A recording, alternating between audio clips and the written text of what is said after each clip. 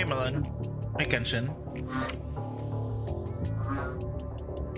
Tennocon is basically convention for Warframe, for the game Warframe and all its players and developers. I'm just gonna go right in.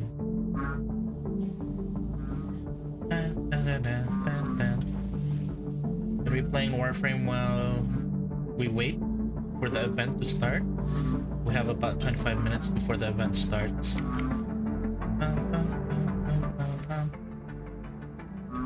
Yeah, night stream.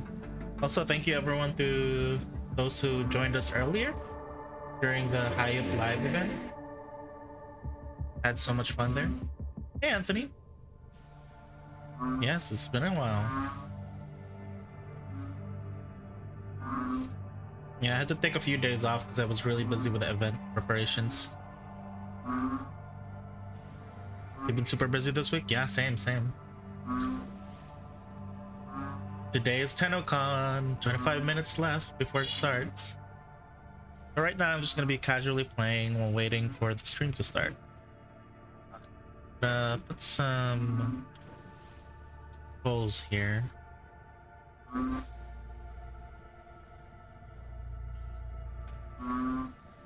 Hotkeys.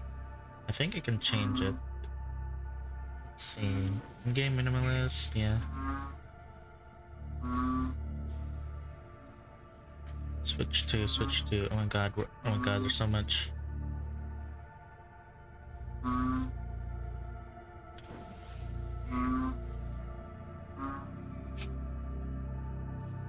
Okay, and then Tennocon.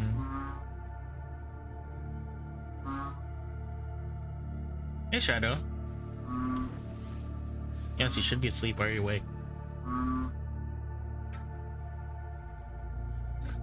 That's such a weird transition. Oh, it's not letting me switch. Crap. That is not the right transition. Mate.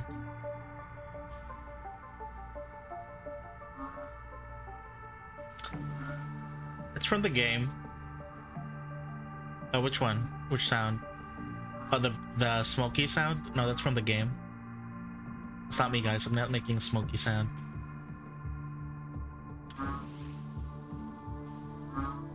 I'm not smoking. I don't smoke. A honk? Oh no, it's probably the frogs outside. I guess they're here again. These frogs that just love to haunt me.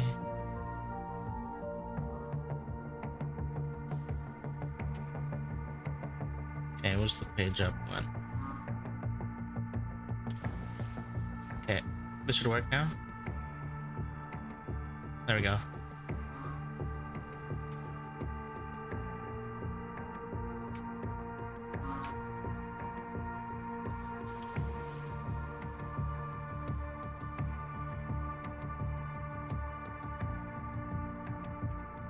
There we go, much better.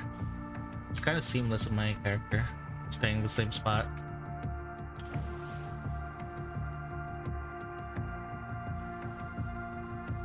No, I like that. Alright, let me close the door so you guys don't have to listen to the frogs.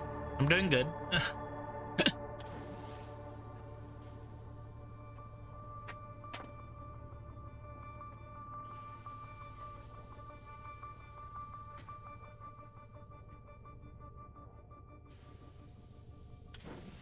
I've gone and refunded the points that everyone paid for the earlier stream. So yeah. I hope you guys had lots of fun earlier during the event stream. Okay, that didn't play. Oh, it's because I'm not logged in. Hang on, let me fix that.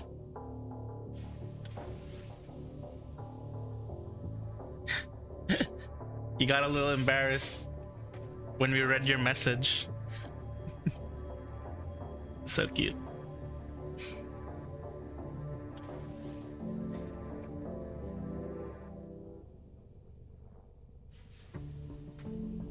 Maybe a little. Just a little.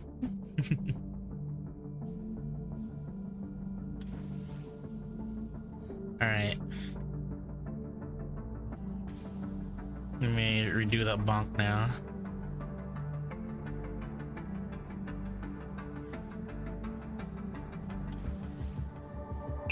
There you go.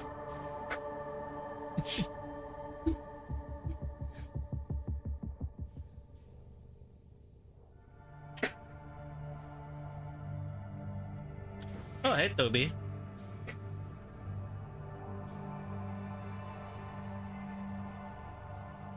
I'm just gonna leave the channel stream open to get the goods. Same. I want that lucky prime. Have those guns as well.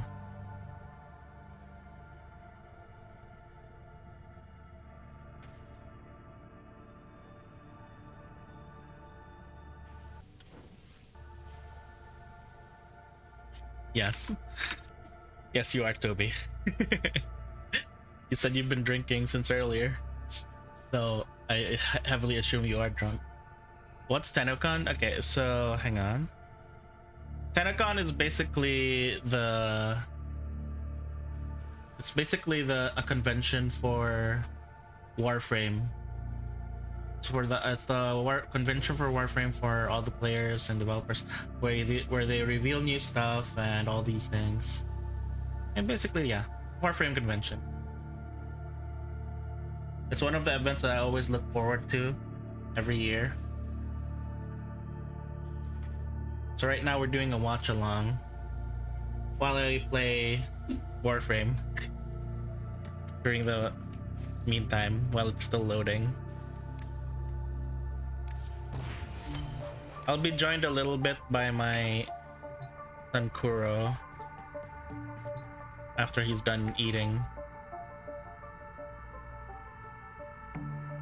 In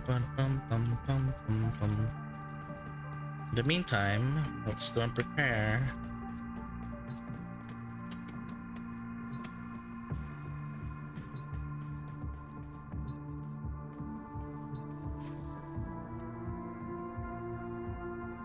So that's what the game was. Stranger Things.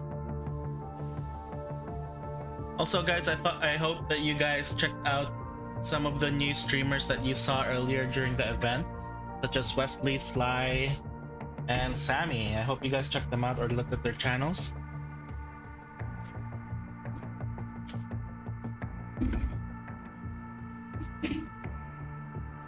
Stranger Things.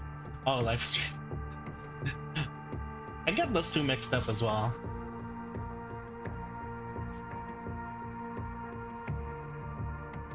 Toby, you're drunk.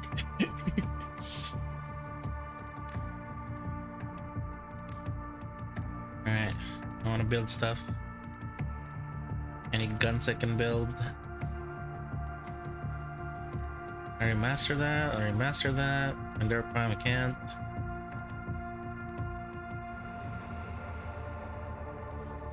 I already mastered the Tennocon. I want to build the pots, but I don't have the mutation. That's build them. There's 12 hours. Oh my god, I need 10 of those. Last time it was the Viri was shown? I believe so. Though right now I think they're focusing mainly on New War.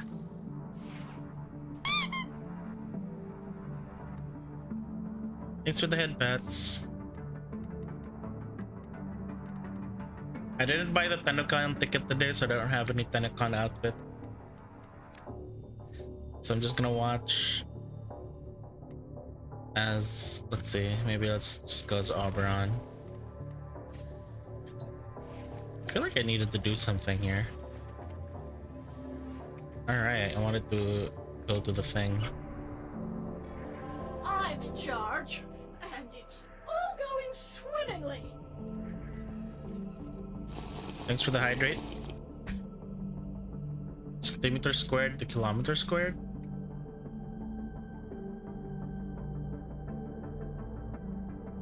Isn't it just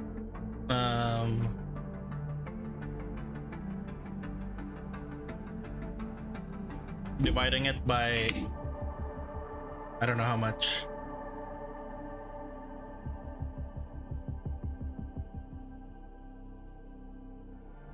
How many zeros is that? 1,000 million trillion. Don't you just divide it by 1 trillion?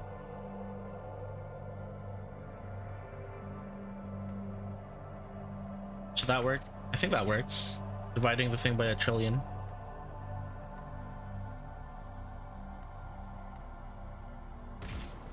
I wonder if my PC can handle this. I think it can. Should be able to.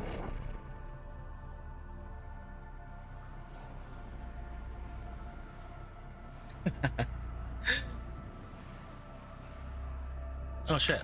Red text.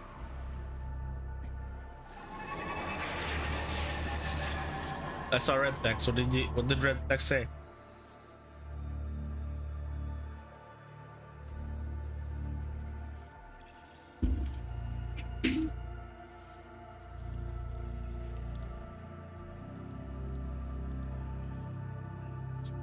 Okay.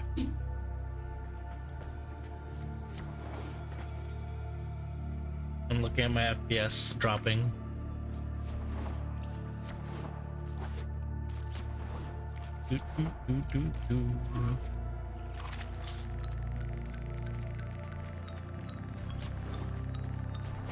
Just gonna passively farm places for now.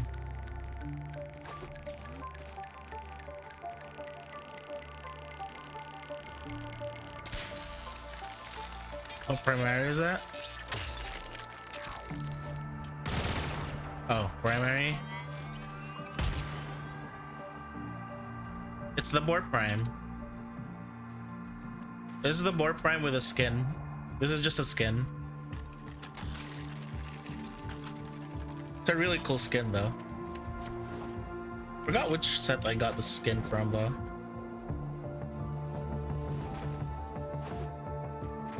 I need more mother tokens.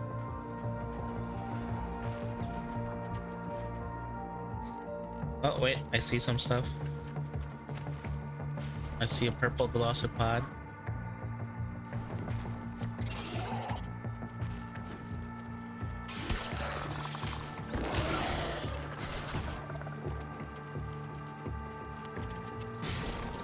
What the frick? What the frick?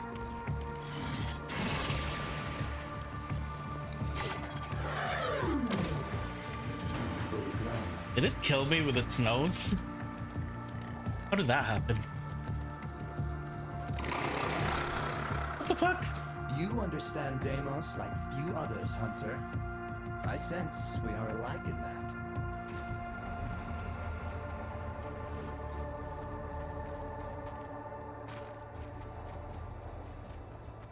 I require more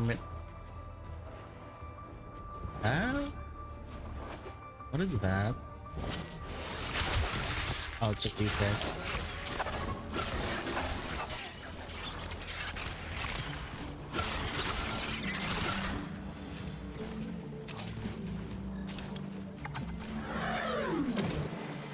Still has some growing to do. The Vizier. Very well done, Tenno. Once it recovers from the sedation, it'll think itself in paradise. I don't remember the water being this detailed.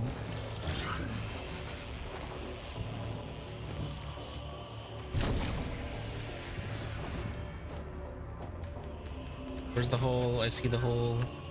Get in the hole. There we go.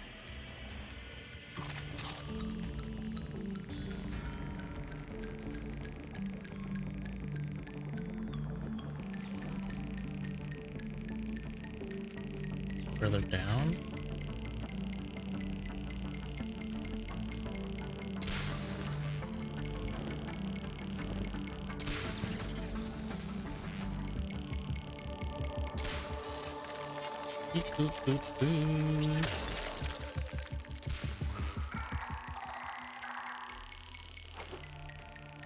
Ah.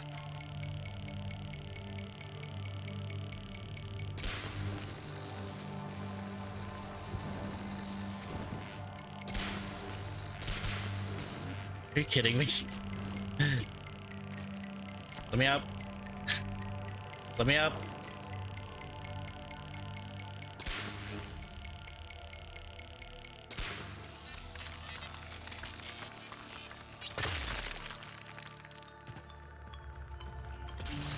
Hey, Close Green, what's up?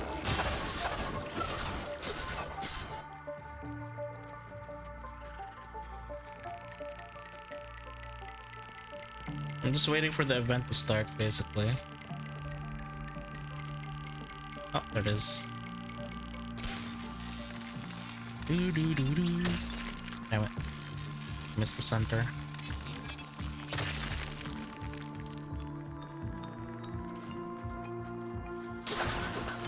I think the questions from the earlier stream, majority of it was basically, it is Saturday.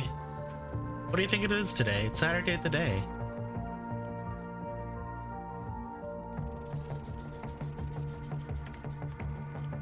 Look at this butthole pulsating. You get to watch it, guys. Let me in.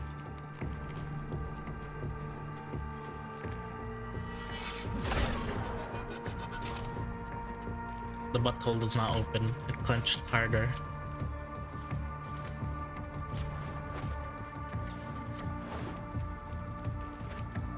It's just like Arubino's butthole.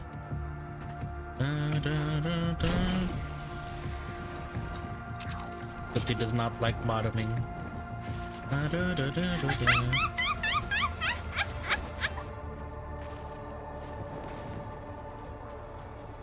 What the? Piccolo. I'm hungry.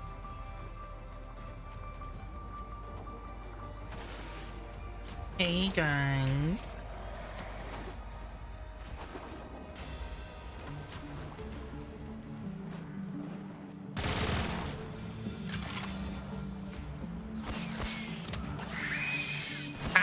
I don't like these flying ones.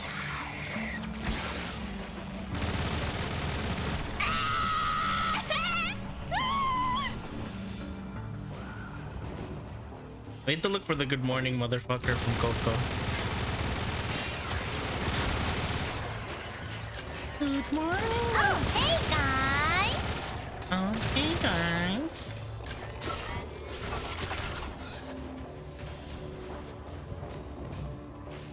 Alright, let's talk a little bit, guys, before it's starting. We got how many minutes left? Got 8 minutes left. So what did you guys think of the little event we had earlier? Any standouts? Anything memorable?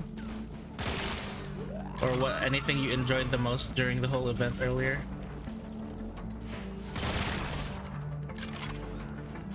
I want to know so I can plan some more stuff.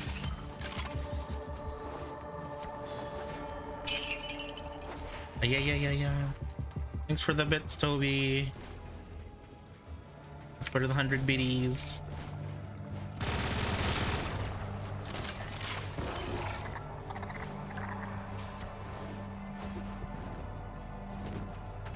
It's been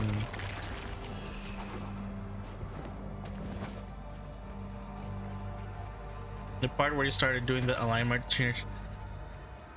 We all know that alignment chart's gonna change. 6 months from now, it's gonna be different, I bet. No one stays pure. What is that? That's different. I've never seen that before. The fuck? Everyone gets down lower. I'm gonna get higher. Yeah, your question about 5 favorite porn tags was extremely chaotic. Definitely.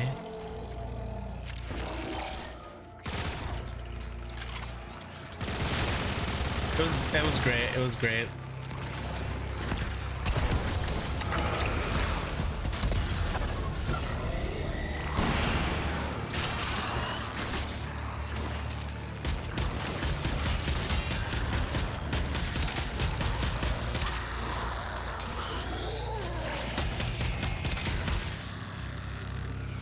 Kabagi will always be the center. It doesn't change. It's basically the baseline.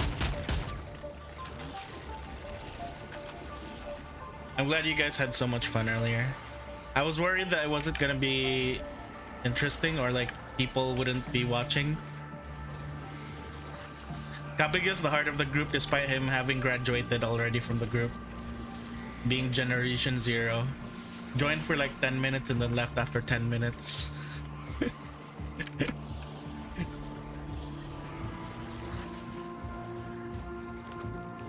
No, he hasn't really. He hasn't, but we just make it as a joke that he's graduated and then he's just like. But I still consider him part of the group, basically. What is that sound? Am I hearing a big sound? Oh, it's Necromech. What the fuck are they fighting with? I don't know what those green things are. I've never seen these green things before. The green thing is new to me. Yeah, this whole green thing is new. I've never seen these before. He's there in spirit. Technically, yeah. Look at that.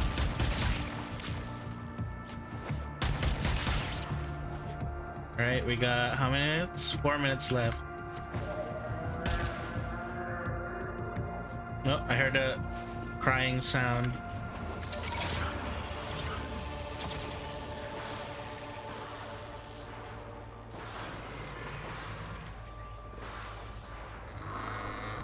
What the fuck are you? Yeah, that one's new. That's a Necromech. That's a penis monster. I heard a crying sound. I thought there was another dog.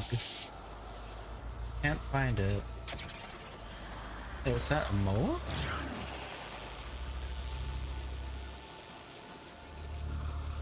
Oh wait, that's my moa, never mind.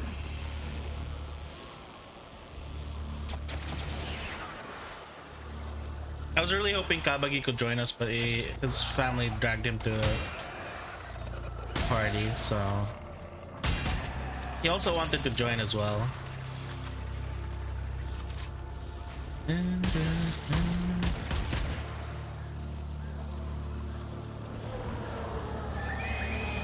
Yeah, definitely.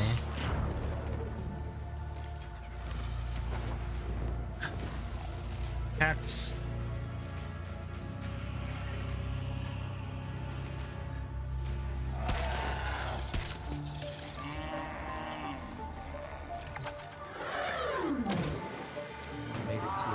It's the one with the horns. Fine specimen of the crescent vulpophyla. Can you believe the Grineer? What was yesterday? The horns off these beautiful life forms? Appalling. Oh, God.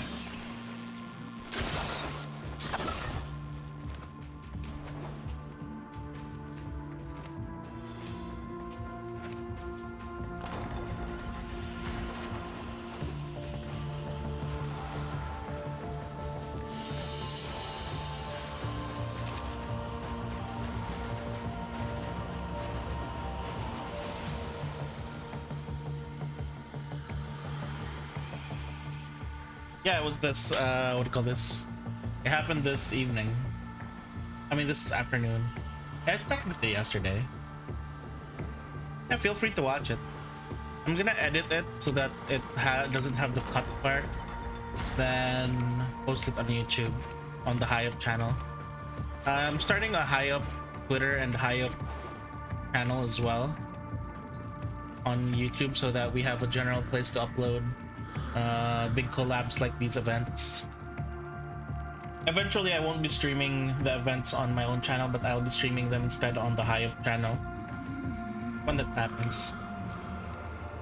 Yeah, so we're gonna be doing more stuff with High Up and hopefully things get even better.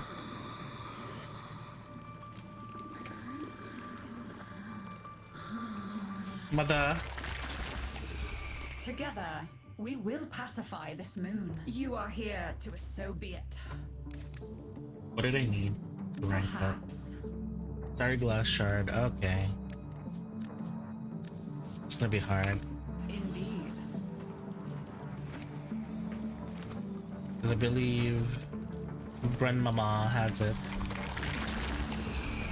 The boy was right. I never could persuade them to For throw 20. everything away. I only Very have well. 10. I'll be here.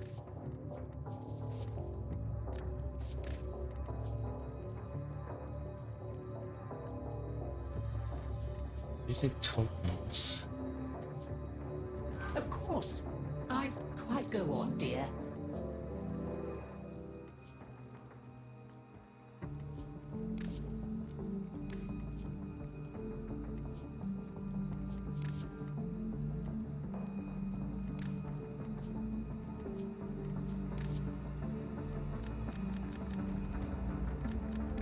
If this is redeem, how do I get more? Maybe later. Oh, there is exchange travel You and tokens. I have a chinwag. Yeah, I really need more of the other tokens. Oh, shit, it started. A warrior's world is one back quick. of fire. We Starting. long to remember the faces of those we love. But those faces have now changed. Prepare yourself. The day you had hoped would never Oh, that's great. That's great, Anthony. is nigh. All right, new war.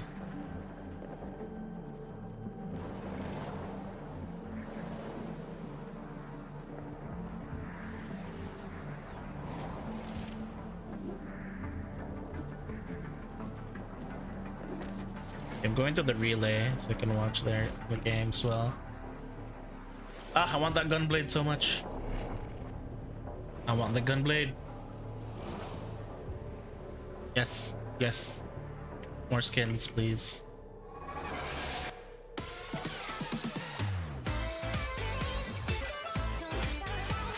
Okay.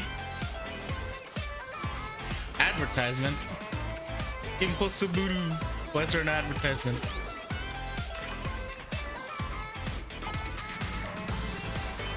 The heck, advertisement sign?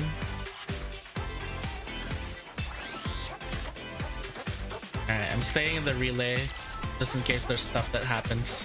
Because there's a timer here in the relay again, 4 hours. Alright, alright. Listening, Tennocon? I'm listening. Ah! What the fuck, you scared me? What the fuck, Rebecca? You fucking scared me. What the fuck is that costume? Wants to make himself known, but we're here. It's Tennocon 2021. My name is Rebecca Ford, and we are kicking things off right away. This is our 6th Tennocon. It's our 2nd digital Tennocon. Of course, since last year, we've been adapting to this digital environment, but we're here today. We're doing our 2nd digital Tennocon, and I got Dean here. Hi, Dean. Megan's in this room too. Hello, Megan. And Chad, you're here. We've been rehearsing, we've been chatting, but it's not the same without you, Chad. So thank you for showing up to start things off for Tennocon. I have the clipboard of authority, which means we're going to cover some stuff in the opening remarks. But before we do that, we we asked you guys, where are you watching Tennocon from? And some of you sent in videos. So we thought we would kick things off with a community video of where you're watching Tennocon from. So without further ado, let's get to it.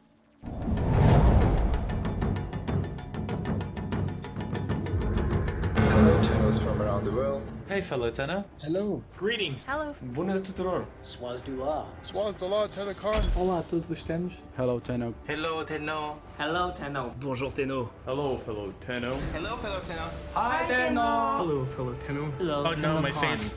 It's gonna be here. Okay, Greetings now. from I Russia, guess I'm not fellow here. Tenno comrades. From Romania. From Iran. From Ukraine. From the west of France. From India. From Uruguay. From Turkey. From Greenville, South Carolina. Hi, Tenno. Thailand. From the UK. From Indonesia. From the US. Edmonton, Alberta, Canada. From England. From Brazil, my fellow Tennos. Where's from the Philippines? Tenno. From the Philippines. From Germany to fellow Tenno from all around the world. God damn it, where's the Philippines? No, that wasn't. I'm so pumped for this year's Tennocon. That wasn't me. To wish you a good time I watching made sure it kinda did look like me. Let's get ready to go where the winds don't blow this Tennocon. And thank you, DE, for creating a game that connects us all.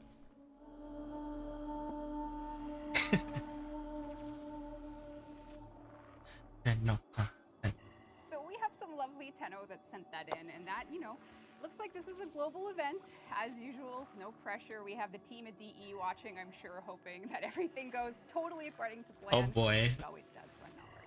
But you're here. You probably want to know what the rest of the day holds. So we're going to do a little bit of a schedule review so you can get in the mindset of everything that you have coming for the next 6 hours. So let's hop to that. Right now, we're in the Welcome to Tennocon 2021 segment. We are live for that, so I'm going to see chat. I see some Colombia. I see Philippines. I see, oh, rest in peace, Loki prices. It is true. Loki Prime. Rest in peace, Loki prices. Eastern time part. What else do we have in chat here? My mic is too far from my mouth. Do I need to talk like this? Oh god, the actual event is still at 5 a.m. That's how you know we're live. It's these little details. This is gonna be a long time. This is gonna be a long day. On a live show. But yeah, so right now we're in the Welcome to Tennocon. I have a clipboard full of stuff to talk about with everyone. Reminders, what you can do to set yourself up for the rest of the day. Immediately after this, we're gonna have a couple fun little videos, and then we're going right into the Sounds of the Systems panel. This is pre-recorded. This is gonna take you through the journey of what the sound team has been up to. We have George, we have Eric, and we have Keith Power, and we're all gonna, you know, chat about Warframe sounds. Really fun behind the scenes videos there. Then we're actually going to another live segment. So at 2 o'clock Eastern time, Megan is gonna be here. Hi, Megan. That was Megan yelling in the background. And she's going to be doing a live Q&A with some devs. So we got Pablo, Eric, and Elise from the team chatting with Megan with some Warframe questions at 2 o'clock. Immediately after that, we're going to go to the Art of Warframe panel. This is with Danielle. It's pre-recorded. It has Jeff, it has Kaz, it has Keith. And there are going to be a few spoilers in there, and that's a pretty prominent theme throughout the entire show. You're here for the new war. That's kind of the story development. So the story so far, there's going to be some chat finally, about that we get the new war. Then we're going to another pre-recorded segment with the Community Art and Cosplay Show. This is going to showcase the amazing talent of the Warframe community. It's going to reveal some awesome cosplays. We're also going to do some prizes, which we got trophies made from a community member, Arboreal Key. She is an amazing creator, and we have some trophies that we're going to send out to the winners. So these are right here beside me. You can see them. Those are going to go as part of the Art of Warframe. The Community Art and Cosplay Show pre-recorded segment. Then we're all gonna catch our breath, and then TennoLive is gonna happen. That is a live dev stream, essentially, actually right here on the couch, because we're all double vaccinated. And we're gonna take you through what we've been working on for the new war. So that's at the end of the night, and you know, don't miss it. Be in a relay too. I have that to cover as well in my little clip. Oh, so gotta be in the relay. That means there's something's gonna happen. Want to buy Gara Prime Neuroptics? This is not trade chat, but good luck. Yes. Tennocon, you know, this is our 6th one. Who's been here for all of them? Who's seen every Tennocon? Me. Megan has. I have. I've been here for all Tennocons. One thing you may not know is that it's actually also a charity event. And every year we partnered with a Canadian charity to try and spread the good of Warframe and the community to a local charity. And this year, it is our honor to partner with Unity Project, who sent us a video to explain to you in the community. You'll be vaccinated this Tuesday? Nice. Does. And if you want I still haven't received any response. Take a look at what Unity I applied for vaccination like a week ago, and there's been no response. My friend applied 1 hour ago, one month ago, and there's still nothing as well. Of homelessness in London, Ontario, Canada. Thank you, an enormous thanks to Digital Extremes for hosting this spectacular virtual convention, and thank you for your participation in Tennocon 2021. Unity Project provides emergency shelter and supportive housing for adults and youth of all genders who are struggling to escape and to avoid homelessness. Because housing with supports is the solution to homelessness, and we are thrilled to have this opportunity to engage with you, the players, in finding solutions to the growing crisis of homelessness in London and in cities and towns everywhere. We hope that you enjoy using your skills and your attributes in Warframe here at Tennocon 2021, and then please channel those skills and attributes in the fight against homelessness in your own communities. Thank you. All right, I'll bullet jump to stop homelessness, I guess.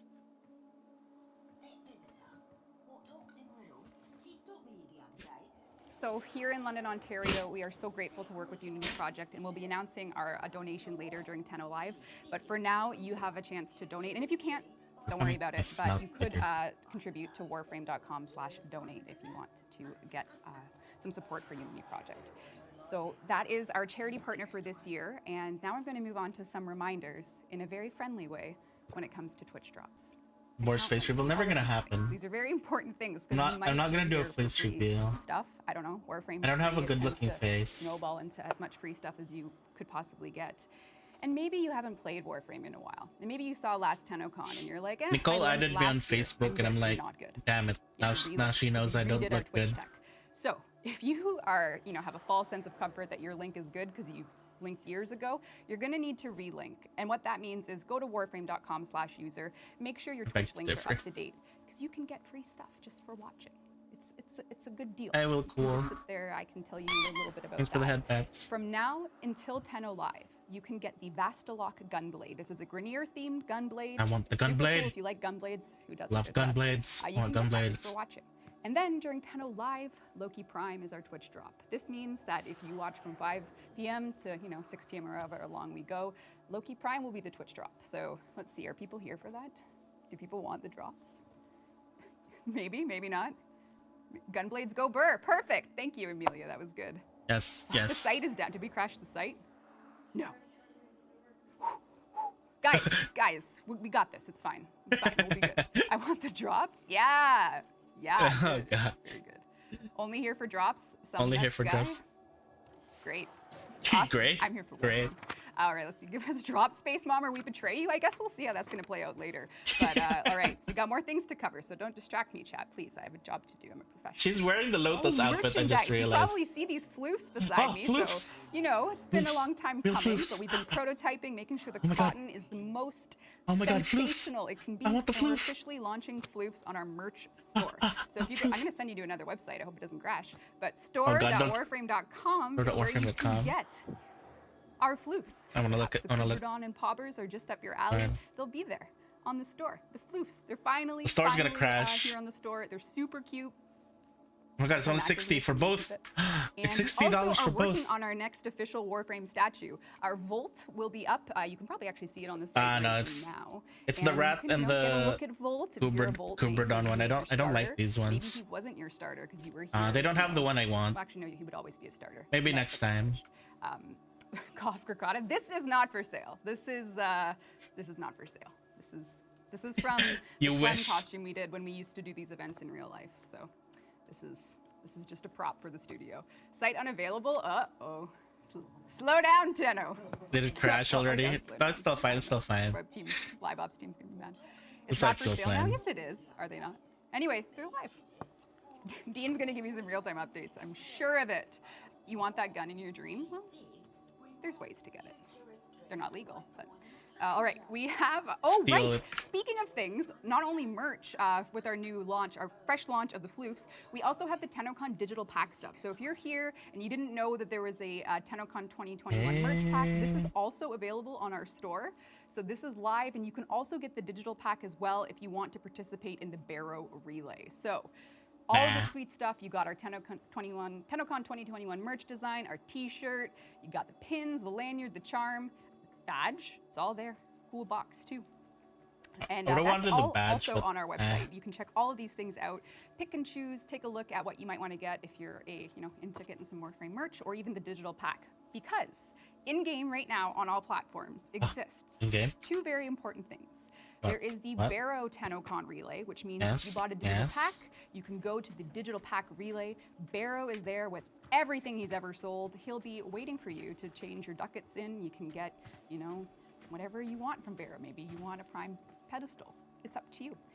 But there's also a free one. So if you can't get the digital pack, there is a TennoLive relay. These are both on Earth. So say you're on Nintendo Switch, you can't find the relays. Make sure you're going to Earth. Yeah, the shirt looks cool. The Ivara design looks great. Go to the Earth area. You'll see the relays there. And these are important because at the end of the show tonight during TennoLive, we have a fun presentation for you, a little relay event. So you're going to want to be in those, especially when 5 o'clock hits. For now, you can go in there, hang out with your friends, chill, talk to other Tenno, see what you're excited about for the new war that's coming later, and we'll, let you hang out in there. But make sure you're there for the TennoLive relay event at 5 o'clock Eastern time, which is like 4 hours and 17 minutes from now. So that's when things really kick off in there. And yeah, that was my reminder for the Tennocon Barrow Relay, so that's good. Oh, we have a hashtag today. Social media is a popular thing, and if you're a Warframe fan, you can use it. Hashtag social Warframe. play, okay. And tell people that you're watching Tennocon, TennoLive. I can read your Twitch chat comments. Let's see. They're going really fast, and I don't speak Russian, but I wish I did. But thank you. How long do the relays last? They'll be up for all of the Tennocon event, so you can go in there now, or you could wait until 5 p.m. Eastern time. But they'll be up, so don't worry about that. So make sure you get in there at least for TennoLive. And yeah, so we got our social shout outs. Oh, we have some fun partnerships that are happening. We have lots of, little campaigns going. Some people waiting the Warframe, but Warframe people waiting for the new arc to begin. Yeah. If you have your Warframe account connected to Prime Gaming, all year long you can get awesome fashion frame and gear through the Prime Gaming campaign.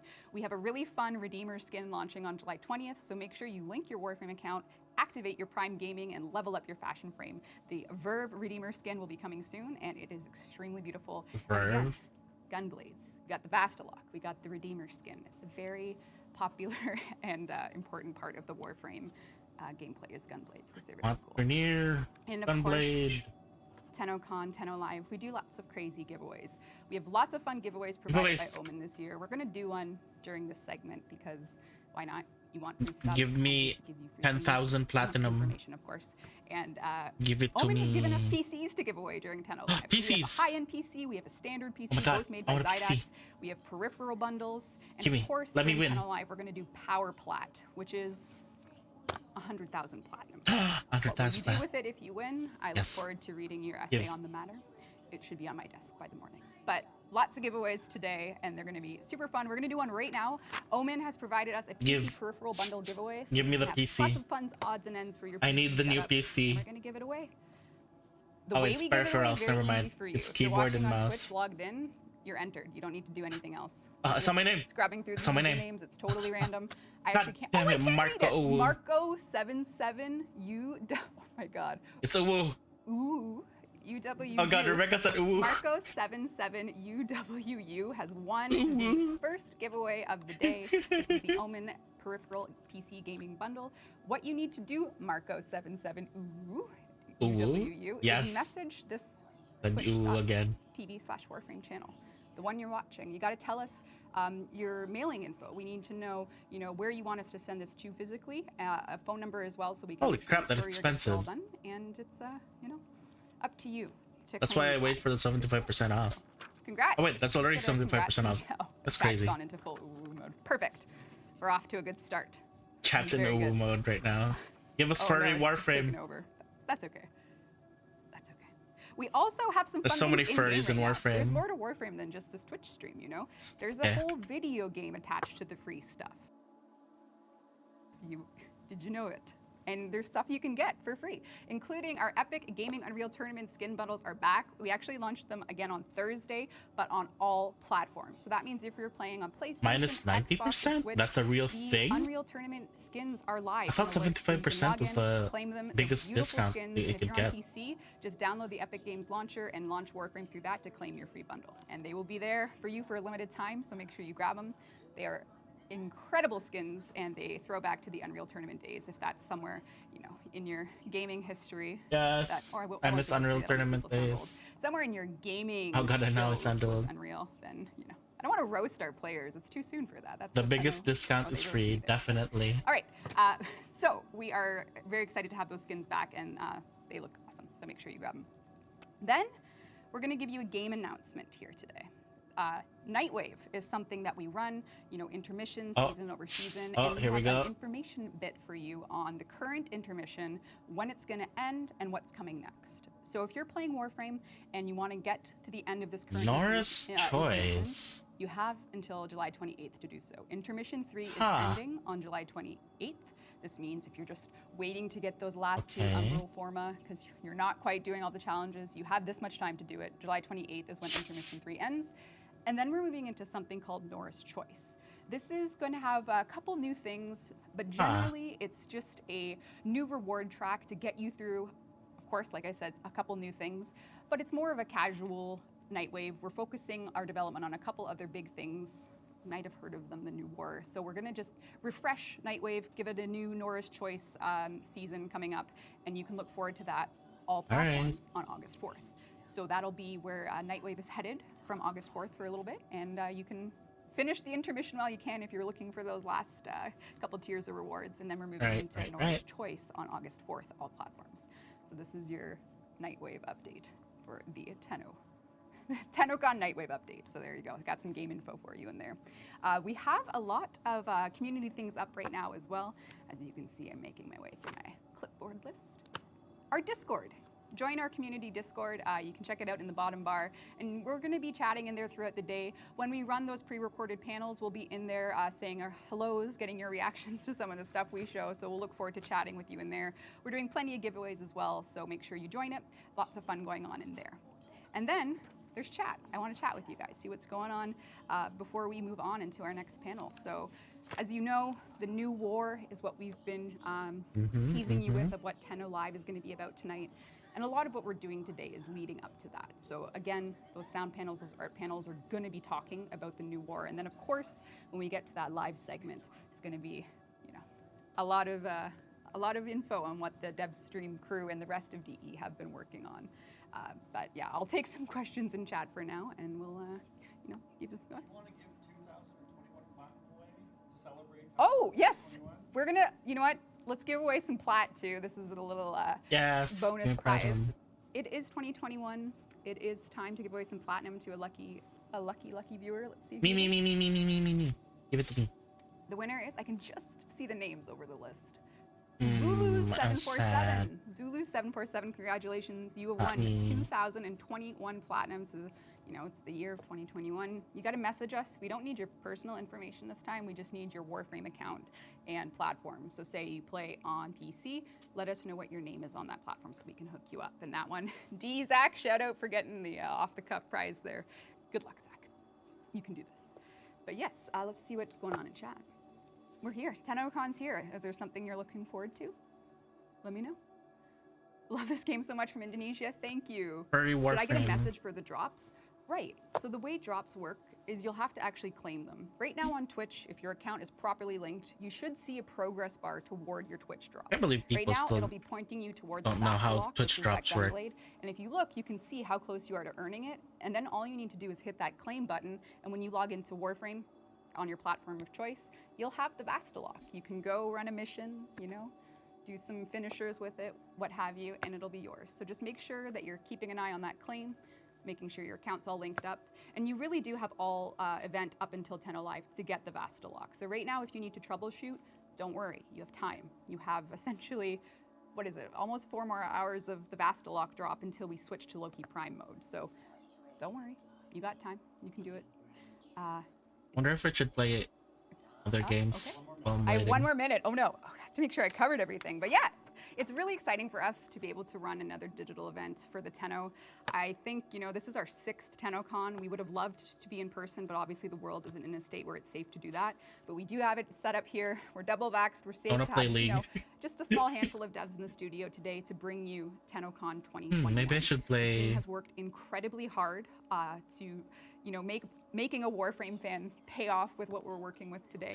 And it'll be weird that I'm watching a Warframe stream, to have a community but like you to support I'm not us through playing the Warframe. craziness that this 8-year journey has brought us. I don't think anyone So maybe I would should have expected. Let me check the others. I think the others are playing Warframe. Floof update. Half sold out. There you go. That's a Floof update for you, and I hope that the rest of the day delights all of you, Tenno. And thank you so much for tuning into the opening remarks, and we'll see you up with a sound panel next. But first, some fun little Dojo bits as well. So see you soon, Tenno. Make sure your Twitch account is linked to your Warframe account so you can receive Twitch All right, drops while watching Tennocon Tennocon 2021. To link your Twitch account to your Warframe account, go to warframe.com/user and click the sync link to link. Your name is Give Me High Just make sure you're logged into Prime. the Warframe account that you want to receive the drops on. This year, for watching throughout the day, you can get a Grineer Gunblade weapon. During TennoLive, watch for a free Loki Prime. Enjoy Tennocon 2021. I got deals. Come to my sale, come to my sale. Gotta dump this merch or I go to jail. Are we having these ads Just again? kidding, friend. But seriously, I love the ads. I need to sell this stuff quick. Please give me some funny ads. Oh, never mind. It's Dojo Hey tours. Tenno, I'm Helen. Throughout today's live stream, I will be your host for 10 pre-recorded tours of incredible player dojos. For those of you who might not know, in Warframe, players can team up and form groups called clans. How fast can I see? Every clan See what? has a dojo as their home base. Dojos start out as blank canvases of rooms for clans to decorate however they please. A clan could start with an empty room like this one and fill it up with decorations like the ones shown here to make the space completely their own. This clan, for example, created a unique residential area.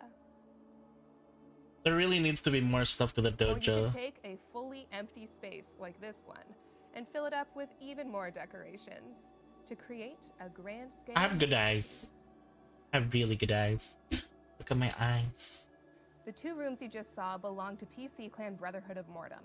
Right now, I'm in their Gundam factory, and this is our first stop on our tour. I love these huge mechanical structures that have become a staple in Warframe's The Gundam. decorating community. What sets this Everyone one just makes a apart is the Gundam. extra details they've added to tell a story. Pieces like this hand that hasn't been added to a Gundam yet, an assembly line. You can She tell said this is a Gundam. clan who really cares about creating efficient machines of war. Now off to the transporter to check out our next room. It's just awesome. Whoa, that's cool. Dragons are another staple in Warframe's dojo decorating community. I love heck, the use man? of the red glow here in both That's creatures' so eyes to cool. show this is not a fight you want to get into the middle of. It's wonderful, it gives me chills, and the scale of this creation, I so appreciate. A name? It's This is such a huge it was the and cool board war structure. place. And while we admire its sheer scale, I'll read for you what the clan's lead architect had to say. Rebellion says, "This dojo of ours is built as a giant mothership with all its functions. The designs I've picked for Tennocon 2021 are my favorite decorations, but there are many, many more in our dojo of high quality. It took over a year to complete the rooms I've built so far, and I spent all of my time in Warframe building decorations and almost nothing other than that. Thank you for sharing your hard work with us, Brotherhood of Mortem. Your clan's story truly comes through in your designs. Now let's get ready for our second tour of the day. This next dojo belongs to Circle Guards, a Korean and English-speaking PC clan. Beyond gorgeous art, what makes this dojo so awesome My is that dojo looks architect nice, but Adingam has taken great care to my make sure friends that who have this been dojo feels like visiting working on the art. dojo just kind of stopped playing. I think my room includes a dojo's been pretty empty for quite a You'll while find now. those comments written in both Korean Especially and because English. This room's comment Isa is, "Found has gone underground to on Venus, PSO2. This reactor produces infinite energy. Why did you Ice have to go creatures through hover that? around, watching you quietly. A lot of this dojo feels like walking around in a dream, and I think this is an ideal starting room to show that. It's an exaggeration. Let's check out the next room. This room's description is: left and right, red and blue, light and dark. We all have multiple sides, but don't forget, whatever the face you have, it's all your own. I just want to appreciate for a moment how carefully placed these decorations are to create that shadow effect. That would have taken some really careful planning and attention to detail. And here's our description. You can go anywhere, just don't miss the time and place. All aboard the last bus to anywhere. There's even a little pauper prepared to join us. It's just beautiful. And we have now Whoa. boarded the last bus. Let's see if we can find ourselves a seat. I really wish there was more to the clans, just Yeah, some are definitely other than just taken. like designing. This one looks good. Like add some functions to the damn things. And with that, I think people would Excalibur's ready really to go. appreciate it. Like sitting, maybe some storage, Thank you for the maybe. tour, Circle Guards. 도전을 보여주셔서 감사합니다. Following Ah, she today's said live Korean. stream, every dojo showcased will be up on its platform Star Chart for a week, so you can go for a tour yourself. Believe me, there's much Speaking more to see. Korean.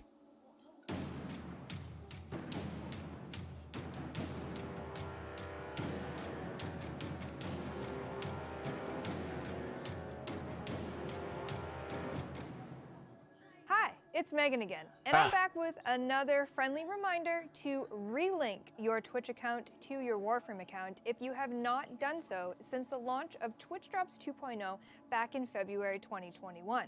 This is very important for receiving drops as well as giving drops as a streamer. A relink must happen if you have not already done so. Go to warframe.com/user and choose to unlink your account and then relink it. It's simple. Hope you're enjoying the show.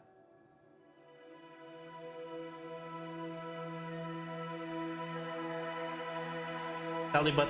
Oh no, they nerfed his butt. Why is it flat now?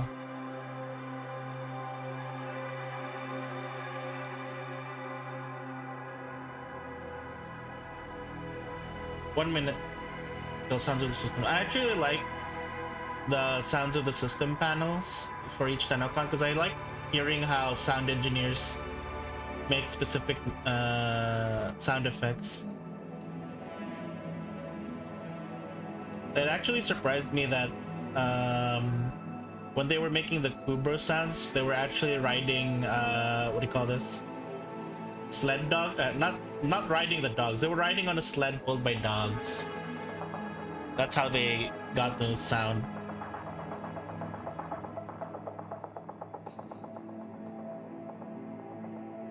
I think it's actually one of the things that I kind of wish I got into, sound engineering, basically creating sound effects. Don't you recognize me anymore? No. It's Era. Me. Antonio Greco, the voice of Era. Okay. Anyway, it's been a rough year, guys. So I want to remind you all to be kind to each other, be kind to yourselves, and keep moving forward. I hope you guys enjoyed Tennocon 2021. Oh, one more thing. I haven't gotten a haircut literally since the week before last year's Tennocon, so perfect representation of how the last year has gone.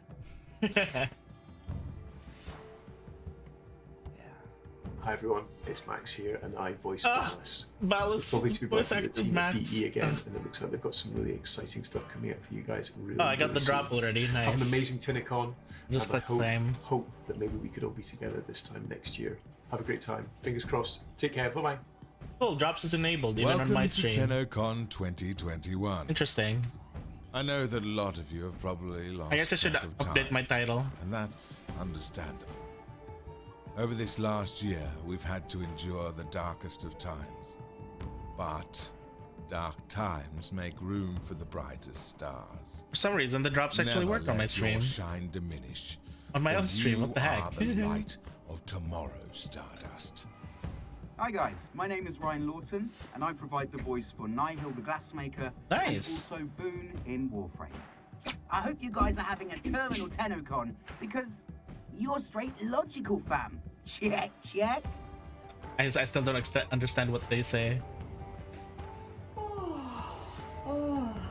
Let's see if my title updated. Dream that I slept through Tennocon. Hey, mother! Hi, Tenno. How are you? It's I'm Mother. Keaton Talmadge, but you might know me better as Mother. I hope you have an amazing time at Tennocon. Be oh God, I brave, love her voice. Be brave. Be fearless. Now, if you'll excuse me, I have to go see what trouble my family is getting into. Farewell, my darling. Hey, Tenno, Kaylee Ramon here, voice of Kaylee, daughter and Trotty. I'm not just someone's daughter. I'm me.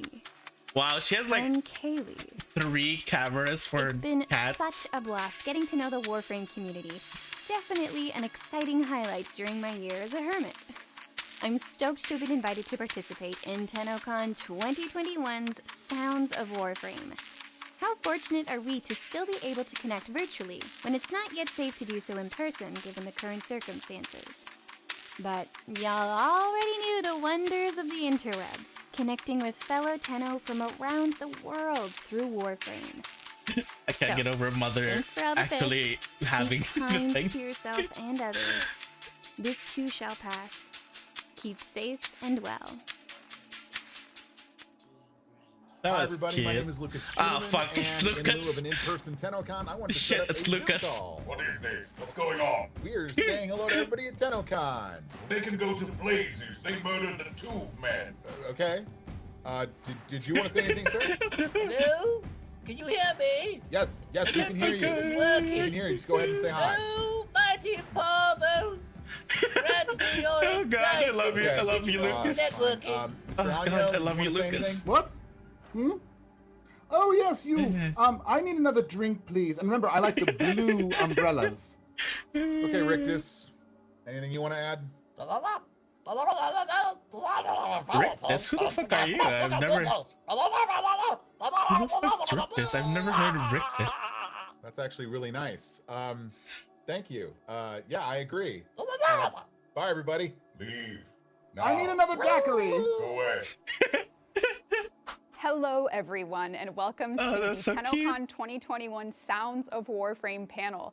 For the next little while, we are joined from, all over the world, maybe all over London. Who knows? Oh my We'll god, find Lucas, out, I by love some Lucas very so much. I want to be a special voice actor like guests to talk him. about the sounds of Warframe. I need to practice more voices. From the game design Maybe sounds if I to had putting sock puppets, that quests would help. together, and of course, the music Maybe of Warframe. I should get more so all sock this and more puppets. with some special sneak peeks behind the scenes. But first I will be need to have covered here, socks. and we're just gonna get started. So I am very, very honored to be joined by three wonderful guests today, and I will be hosting it. My name is Rebecca Ford, and I, work on George. Warframe, do some voice here and there, but I get the pleasure of working with these three talented individuals. Why don't we I need start to off with improve you, my George? voice acting. My voice acting is just Hi, I'm limited George to Spanos. Hero I'm TV. the audio director on Warframe.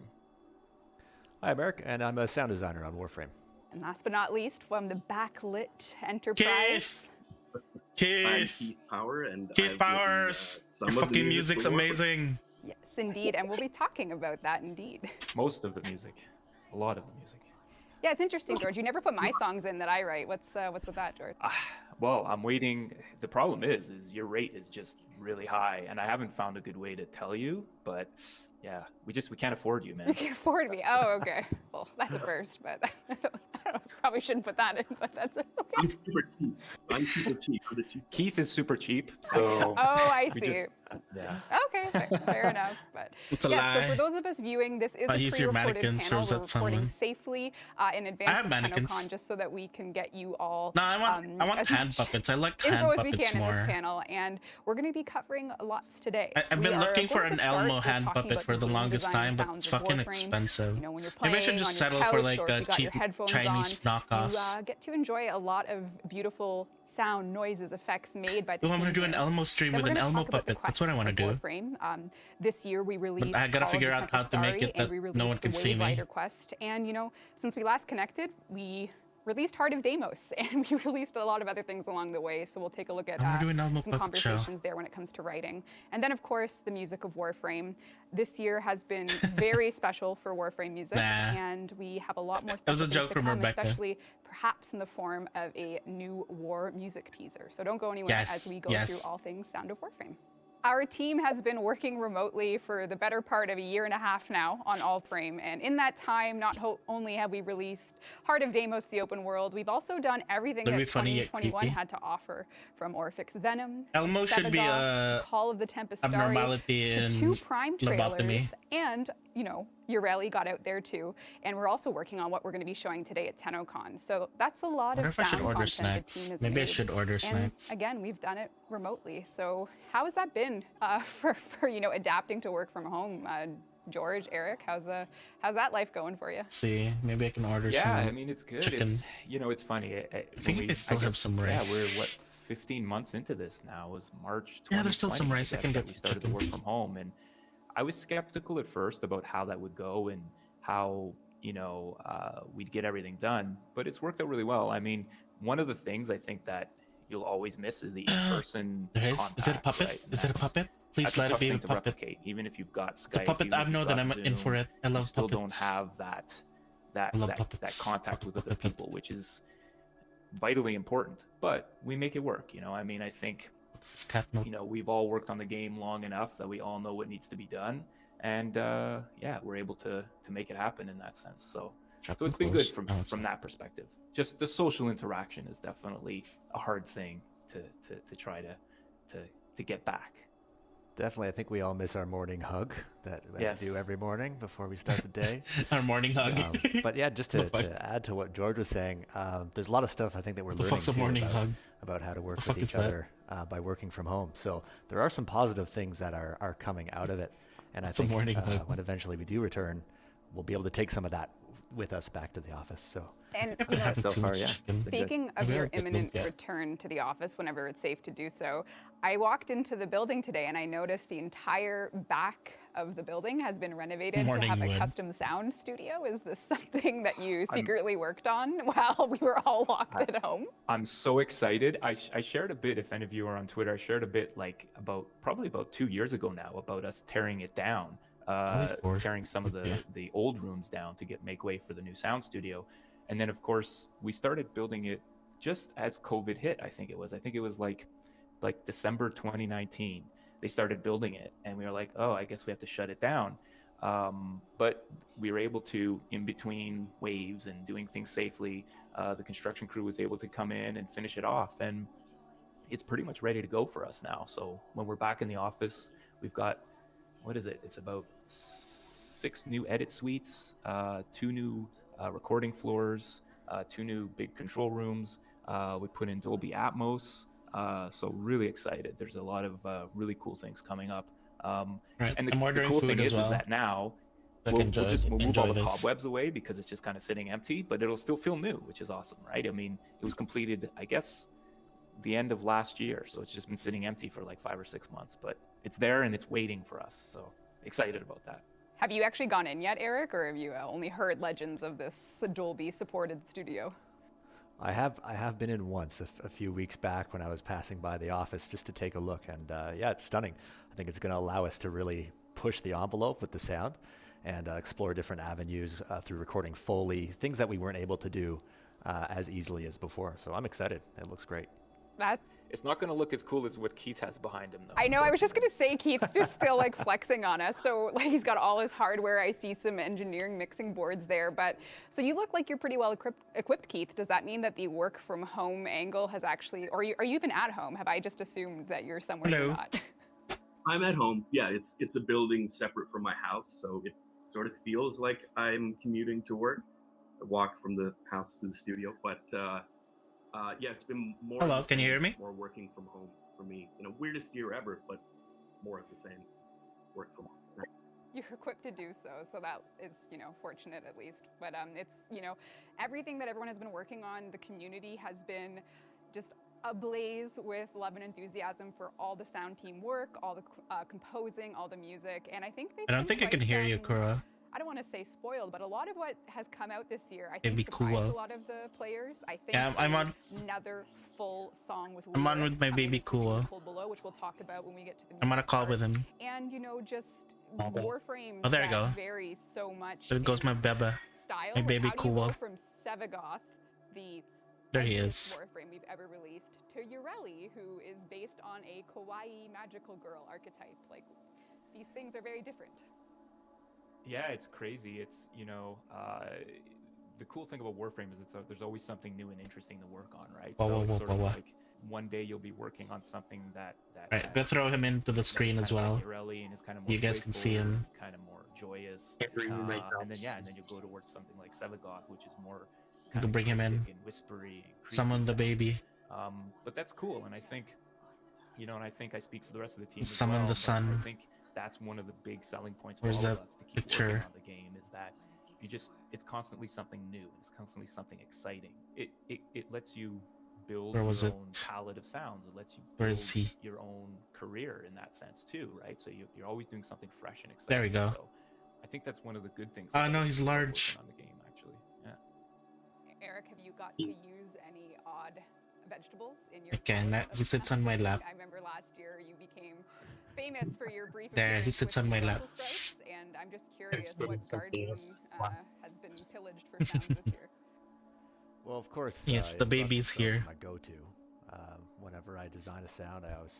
Let's put a pacifier on him. Sometimes, yeah, I've got to use lettuce, and definitely hand-picked from the garden sounds way better than store-bought. Yes. Absolutely.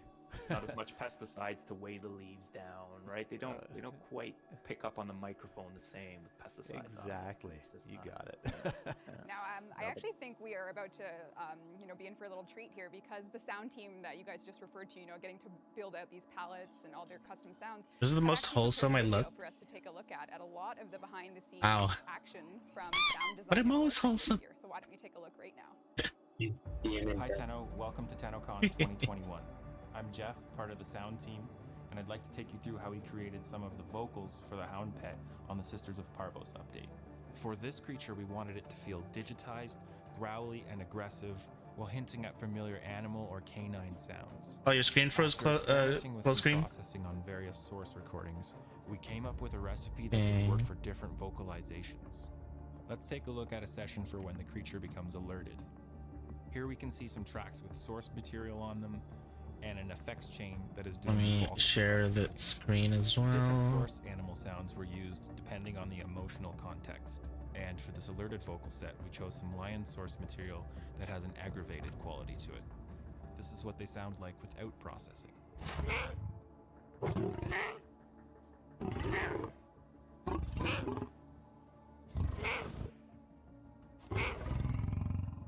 And then with.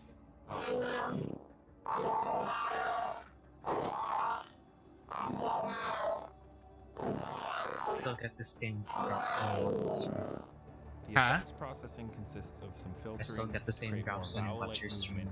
Different pitch shifting, delay, and some EQ and compression to control it all. And let's take a look at another idle growl session. You still get the same. You can see we've used a simple recording of a dog growling with a little bit more automation this time and some tremolo on the I mean, your account's already linked, right?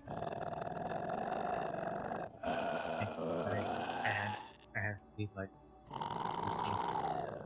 okay. And after. Why is my mouse disappearing?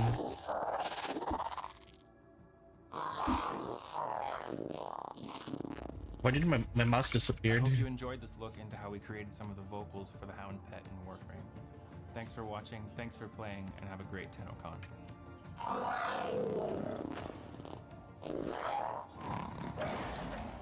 Hi everyone, my name is can't I Jess, see my and I'm a mouse? sound designer here at Digital Extremes.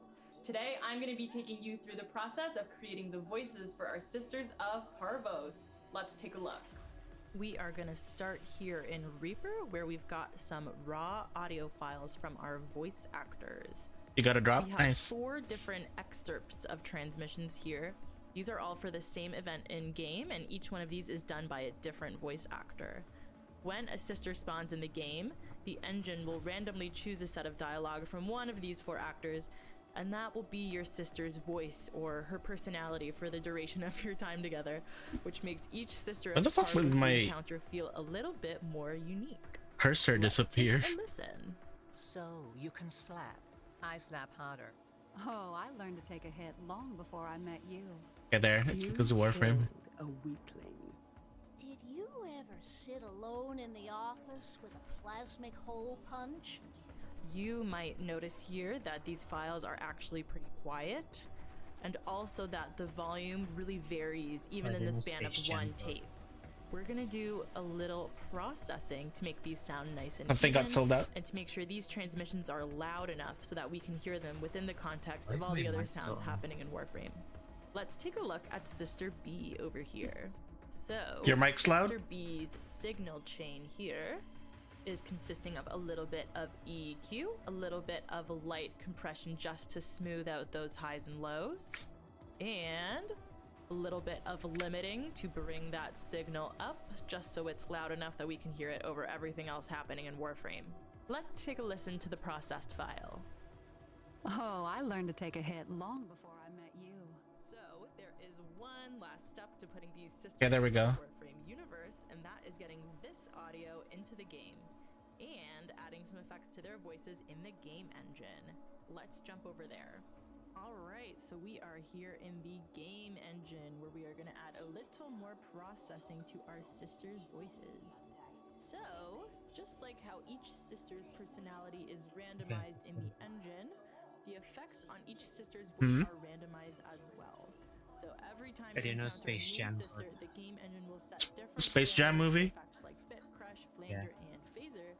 So you might get a sister You should watch that it sometime. sounds like this. Oh, I learned to take a hit long before I met you. Learned how to give one, too. Or you could get a sister that sounds like this. You killed a weakling. Is that Octavia Prime? Now you Yes. face a sister of I haven't seen Octavia Prime Or in you could get a sister that sounds like this. Did you ever sit alone in the office with a plasmic hole punch? That's all from me. Thanks for watching and have a great Tennocon, everyone. I like her keyboard, how it has different colors. Why does she sound like Chucky from Chucky? Rugrats? Oh, okay, that Chucky. I was like thinking of the serial killer Chucky. The serial killer doll. That's Rebecca. This is a trend that has been verified year over year. Is sound designers love their synths, and I think since the first Tennocon, that has been a fact that's well established. So thank you for Absolutely. What's your favorite synthesizer, Eric? Well, I'm going to name the ones that I have, but my most recent acquisition is the Moog Grandmother. And I've been enjoying that because it's sort of a throwback to the Model D, which is obviously a classic. So Did we get to see the Moog grandmother in that video? I don't think so. You're gonna have to make another one. I know. I'll have to hold it up Scrap there that and do video. like a. So our players have been treated to quite a offering of sounds in Warframe this year, and one of the places that it becomes most obvious is the really curated content we do with quests. And this year we've had the privilege of releasing not only one, but two quests so far, from Call of the Tempestari to our Ureli Wave Rider mini quest, which is actually quite sound heavy. You guys had a lot of dialogue to get in there. And when it comes to these quests, and you know the writers working on them from Cam, Adrian, Steve, and Ryan, and everyone, what's the first thing you do when Alright, now he has a pacifier on. from the sound point of view? Panic? No. What did you do? No. Gave you a well, the first thing pacifier. I do is I read through the scripts. You know, I think that's a great starting point. Usually, the scripts. You know, I'm always a big fan of developing narrative and character and stories. And I just wanted to put you on my so that's the important thing. on screen on the stream. Script, to get an idea of what needs to be done. You know, what Let's sound make it cues need to go into. Make it pink. Alright, let's look for a pink one then. To amplify, you know, the narrative, and then of course, you know, what characters do we need to speak in it. So that's usually the first thing, and then usually talking with the team and going through things and you know what we want the general feeling of the quest to be, what sounds need to go in it, if we need to go out and record any sounds, all of that kind of stuff is usually the first kind of consideration before a shovel's in the ground, and then it's just working on it, and it's you know development's interesting because sometimes you'll start with an idea of something, and then by the end of it, it's something completely different, right? Because it's an organic thing, right? And you're working on the quest, and then people get ideas from different departments, or we get different ideas, and then it evolves into something that becomes an amalgamation of all of those interesting ideas. So that's a cool thing that happens too. So yeah, you're never tied into one road. So at what point, and we can be, you know, as honest as we need to here, because this is the panel, that's why people are here. At what point in Call of the Tempestari did the sea shanty get added? Because I don't think that was in the original script. What was that, Keith? Sorry. I want to know this as well. But what was the origin of this crazy idea? You know, I think another thing for me that's always important is if you can write music that relates to the story in a fundamental way, I think it's important to do that. And so if you can develop a character's narrative and you can help the character's storyline through music, then why wouldn't you do that? It's very effective. And so I think at the beginning, Wait, the writers literally had an the idea bait. of having her Yeah, say let's a go. few lines, you know, like a paragraph of just. I don't want any spoilers, but there's a point where. What I do to the drop I got, you click receive. Then we were like, hey, why don't we? I think there's a receive button, Everyone loved We All Live Together, and you'll be able to get it in game loves when we do that stuff, and so it seemed like a great opportunity. if you have a linked account and then, with Warframe. I mean, you know, I thought to myself, who would be better to write a sea shanty than Keith Power? And I wasn't wrong. And Keith aligned with some amazing people. I'll let him speak to that. And yeah, the I rest forgot is history. you're old. You don't know who Yeah. Yeah, and when Huh? George called me about this, I thought to I myself, forgot you're old. You don't know who who's the better than baby Keith is. Power to write Oh, to write a speech and the baby? You mean the rapper? This is a very special Yeah. Canadian moment. So, I mean, It's true. it has resonated Go. so well with the community. Yeah. So well, in fact, that Warframe players Does he really talk like that? the world have united to do a truly global There we go. medley Give me a hat. Give me a hat So and what we'll do now is we'll take a listen to that medley. put a hat on me. We'll bring it right Let's back give to you a. talk about What kind of hat do you want? Do you want a cute baby hat? So let's take a Lolita hat? No. No. Like the hat, like a sports one with the baby. Just Give the baby a hat. Yeah, what hat should we give? We need to give him a cute hat. sports hat. I don't know. I think I have a good one. I just need to look for a transparent one. Ah, there's no transparent one. Are you gonna search for the one that says women want me to stream? No. I was gonna look for a cute bear hat.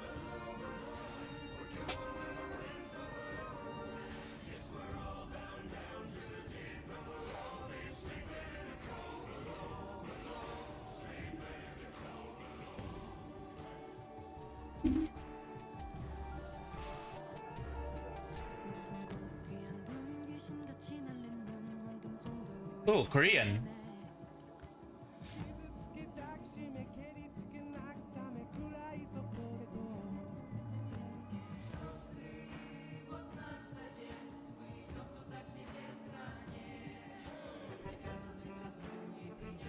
Oh, never mind. I found a good one.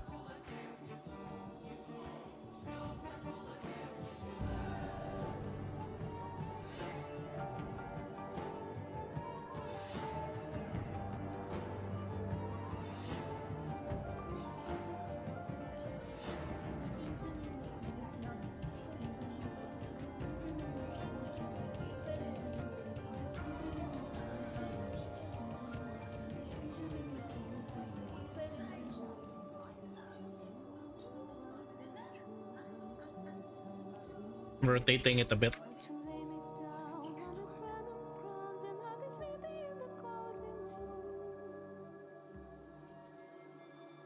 There we go.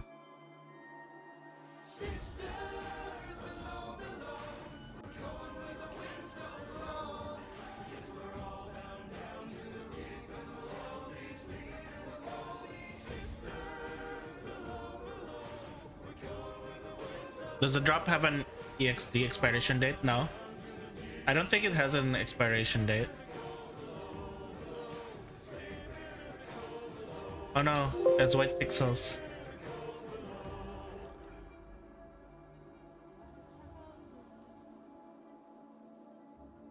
Expand. Okay, maybe time was too much. Did you say wet pick? No, I said not wet pixels, white pixels. I didn't say wet pick.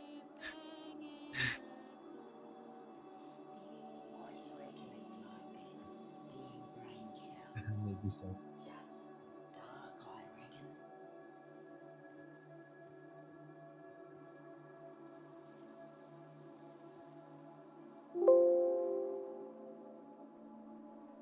Man, that's super cool. I hadn't Okay. heard that before, actually. Yeah, well, it's like it worked. Like we got it. The There we community go. got together. We got all these submissions, and the team put The that baby has a hat now. medley of the community's renditions. Look at the boy. Man, it's so cool to hear different languages in it too. It's really cool. Oh god, why is it Yeah. that? So, did you ever think, Keith, that this little shanty would have such a far reach? I had no idea. Hat. How could you Hat. expect Give me the same this kind of reaction? Why give you the same hat? Literally the same. The process behind You know what? We need to make it pink. Do you find yourself like, you write the lyrics? Am I correct? Why I can't think you the let me be lyrics the for rapper then? Sleeping in the Cold Below. You wanna be a rapper? Okay, fine. The origin We was need. from you You never guys, let right? me do And I'm not sure the name of the Yeah, the writers. You need a Cam cash hat Rogers, money then. Bot, and Ryan Mole, and I think a bit of Steve in there as well, wrote kind of like a framework for you guys. But if you read what they wrote, which was great, you guys really We need dollar signs. Dollar sign hat. made it work within the context of the song. And we kind of just gave you the framework of, well, we have to talk about Granum Crowns and we have to talk about that kind of stuff in it. But yeah, you guys really took the basis of that and elevated it into what it is, you and Alan. For sure. Oh wait, I found a good one. I really have to give most of the credit to Alan. I remember we had a call on a Friday and we just sort of went through the materials that you sent me. Oh no, it's the fake PNG. There was sort of a lot of stuff to go Even through. better. So Alan was like, give me a weekend to go through it, and let's talk again on Monday. And then I wake up What did I get wrong? and he has a demo ready. It's like the first verse, the chorus. It's just like it's all there. So it's Alan. I've said it before. It's a joke. Bong. Hey, what the gay? What the is here? Hi, what the gay? He really did. He wrote all the good parts. Yeah. My chair sign. It's crazy too, because you guys, if I recall correctly, did a couple of demos, and it's interesting to hear demos and stuff as well, and hear where it comes to its final thing. So maybe one day we'll release some of that stuff. But yeah, it's interesting, and I think for me, I actually have a question. Like as far as like the harmonies, vocal harmonies, like what was your guys' approach to that as far as being in the studio with the singer? Did you guys have a thinking beforehand about what harmonies would be around it, or did it kind of organically kind of happen? It was actually me sitting right here, this very microphone, singing parts over and over and over, and just sort of. The original demo was in a different key. It was in a key that I could sing it in. Just. Right, I think I found you a better hat now. Wailing over and over and over, trying to fill it out. It was even to the point where the demos you gave me, like, you have a great singing voice, by the way. And I was like, man, this sounds great as it is, even just with multi-tracked Keith on it, right? And so, of course, we added Davnit Doyle, who did a There's your hat now. fantastic job singing on it, and she really made it what it is. But yeah, again, it's one of those interesting things where something starts even in a different key, right? And then it evolves into this other thing, which is the final product. So it's pretty cool. And it was such a memorable part of that quest, as we were. And I want the gay. We realized when the song was coming together that okay, we need to tease players that there's a. I don't have all of the drops yet. You guys made like a stand. Oh wait, I gotta get my food. Be right back. That wasn't the song, but it was your own, like little tease for it. And once we got our hands on that, we started like putting it out to the community. And I think some of them right away started connecting the dots. Never mind, it's so far. It's really like custom and like potentially lyrical. What are we working with here? And now, the rest is history. And Sleeping in the Cold Below.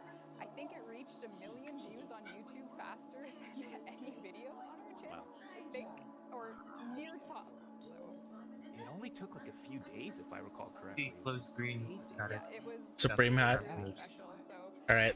And I mean, you're so at old, this point, Dad. this was just pure hype. Where's an OP? We're just so grateful that we got to put it on. All right, fine. I'll look for a Supreme one. Lyrical gem in Warframe's, little playbook there. And of course, Great, be right back. Gonna get my food. Are we doing a second album for sale? And Definitely. Yeah, definitely. We've got so much material. I mean, when did we release the first one? It's probably, 5 years ago now or something. Eh? So we've got a ton of music that we've written since then. Jason Graves, another composer that we work with a lot. He's written a lot of cool music. So yeah, it'd be great to just package that Anything all up. You want to ask an official about release, my dad? sometime in the future. Yeah, another vinyl, another double vinyl or something. Super cool. much to the surprise of myself and the This Warframe community, guys. we have begun releasing Prime trailers again. So this year, Tenno have been greeted by not only an Octavia Prime Access launch trailer, but also a Gara Prime trailer. So that's 2 fully voiced, fully scored, fully sound designed Prime videos. And, what a way to do 2021. And I would like to talk to each of you about bringing these trailers back, because a lot of it, you got to capture the perfect gameplay, get the cinematics in, but the sound and the memorable music and Alice's voice, it's all back. And why don't you talk to us a little bit about that process? I'll start with, By the way, let's just go right to Keith about scoring these videos. I have to give George the credit for always guys. pushing me to find really to find something that I haven't done before. You know he has the worst that's exciting worst and scary. But with the 2 trailers that we did recently, I think it's opened things up musically for us. I think it's actually. I think we could do anything. Just about anything musically now, don't you think, George? I 100% agree. Like, Not you know, I only think we did when we did the Octavia one. basketball shorts. I showed it to some people around the office, and people were like, "Oh, I don't know, the music's really different. Like, is this gonna work?" And it's like, yeah, it's gonna work because it sounds effing cool, right? Like, it's gonna be awesome. And I think that speaks to, you know, again, like we said, I mean, we've worked on Warframe for what is it, 7, 8 years now. You know, keeping things new and fresh and exciting, right? You know, if you wanted to hear, you know, the first soundtrack again, you could listen to the first soundtrack again. You want to hear something new. And so, again, you know, going to Keith and getting him to write some cool new stuff really worked out well, I think. Yeah, and some cool instrumentation in it, some great, like you mentioned, Rebecca, voice acting from Ballas. The voice actor, Max, does fantastic job with that. That guy, and here's a little behind the scenes thing is a lot of our actors we direct and we'll direct them live, you know, just to make sure that they you know, they get the feel and the vibe of things. But because Max knows Ballas so well now, So he has a massive dick. we literally email him. I'll email him the lines and he'll send me 5 or 6 takes and they're all gold. And it's like, which one do you want to put in? And it's like, I don't know, let's put them in. And he's fantastic at it. So I didn't say anything. lines are gold in so many ways due to his work. I didn't say anything. Very appropriate. Yes. Yeah, and the sound designers, you know, all of them, fantastic job on putting the sound design together for them, doing the mixes. Right. They usually take a while. They take a, you know, even though Supreme hat. a minute and a half. It's very detailed work, but it's also fun. I don't know. I mean, Eric, how do you feel about working on something linear like a cinematic and a trailer versus working on a game? It's a different experience, right? Like, absolutely, yeah. Working on a game, you're sort of always creating an audio universe and something that you can live in. Working on a trailer is more like creating a play or something that happens and you get to observe. So it's nice to work on that, and especially working on Prime trailers with such great music and voice, and it really helps you sort of like lift your sound design to another level, or trying to match it to the vibe that's happening. So it's a really fun experience as a sound designer to work on one of those. I love it. I love watching them, and every time I see that there's one in progress, a part of my heart just skips a beat because I know the finished product is just going to be absolutely stellar. And I'm so glad that this year we not only got 1 but 2 Prime trailers. And you know, this is the first panel of the day. We will be revealing the next Prime later on in you know, the art panel and the keynote. And I actually don't know, are we working on yet another Prime video, or all things New War? this is news to me, so we probably will. There you go. I mean, I think My right face now, is gone. New War, It's still here. But yeah, we'll carve out some time to work on a Prime trailer, I'm sure. You know, as we always do. You know, always fun to work on. And, I thought it looked like the refreshing in that sense. So yeah. You thought I was in Among Us for a We while. also had the opportunity to release Ureli and the first hell ever yeah, it looked like a rap for me. quest in Warframe. Oh yeah, the backwards hat. Let's go, Now, when skeet it skeet, comes to hong doing hong. usually you can just Get money, yeah. but Money, you yeah, guys made the yeah. choice to narrate it You need bling. narrative style. How did that come about, George? Yeah, another really interesting thing, right? Like, it's like, who would have thought we would have put a comic in Warframe? But where? But here we have it. Wait, don't we have that one thing? About of like, hey, let's tell the quest from a comic point of view, and you know, and get Boone to narrate it and write some custom music for it and do some custom sound design. Wasn't there an ongoing meme Carl, who's one of the sound designers on our team? He did all the sound design for with it. the VTubers? Hang on, let me add it. You know, you hear the water sounds for Ureli, and you know, you hear all the background sounds and all that kind of stuff too. So yeah, so that was super. You gotta give me that stuff. Yeah, and I Yes. think, you know, it was such a change of Why? from the Sevagoth call, the Tempestari. It was a nice balance of. This is child slavery. Really, it still hit home. There was a lot of a very poignant ending there, and it was just a really special experience for Warframe players. So sound team brought it all year long, and you're about to. And it's different. We're gonna make it different. Because as many players have been waiting for, the new war script is done, and this is literally it right here. And Ah, damn it! It's not separated. Special vision. no, we'll blur it too. But this is the new war quest in all its glory. It is the longest quest we've ever written, and like you said at the start, George, you start by reading the quest.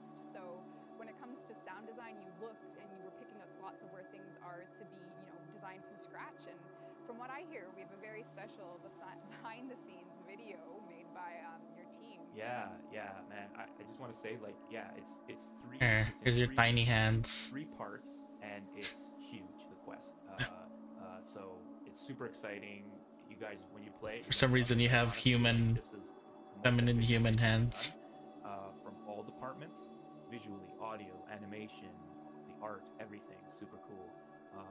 And yeah, all of this sound team have been working super hard. And We're just gonna have to put me mention a lot of all of their names.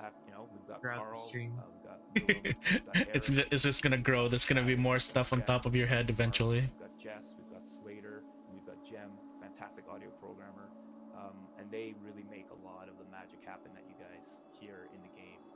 It goes beyond who you're seeing on the screen here, that's for sure. It's a lot of hard work for all of them. Take a look at what they've been up to and just behind the scenes of some of the audio design.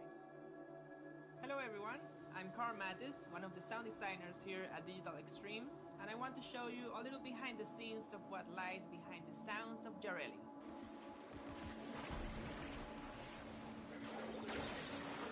As you may know, I think that's just your internet close screen. She's charismatic. She flows through the levels with Merulina, and at the same time, she's powerful with her abilities. The big challenge with Jareli was balancing her charisma and power in her sounds. She needed to have a sense of flow and a little bit of magic as she bent water into the enemies. Really? On your stream. Oh, okay. You meant the mainstream. Got it. Kind of anime style, but Warframes don't speak, so that was a no-go for me. Instead, what I did was capture the frequencies, the resonance shifting frequencies. There we go. Anime sounds and inject them just a little That's what you bit guys meant. into her abilities. Of course, there was a lot of water involved. Buckets of water There we go. in and out, rock splashes, all of the water sounds that I could find.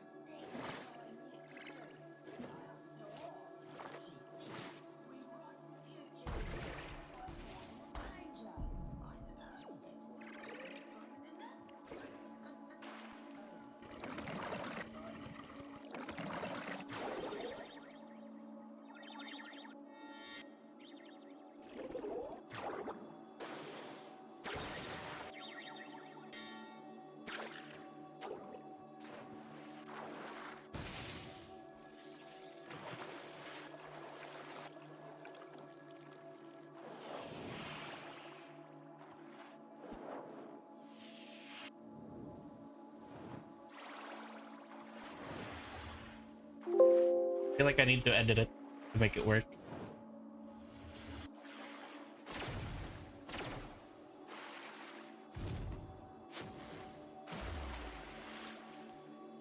You're finally done drinking, Toby? I hope you enjoyed this quick look at Jareli's sounds. Have a fantastic day and keep enjoying Tennocon 2021. Ciao!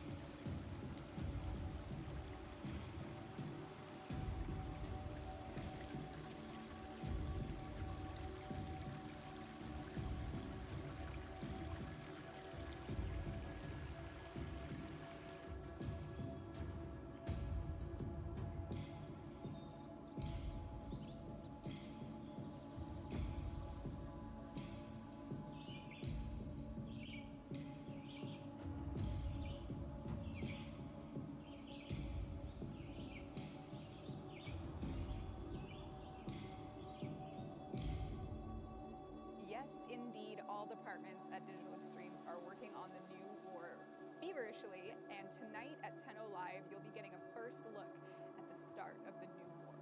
This quest has been in the making for a very long time, and you know, with the 2020 COVID lockdown, we kind of took a break from working on it because we needed the mocap studio, but over time we've gotten ourselves back in shape to get all things New War on track, and we are beyond excited to give you a first look, not only from the sound today, but later tonight during TennoLive, first hands-on look at all things New War. But before we, wrap things up today, there's always something very special that comes with the quests of Warframe, and that's the music that takes us through them. And I think it's going to be hard to talk about this without, getting a little emotional, but when people first played the second Dream, 6 years ago, we'll say, without too much of a reaction that it's been that long, the music stayed with them forever. And to this day, I still see people talking about your work, Keith. And now that you're here with us today in this sound panel interview, I would kick myself if I didn't ask you about working on the music for the new war. Is this something you've started? Very much something I've started. Isn't it, George? It is very much. Yeah, it's exciting. It's exciting, and George is ambitious is the right word for it, for sure. We're without giving anything away, it sort of feels to me like a reboot of the music almost. But we're also revisiting some of the themes that players will know from the past. Did you read the whole quest before you started to try and figure out the anchors for feels, or were you just like, nope, I know what's gonna happen before you even got to page 2? I'm still trying to figure out what I'm doing. You fit right in here. We're still in early days, but it's I feel really good about how it's taken shape. Yeah, like I mentioned earlier too, the script is so huge that I felt bad to say to Keith here, read. I don't know, it's got to be like 300 pages, right? Don't put a number on it, George. You're gonna give everyone anxiety. But yeah, it is the longest quest we've ever done. So. And so it's like, I've given him some videos of stuff and everything, and but yeah, like Keith was saying, a bit of a reboot. There's some new themes that are going to be in this quest musically, which are super exciting, stuff we've never done before. Interesting instrumentation, interesting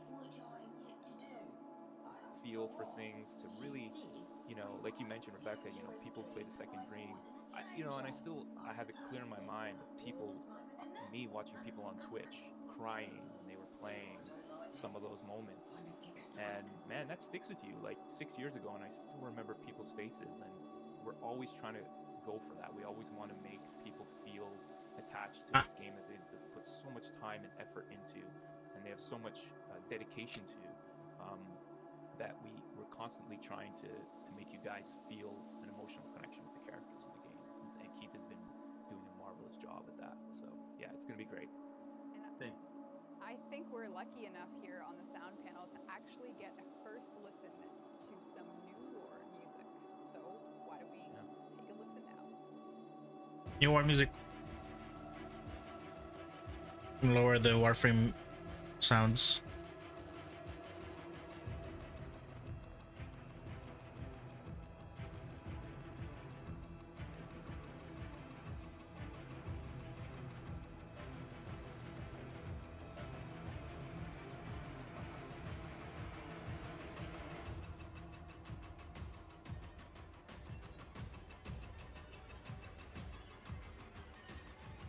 If you guys hear crunching, that's just me eating.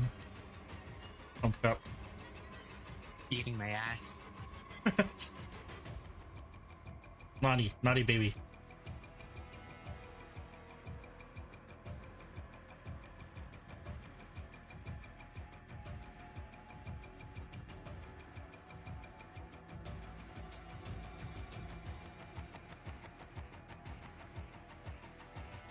I don't think I can do ASMR.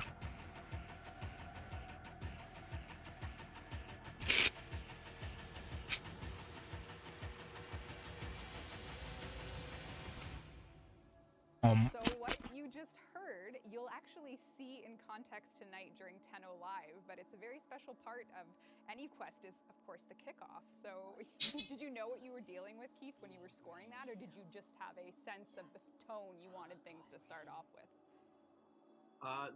There's some video that George sent, so I do have some inspiration in front of me. I think they're unfinished images at this point, but when you see it, they will be probably very finished looking. Yeah, and I think just to speak to that music a bit, I think again, as you guys, if you know the music of Warframe, again, this feels very different, right? This feels like something we haven't really done before in the game. It feels Ludwig's Holy Blade OST. It's got an edge to it. It's got Ludwig from who? In a different direction and kind of raises a lot of questions. And when you see the imagery too, there'll be a lot of questions that everyone will have, and I think the music kind of matches that perfectly. So yeah, I'm super excited for it too. This really does feel like the true kickoff. Oh, Bloodborne. The Okay. New War era for Warframe. This is something that, in reality, we've been working on. What if my PC can handle that? Whether or not we were interrupted by a global pandemic, notwithstanding, and I'm really excited that the community gets to see the scope and the details of everything coming for our next cinematic quest chapter. That's what we're going to be building toward as a team. After this point in Tennocon, everything you see and hear and remember will be about the New War, and those memories are only made possible thanks to people like George, Eric, Keith, and all the hard work they do. So I just wanted to say thank you. Oh, I mean, yeah. No, it's a team effort, right? And I mean, it's again one of those things where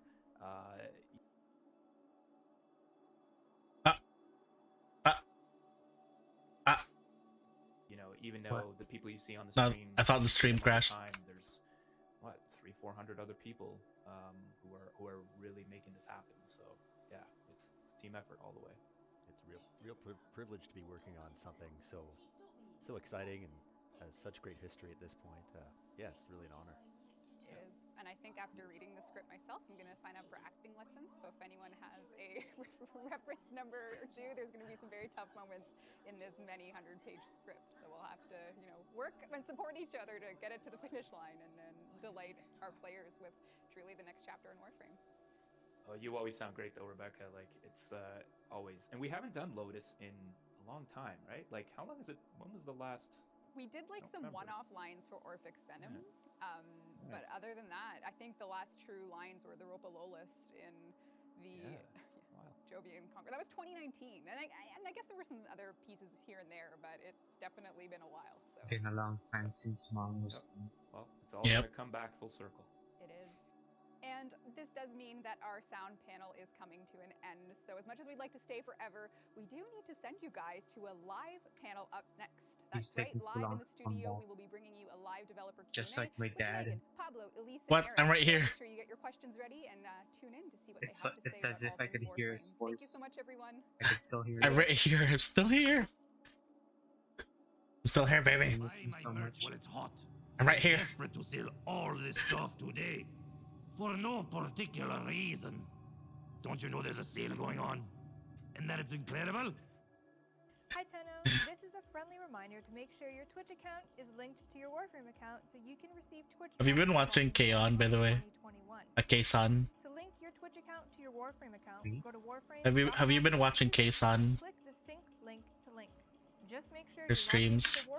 I don't know where to watch her. I think she's on like a different platform. This year, for watching throughout the day, you can get a Grenier Gunblade weapon. K-San. During TennoLive, watch for a free Loki. All I know is her YouTube. Is there? Enjoy Tennocon 2021. Yeah, I think she does have a different one, which is like a different platform. I think it's Twitter or something. Twitter, right? Yeah, something like that. Or it's like a completely different thing that I just don't know. Alright, Tenno. I'm really looking forward to showing you this next clan's landscapes. We are now entering the dojo of PlayStation Clan Blood of the Shadow Dragons. We have arrived at Lake Tranquil, an ideal vacation spot for Tenno everywhere, complete with all the fixins, including a vacation home and a hot tub. Excalibur's never gonna want to leave. Let's see what awaits us for our vacation stay. Oh, of course, you gotta have a seat with a view. Fully stocked kitchen. Fireplace. with their trophy from winning the Okay, contest. I think I fixed it. Upstairs, very cozy sleeping accommodations with a fine television screen. Oh man, this is made for Tenno for sure. And out here, you have to have some fun on the water. Did you come all the way from Fortuna for a little vacation stay? Love it. Oh, you're doing a great job out there. Okay. Hello. I'm watching Tennocon right now on stream. I'm streaming as well. I'll read for you what scary shadows the clan's lead architect had to say.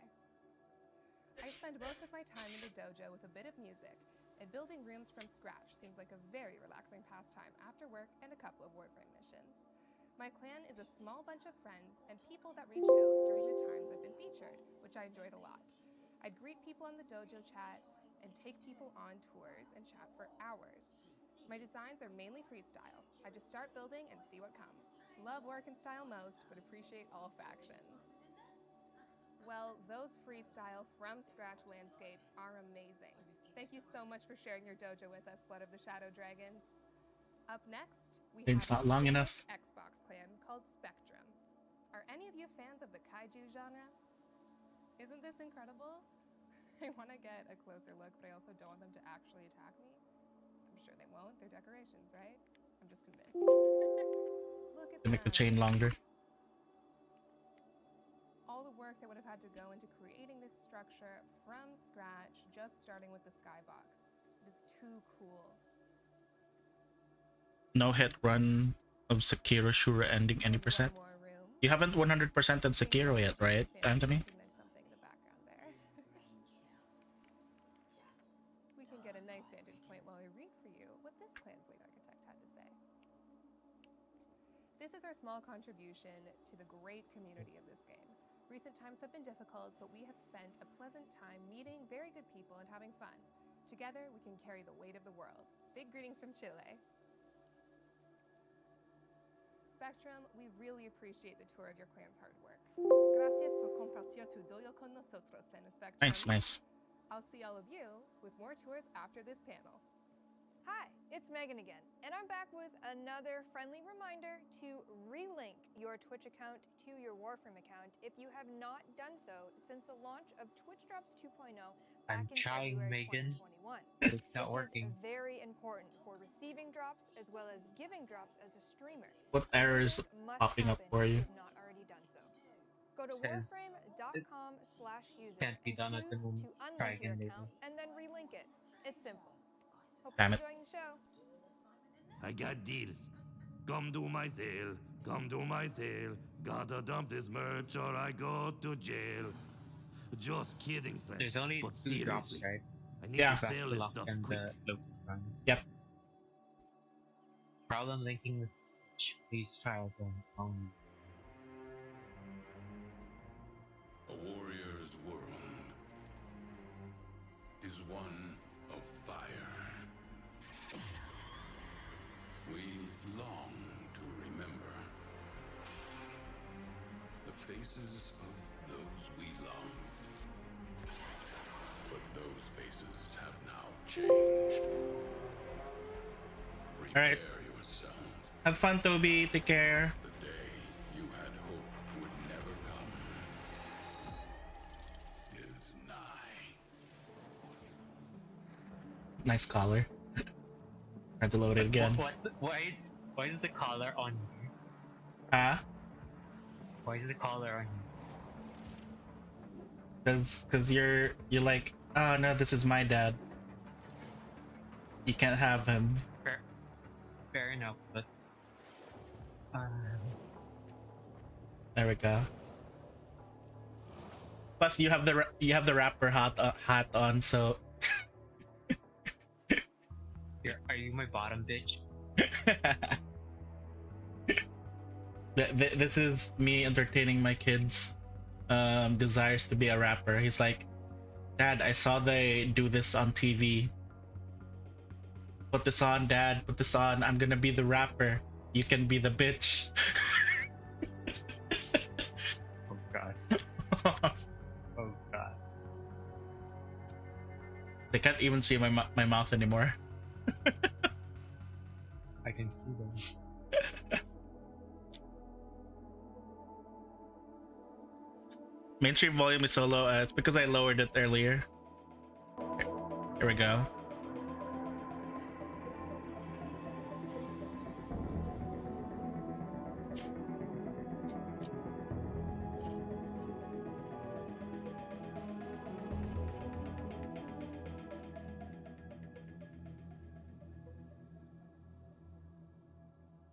Didn't they say they were gonna rework Excalibur Crown?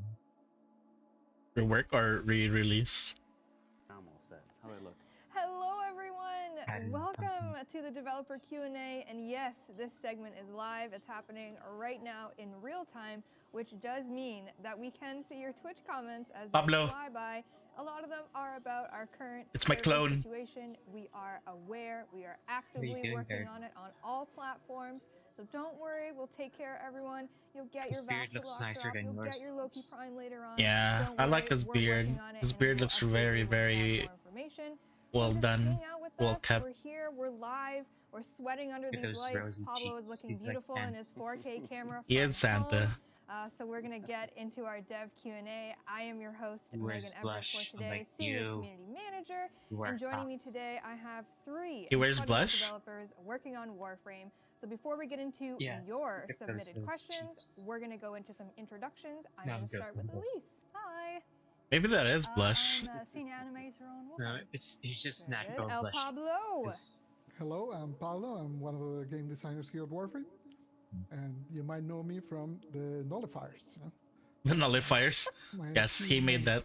His achievement. My crowning achievement. His grand creation. Eric. Hello. I'm looking for the camera. It's right there. Right in the middle. Eric Vetter, lead concept artist at Digital Extremes. Beautiful. All right. We have a lot of submitted questions to go through. There are over 400 submitted questions from you, creators, players, everyone out there. We had to, parse through them and pick out some that we could ask our lovely crew here. So we are going to get straight into it. And our first question is for Eric Vetter. And this comes to us from Dem Thighs, though, on PC. That name is The name is great. And they would like to know, where do you get inspiration when designing a Warframe? What is the process like? Well, I loaded the wrong thing. we're going to show images or not yet? Dean's got it on standby. Oh, okay, yeah. thanks. So I'm using images to help here. So So I haven't designed necessarily a Warframe, but I definitely done like some deluxe skins. And so this is one of the first ones I did, or second one actually, second one, yeah. And this was the now I Vauban can get Deluxe. drops. And so trying to find inspiration. Still not working? We based the name off of the French military engineer. I'm going to brutalize this name, Sebastien Le Prestre de Vauban. Oh, nailed it. So anyway, so we took that engineering idea, and I was like, I want to do like an old knight armor, like a Final Fantasy style, which I love Final Fantasy, and combine it with like locomotive engines. And as you can see here, we started the process and pulling from like all the reference of the helmets and the armor and stuff, and then from the engine, you can see the chest area there. I wanted to have some kind of like pumping and yeah, just maybe steam coming out like a steam engine. So, and I think the next image. So as this went on, we started to refine. In the previous image, there was Dark no Souls? top, so I took that and then I applied to this one here. Oh, wait, it's and start refining some of the images. And Oh, this is Vauban Prime. The one with the flat. The one. Oh no, not Prime. Deluxe. The one with the flat ass. Anyway, so I started refining this drawing based off of what Raymond and Jeff had said, and God damn, that's a beard though. and then I think we go to the boom final, just like that, done. No, it took a little while to finalize it, colors, and then The headpad scared you. It was green. It was for the headpads though, babe. yeah, I was really happy how it turned out, and it was modeled by Greg Tjen, I believe. And, Oh, our floof master. yeah, our and floof he did a master. great job, and we went back and forth on some of those little details, and I think it looks great. And after that, usually we hand out, we package it with like weapons or accessories. So I was like, oh, I want to do an axe, a big heavy axe that animates and kind of pulls from a lot of the same. Take care, Toby. Thank you for the entire day. It was great itself, having you. I wanted to have it spin. Now, We love you, it Toby. looks like this in game, but anyway, it was really fun to work on this. So, and then the final thing was a dangle for the weapon, and again, I just pulled from all the final art, and our camera is covering the final image, and that's cool. But that's what it looks like. So it was literally train inspired. Yeah, basically, and like I said, the Knights, Final Fantasy, stuff like that. So. People with a natural blush always just All right, we're gonna move on to another question, and this is for they do look Pablo. younger. This question comes Healthier. to us from Thunder Jimmy on PC. They said, "I love the amazing Warframe designs that Dehe Then again, has submitted for this game, white, including so my number one Excalibur Prime, You can easily High-Mining Protea, and now maybe if you look at the back of his Rebellion. legs, you'll see those things that Katya talks about. Those blue veins. Very interesting. It actually changes quite a bit. It's not always the same thing. For example, the very first frame that I made that I was like my full design was Nidus. And then, like, I remember the very first document I wrote, because I generally like put like a quick blurb of what my ideas are in the Word document, and then I leave it, and then I come back to it like a few days later, and I'm just like, you know what, I don't like this anymore, or I want to tweak this, and I kind of go back and forth for a while to changing them. But that one, for example, I started from the mechanics.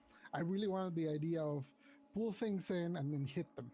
That was the mechanic I wanted to hit, and I didn't really have a theme at the beginning. So I remember my first document was called Energy Frame, so as generic as you could get. And then eventually it started to evolve, and I started to think about it, and it made a lot of sense with the infestation and stuff. So that The more I look at Pablo, the more I end up thinking, I gotta groom myself better. Some amazing, like a repository with a whole bunch of different concepts for potential Warframes, just like the look, without knowing exactly what they would be. And I remember Haro was there, and I saw him, and I saw the little the Thurible, and I was like, wow, that's so cool. How can I use a Thurible? And that was more like the art inspiring me to then kind of come up with an idea of a kit to do it. So generally is those the three, like I would say the trifecta of how to start is I have an idea for a mechanic that I want to use, or I got a art that I want, or I have a theme. I'll have like just an idea of like a theme for a Warframe that I want to make, and then one of those three will kind of get me started, and then kind of my job is connecting to the other 2 points. It's kind of making that little, I guess, like a pyramid of the triangle of design. Hey, triangle is the strongest shape, and as you can see, we're all about triangles. Dean knows a triangle very well, and so does our design process. So thank you, Pablo. Our next question is actually for everyone. This comes to us from Soda Papinski on PlayStation. And they've asked, what idea or concept for a Warframe did you reject at some point, and why? So obviously we have, we've got game design, animation, art here. So we're gonna start with Eric and your take on this question. So yes, the only thing I can really talk about when it comes to this for Warframe again is the deluxe skin I worked on, specifically Equinox, and I had some wild ideas that Ray and Jeff had to like kind of rein me in, because it's, so I started with these like, the idea was like a devil ninja for the night version, and then an angel samurai for the day version. Oh, this is the Equinox one, like okay. Wild ninja designs, and I think I would have wanted the last one.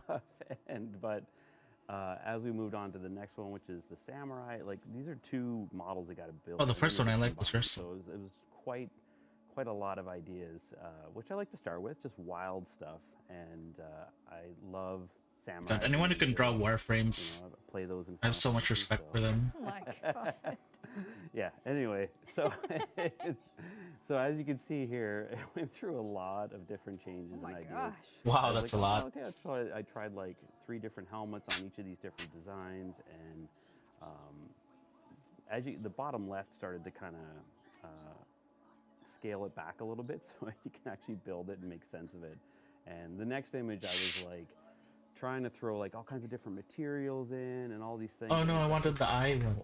So, It's very complex what's happening here. I was dreaming big, and Jeff and Ray were probably like, "What's this guy's deal?" And but anyway, I was really excited about working on it. So I went through a ton of different ideas here, and kind of ended up on this here. And then there's an appropriate weapons that came with it, the day and the night side. So yeah, and then the final one's in game. I didn't post the actual image, but yeah. So that's kind of one of the. I had a lot of rejections on that image, so on this idea. But it's a lot of fun better. too. So. Like, yeah, imagine if you only had one idea. You're like, I don't have any other ones. It's You're just fired. this one. Yeah. So. All right, we'll go to Pablo on that question in terms of concept for Warframe and the rejection aspect of it.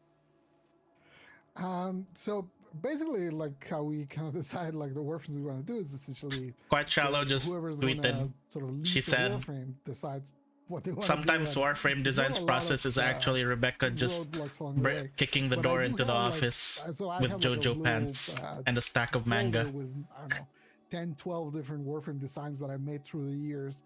I'm just kind of sitting there. Some is not they're rejected, but some I'm sort of postponing. Maybe I'll make them someday. Maybe I won't. It's kind of hard to tell. And so, you know, in case I make them, I don't want to tell you what they are. There is one that I can tell you because I'm like 99.75% sure I'll never make it. I have one for based on the Fates. I think they're called the Moirai or something like that. I'm probably mispronouncing it, but they're like a Greek myth of the Fates that tread like the thread of life. So there's like three sisters. One of them treads the thread, the other measures the thread, and the last one cuts the thread. And the idea was that it would be like you would play as all three of them, and you could switch which one you control. They would have like different sort of attributes, and then basically the other two would become AI.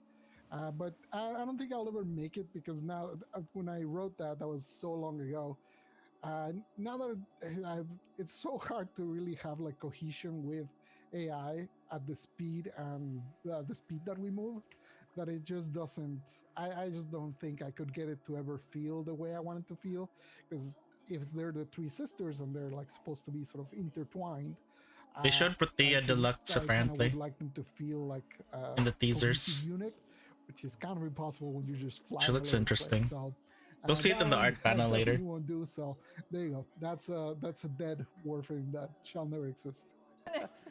Damn it. But what you're saying is you have enough ideas for like a year of Pablo Warframes, is what you're saying.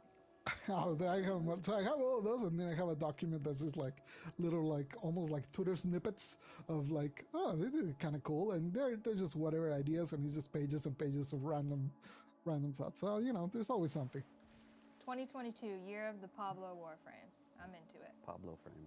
I can't read that. Sorry? Oh, another reminder, hot off the press from Miss Rebecca Ford. We are continuing to work on the servers. Obviously, this is a live segment, meaning we can see chat. It's flying by about the servers are down? Still actively working on it. Obviously, we are. I'm still in the game. Being excited. They want to log in. They want to get their drops. We'll have it all taken care of. We are still working on the servers. Hang tight. Hang out. Let's continue our. Or maybe them at Tennocon. We're actually going to go to a I mean, at the video Twitch thing. for Miss Elise, and this is from Jamie Voiceover. So let's play that. Hi, oh, Jamie Voiceover. And my question is for Elise. So on your Twitter feed, you have posted different works in progress and different references for your animations. I would like to know, how do you make or find these references, and how do you actually end up applying them to the final product? Thanks. Well, that is actually a brilliant question, because a lot of people think that getting in the industry as an animator is I believe they cut out the thank you. a good animator, which obviously that helps. But when you're in games, I find that a lot of it is also coming up with really good ideas, and it's taken a while to find the best way to not only create good animations, but create things that are different and unique and interesting, and what do you want ways to pull those in. I see. So I am terrible at drawing. Well, the thing so is, I play to my strengths, which is generally I'll kind of start with like a brainstorm. I'll look through the documentation, or ask Jeff what the kind of core of the character is about. Damn it. Yeah, you tried to pull a Callie. To that I could actually pull from as kind of motion. So for example, with Harlequin with the deluxe for Mirage. I was enjoying listening to Callie earlier. Like, okay, what kind of sources could I look at? I could do like juggling, geeking out, magic. not the ASMR. Ballet, the tabletop I wanted one. it to be kind of like Yes, sophisticated, but I guess that was yesterday. context. And then so when I kind of have that, I can kind of start looking at different YouTube Oh, videos Trash Date of talked people doing recently different about things, and either Coco's I will graduation find something I in their really like latest of someone podcast. professional doing something I couldn't do, like fortune did guys. they I have say? to spoil it. The magic trick. They have the same feeling, so where it's like the feeling of an end of an era, Find some references. and then they're just wondering what's gonna happen next. Cool.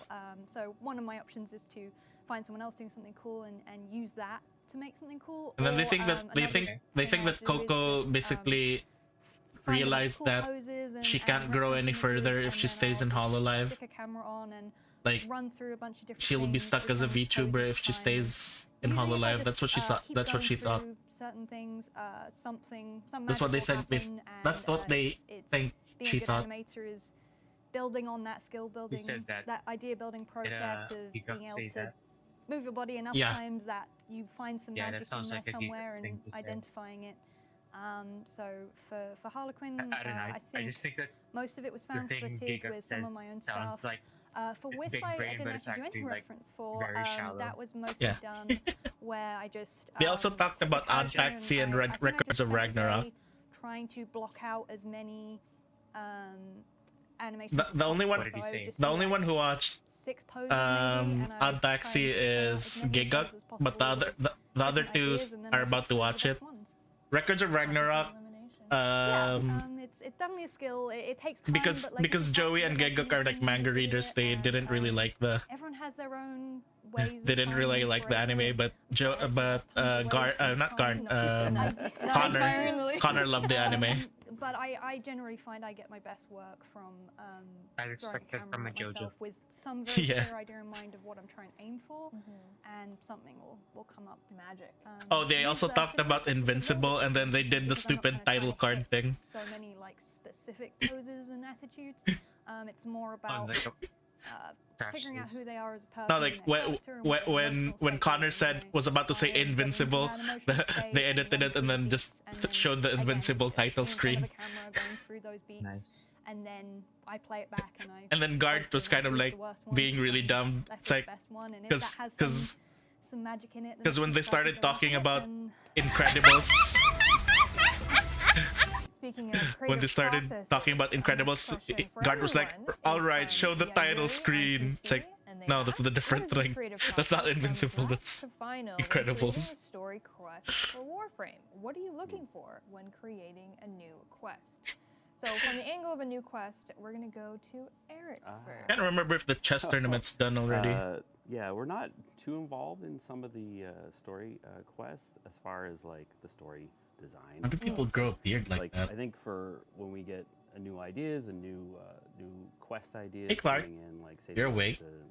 Last year the Deimos stuff was awesome, and I think what we usually do, our process is kind of like we get all the information we can out of these guys, and then we start collecting references. Why is Space Jam trending? And piling that together, and then start creating It's just high-level got paintings released. to put under their noses and see if this is going to follow along with what they're saying. So that's kind of where we start, and then it just grows from there. And it can change. It can Space Jam completely be discarded. So, but yeah, that's kind of that's as much as far as I get in. As far as getting involved with that stuff. But People are saying like, oh, he's like this because of Gotcha. Oh, he's like this because he's faded to do. Right, Makes so me with want the to do quests, like video generally, essay.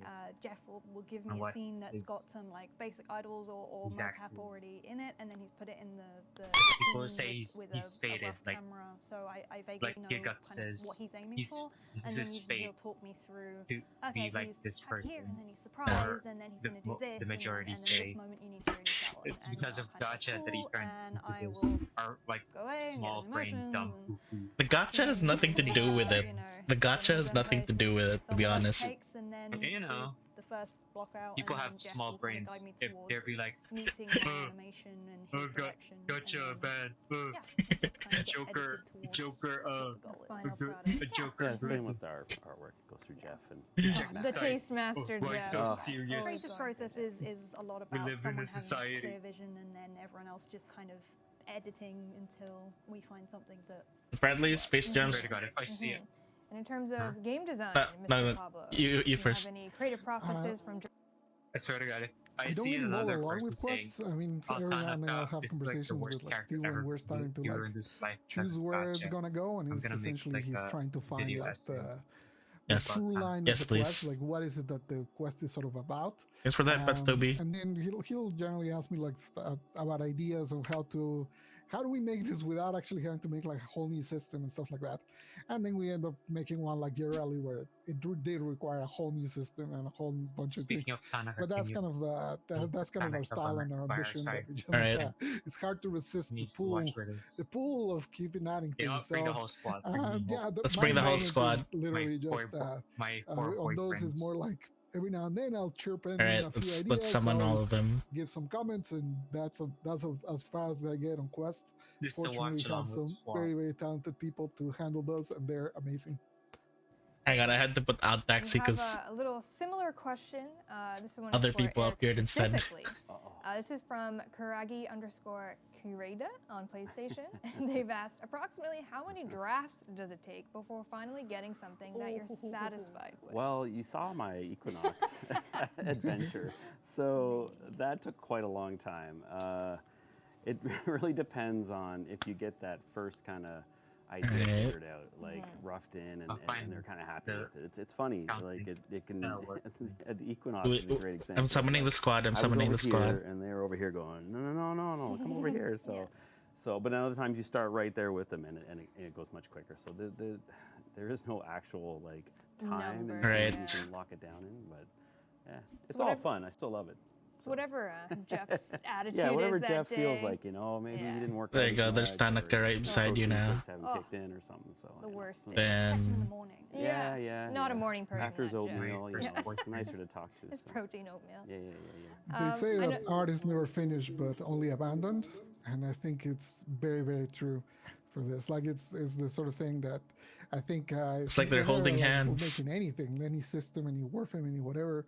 If we had 3 more months to make it, we'd just eat those 3 more months iterating and trying to make it better. That's just kind of the nature of trying to make something cool. An infinite number of drafts. Put her in here. At least I'd love to open this question to you. The jar. If you have any in the jar she goes. Animations. Usually it goes fairly. Let me put her behind the jar. There we go. Very direct about what he wants, and nice. That usually we're not too far off. All animators seem to generally you don't deserve be to be on one the same with page. us. And it really helps as well that Jeff's obviously an animator, and so we all kind of right in the trash where you belong. Nuts. It's like, oh, I gotta go bang and then flex and then and then the last like, one. Oh, yeah, I got it 100%. I'll go get that started right now. And but we get weekly reviews where we kind of show. Yeah, no gets to be on this side. Along the way, so generally it doesn't happen that anyone's too far off the mark. Hey, no. If it is, it's usually not a huge crazy. Beside you. We're pretty lucky in that way. Always going back to that Jeff guy. His hair's in the All way. right, we're gonna go to our next question. And I'll put it here. Everyone. Look, it's a happy family. On PC, and they want to know what keeps you going through creative blocks or burnouts. We'll start with Eric. Is Yano their child? Yano's their child. No. But yes. A little bit. No. Or a lot of it. This happens quite often, I think, to everybody. Oh, absolutely. There you go. I think for me, I just try to rethink the approach. God, his hair. Try to think of something completely different to jog the ideas loose, kind of thing. He got his father's hair. Or I'll take downtime, walk away, or play other games. So I won't say the other game I like to play. So. I think I know. But yeah, that's kind of how I get through it. Or get a lot of reference. Look at old magazines of like fantasy art, sci-fi art and stuff. Nerd. So yeah, total nerd stuff. Totally. Watch some animes. Ooh. So I can get down with that. Yeah. So that's. I might get skip frames. Solve it. It's done. Just you get right out of it. Yeah, no problem. Amazing. Must be because of my boyfriends. We'll go to Elise for creative blocks. Your boyfriends are too HD. So early on in my career, I figured Nerd. whenever I was struggling for inspiration or I couldn't get something done, I just Maybe it's the murder. She's trying to murder my thing. And then eventually it would get to the point I would just feel awful and get sick and have to take days off and just like fall over completely.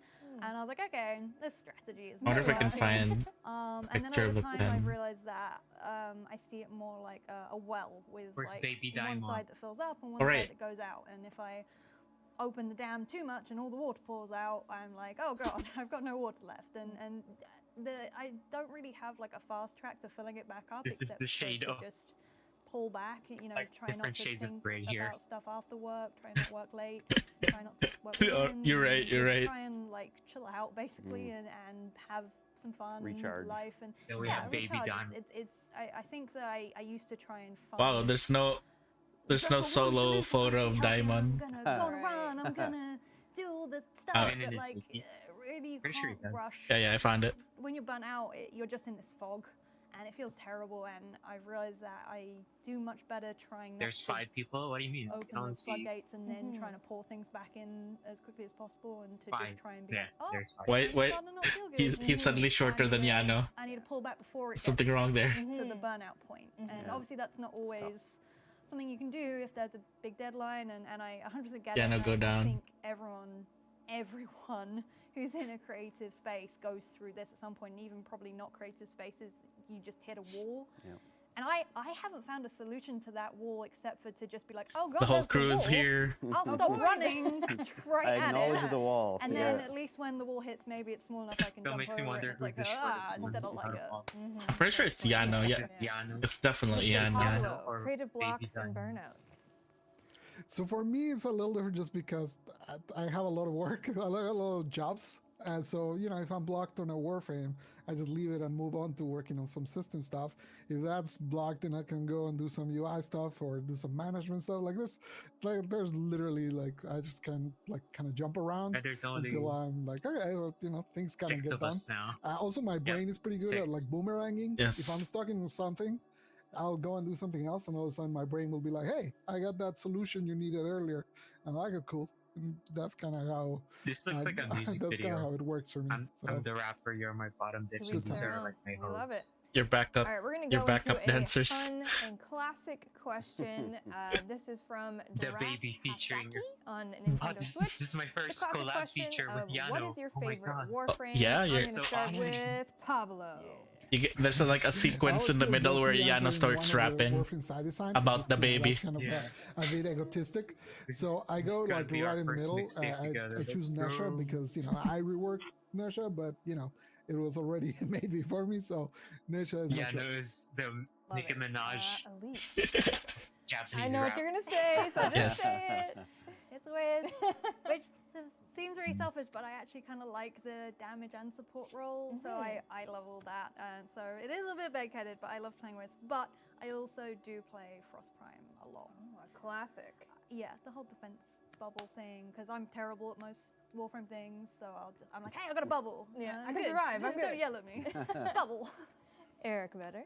Garuda. Oh, Blood Girl. I love the blood stuff. So, Great choices all around. Great. Yeah. They have something new for Speaking Mag. of finding like More that, mag stuff, please. the one move where you're just siphoning all the blood to stay alive. I'm like, yeah, I need that. 'Cause Yeah. I'm not good at the game. Yeah, it's like collecting all these Amelia enemies and Mags. just being like, look at all this blood. It's you're playing against people Pretty with like awesome. 2,000 hours or more, and you're like, ha ha ha, I don't have time for that. Bubble. But I've I got a keep bubble. everyone alive, I got a though. bubble. I'll keep I can do everyone the alive. bubble thing. Plus, it's just so cool. It's one of my favorite Prex cards that I did. Oh, too, Mr. so- flexing your Prex card art. Very good. But Splendid. I love that character. So Very good. All right, we're gonna move on to a just video realized question something while for looking at Pablo. But- which the comes to us boys. from LifeWater. But- So let's play the video. But does it look like? Hello everyone, Lifewater But here. does it look like My question Backstreet is Boys for up in here? Pablo and It's Backstreet Boys now. There have been a lot of great reworks in the past, notable ones being ones such as This is Zephyr, BTS. Ember, Vauban, and Neja. My is there a bias plan is to Diana. continue to rework some of the older frames who have become a bit outdated and outclassed by the newer ones? Okay. Well, first of all, I take offense that Wukong wasn't mentioned, but you know, I'll let it go. We don't currently have any plans for reworks. I just have an Reworks are idea. kinda, you know, reworks are kind of like a complicated thing sometimes. So, for example, you mentioned Nesha. If I like, I remember when I did that one, I checked like the usage of Nesha like a month before the thing, and then like 3 months after the thing, and it changed, but it was like, you know. So if I go right now and I do a rework on, let's say, Ash, for example, honestly, it's unlikely the usage is going to change a lot unless in the process of reworking him, I break him and make him like godlike, which obviously not something that I want to do. So, generally you gotta like the way I think about it is like when you're doing something, you're also not doing something else. So that's kind of the balance that we have to think. So even though I do think going back and touching some of those older Warframes would make the game better, at the same time, that means that if we're working on that, we're not working on new stuff. It's a hard balance there. Sometimes I do feel like it's important, like we did with Sapphire, for example. We'll see in the future, but at this time we have no current plans for any other ones. All right, you heard it first from Pablo at home. All right, we're moving on to a question for Elise. This comes to us from Red Gamer Tiger 4 on Xbox, and they'd like to know what is your favorite Where's the big animation monkey? to make for Warframe, and why is No. This is my son's fantasies. So yet, technically, but I have got an update on my newest favorite animation, but it's not. It's coming up later today. So that Wisp animation is like one of the best. Unfortunately, I'm going to sound like a broken record because the thing is with getting a Warframe that floats is you just have like endless possibilities. Anaka looks so good in it. So my favorite one was this one. you know that just signifies that he is the bottom. It looks so good on every single Warframe. Like you cannot go wrong with this one. I remember like pitching this and everyone was like, "How are we gonna get this to work?" And I was like, "I don't know. I made it look cool." Yeah. Figured out. You figured out. I made and it. did, and it looks amazing. So that was my favorite. And why was it? Some newborn fantasies here. Why is my favorite? Yes. You're not supposed to be encouraging me, but you are. I love working on anything that's very elegant and flowy. I take a screenshot. So I like it, so I can make a fly and do. It's so weird because Pablo's looking at us as well. It was just a joy to work on because there was no holds barred, and also I didn't have to worry about it conflicting with anything else because the only one I had to worry about was Titania, and I knew I wanted to do something very different. So I just got to have a lot of fun with it. It all just came very easy to me because there's a lot of me in those animations, and it's just fun and easy. And it's so a boy band. I cannot preach enough how amazing that animation is. We're going to move on to a video question for Elise again. And this comes to us from Hirahime. Let's play the video. Hi, I'm Kirahime, and I was wondering what the design process was like for a Warframe such as Wisp. And if you would ever do a making of series where you could see the concept art all the way to the final product. VTuber? Yeah, I mean, up for whatever you guys want me to do. What do you want? When do we get the VTuber Warframe? Design process for Wisp. Right. I think I've kind of said this already, but so when I got the concept for Wisp, I knew I didn't want to do Titania because we already had her as the floating babe. So my kind of keywords I drew from her concept art were elegant, cheeky, and like ethereal. I kind of wanted it to flow and be kind of mysterious. So I looked at smoke and how it moved, and it sounds silly. You can draw inspiration from anywhere, but I thought smoke moved in this really cool way, and it'd be funny if I could somehow there was that kind of Lotus VTuber, and it was actually really Rebecca. And also I would not be surprised. It's actually canon. And cute. It's canon. She left the system. She left the Tenno to become a VTuber. She got hired at TennoLive. I mean, no. She got hired at Nijisanji. And chose the best ones. There's a reason why she left. Yeah, she wanted to play more Final Fantasy. We're gonna go to a question for Mr. Eric Vetter. This is from Miyamuli on PC, and they are asking, I wonder what elements DE was inspired by when designing the Sentient. Let's get this. I can only really speak to Let us get this bread. And let's get this bread. I thought you were gonna say a tough time, and I'm like, oh yeah, oh, that well, too. I mean that too, right? But yeah, like I think everyone on the team has touched it throughout the years. So I think I got some art there that so this is kind of the first stuff Thank you for the tier 1 sub 10. And I was kind of like talking about elements, I was thinking like some kind of claustrophobic. Like how would she say it? Not thank you for the tier 1 sub. Inside of a body, like right? It's like a mission complete thing. And like All the other areas would be dark, off into no man's land, because that's kind of scary and creepy. So your war efforts will be appreciated, Tenno. Yeah. Or like, and then the darkness in the corners. You've completed the mission, Tenno. No. Like one of them I've turned on its side there, and so this is some of the more different explorations, but a lot of similar feels. Tried to pull some of the elements from the actual sentient characters and include it into the background. Again, just playing ideas to get their attention. The final one is more of VTuber and it is like currently, and Darvo VTuber. A lot of this was handled now you get Marco, Mike, Craig, and Rosa. They from the comic side. Hey Tenno, took it and shaped it to this. If you sub now, if you give me 5 gift subs, I'll give you a wink. The sentient stuff we ended up with is amazing. So I'm really stoked we got to, but man, it went through a lot of revisions. Hey Tenno. And we'll see. If you give me 500 bits, I'll say ooh. Day. We're going to move on to a question for everyone. This is from Hooded Link 55 Thank you for on the PC. $100 donation. What is your motivation behind making unique characters like the Trotty? Hi, honey. We're going to start with Elise from a Hi, honey. So I have to give credit where credit is due to Daryl Key, who did the vast majority of the Trotty family. I just did the father and like. Oh, did you see earlier when they did the sounds thing?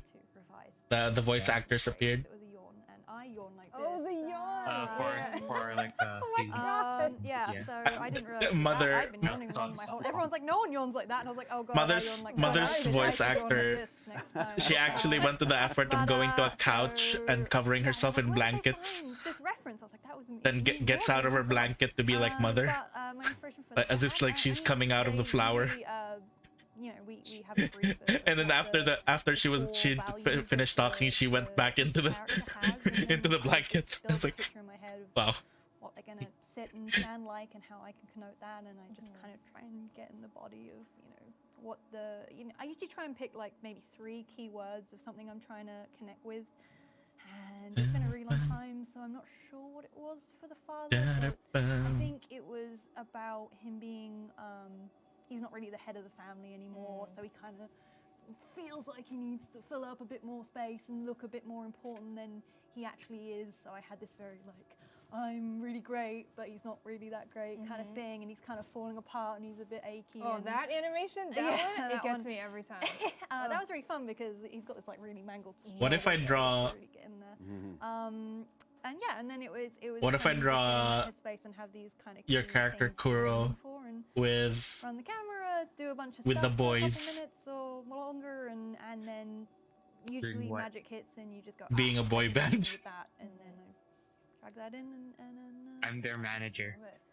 We'll go to Pablo. Any game design? You're their manager who basically helps them unwind. I think the question was more like what after every concert. Like different characters like that, and I think the drive in general is just to try and make something that kind of feels unique and stands on its own, and then when you see it, you're like, that's really cool. Like, like the Fortuna people, like all the Solaris or the Medkits or stuff, that kind of gives you that the sense of a culture, the sense of an economy. Like there's like a sort of like a living arrangement that's a world going on even without the player. Even if you think of something like the Mycona from certain quests, I probably shouldn't start spoiling quests at random.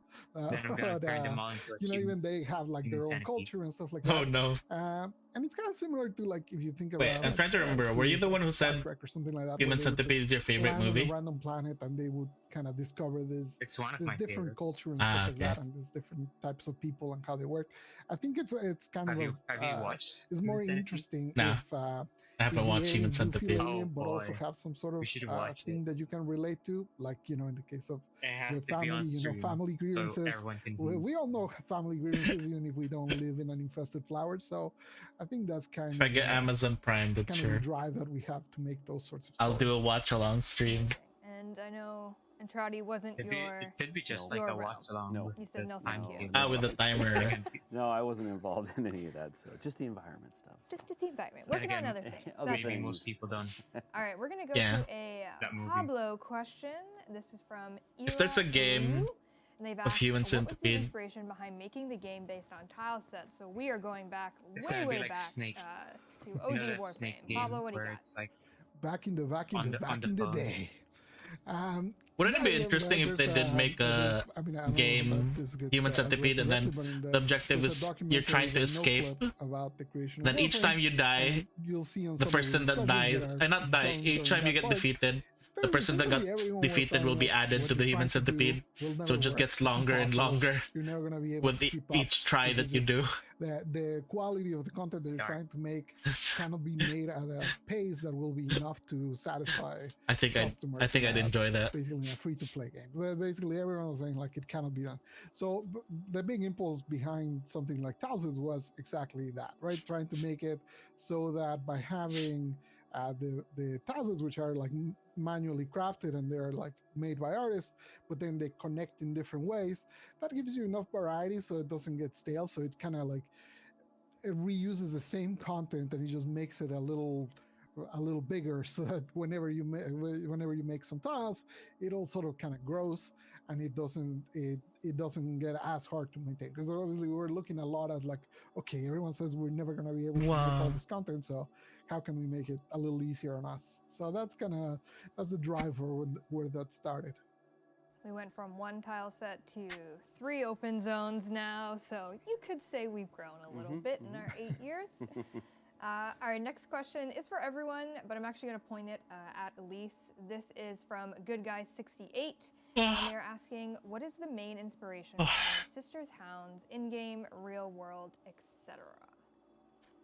So this is a cool story. So I saw that I had to do some dog animations, and we have a couple different modules. So I had to make some different personality animations for each of them. And I, did my thing, was like, okay, I'll go look for some dog reference, and couldn't really find anything that I was looking for as distinct. And I thought, well, we have like a pets channel at work. I wonder if anyone just has got a bunch of recordings of their pets doing cool stuff that they could share with me, and then I could get some rice because I'm gonna eat. In the game.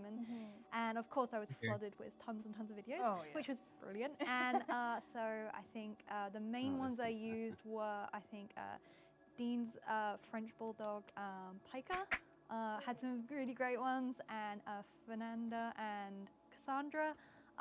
Those were the main ones I used. It's quite hard to know what you need as an animator from someone else's perspective. It's like, okay, I need to go back to idle, not move too much, or not move too little, but be something unique, but it's not got eyes or a nose or teeth, or so you're looking for something very specific. So a lot of them didn't work, unfortunately, but quite a few of them made it in the game, and I think it's really cool whenever possible to get our team and our stuff in the game and be like, hey, that's a part of us. So most of the animations on the module set are from D staff pets, which is really cool. I love that. Yeah, it's so cute. I was gonna send you a video of my dog, but all he did at that point was chew things, so I figured that wasn't very helpful, so didn't give you a video, but love that. All right, we're gonna go to a question for Pablo. This is from Bloob Bunny on PC, and they have said, this is the first time I ever saw the Dog Days event, and my first thought was, do they have pool noodles as weapons? Do you think you might make pool noodle melee skins in the future? Pablo, you had a hot fire answer for this. I need to know. So initially I didn't really have a thought on this, because I was like, okay, that's kind of cool.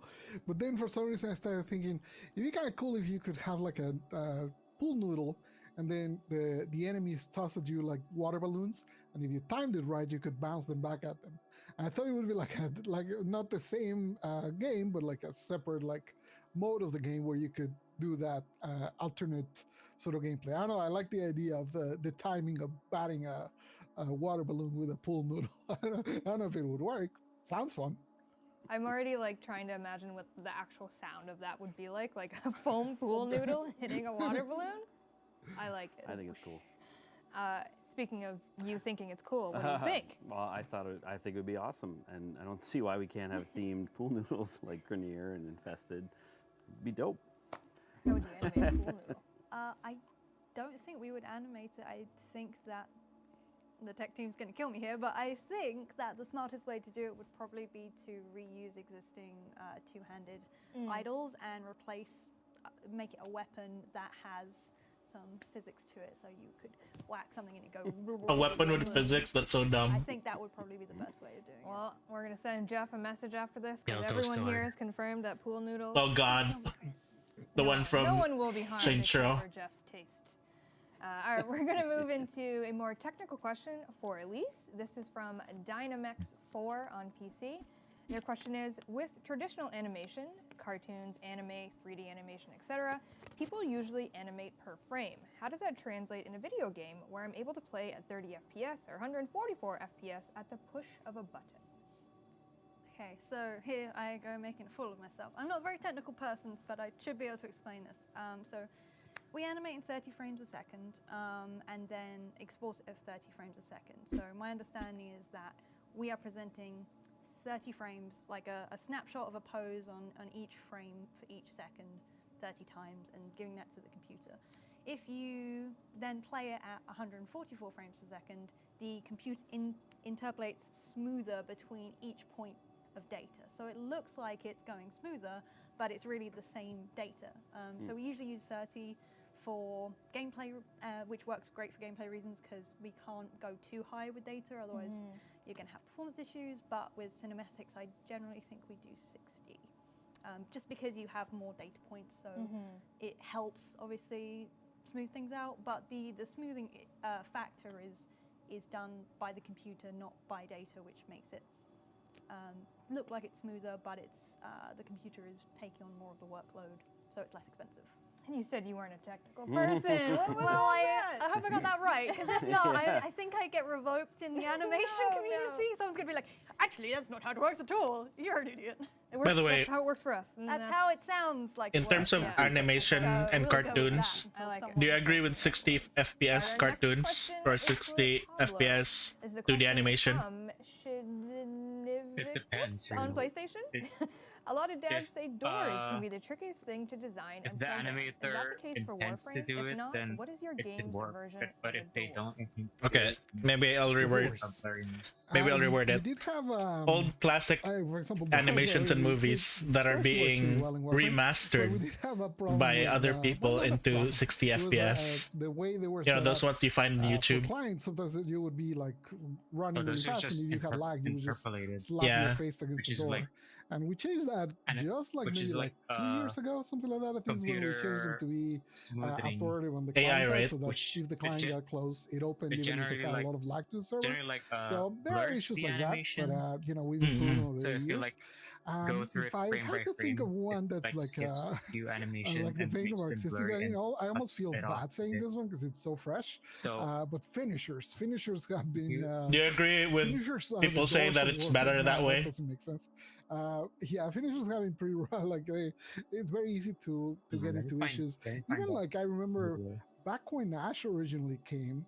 Was this Ash? Yeah, I think Ash had this problem at the very beginning where you would teleport to an enemy to do the finisher, and then you would be like a little below the ground, so you would start falling to the world.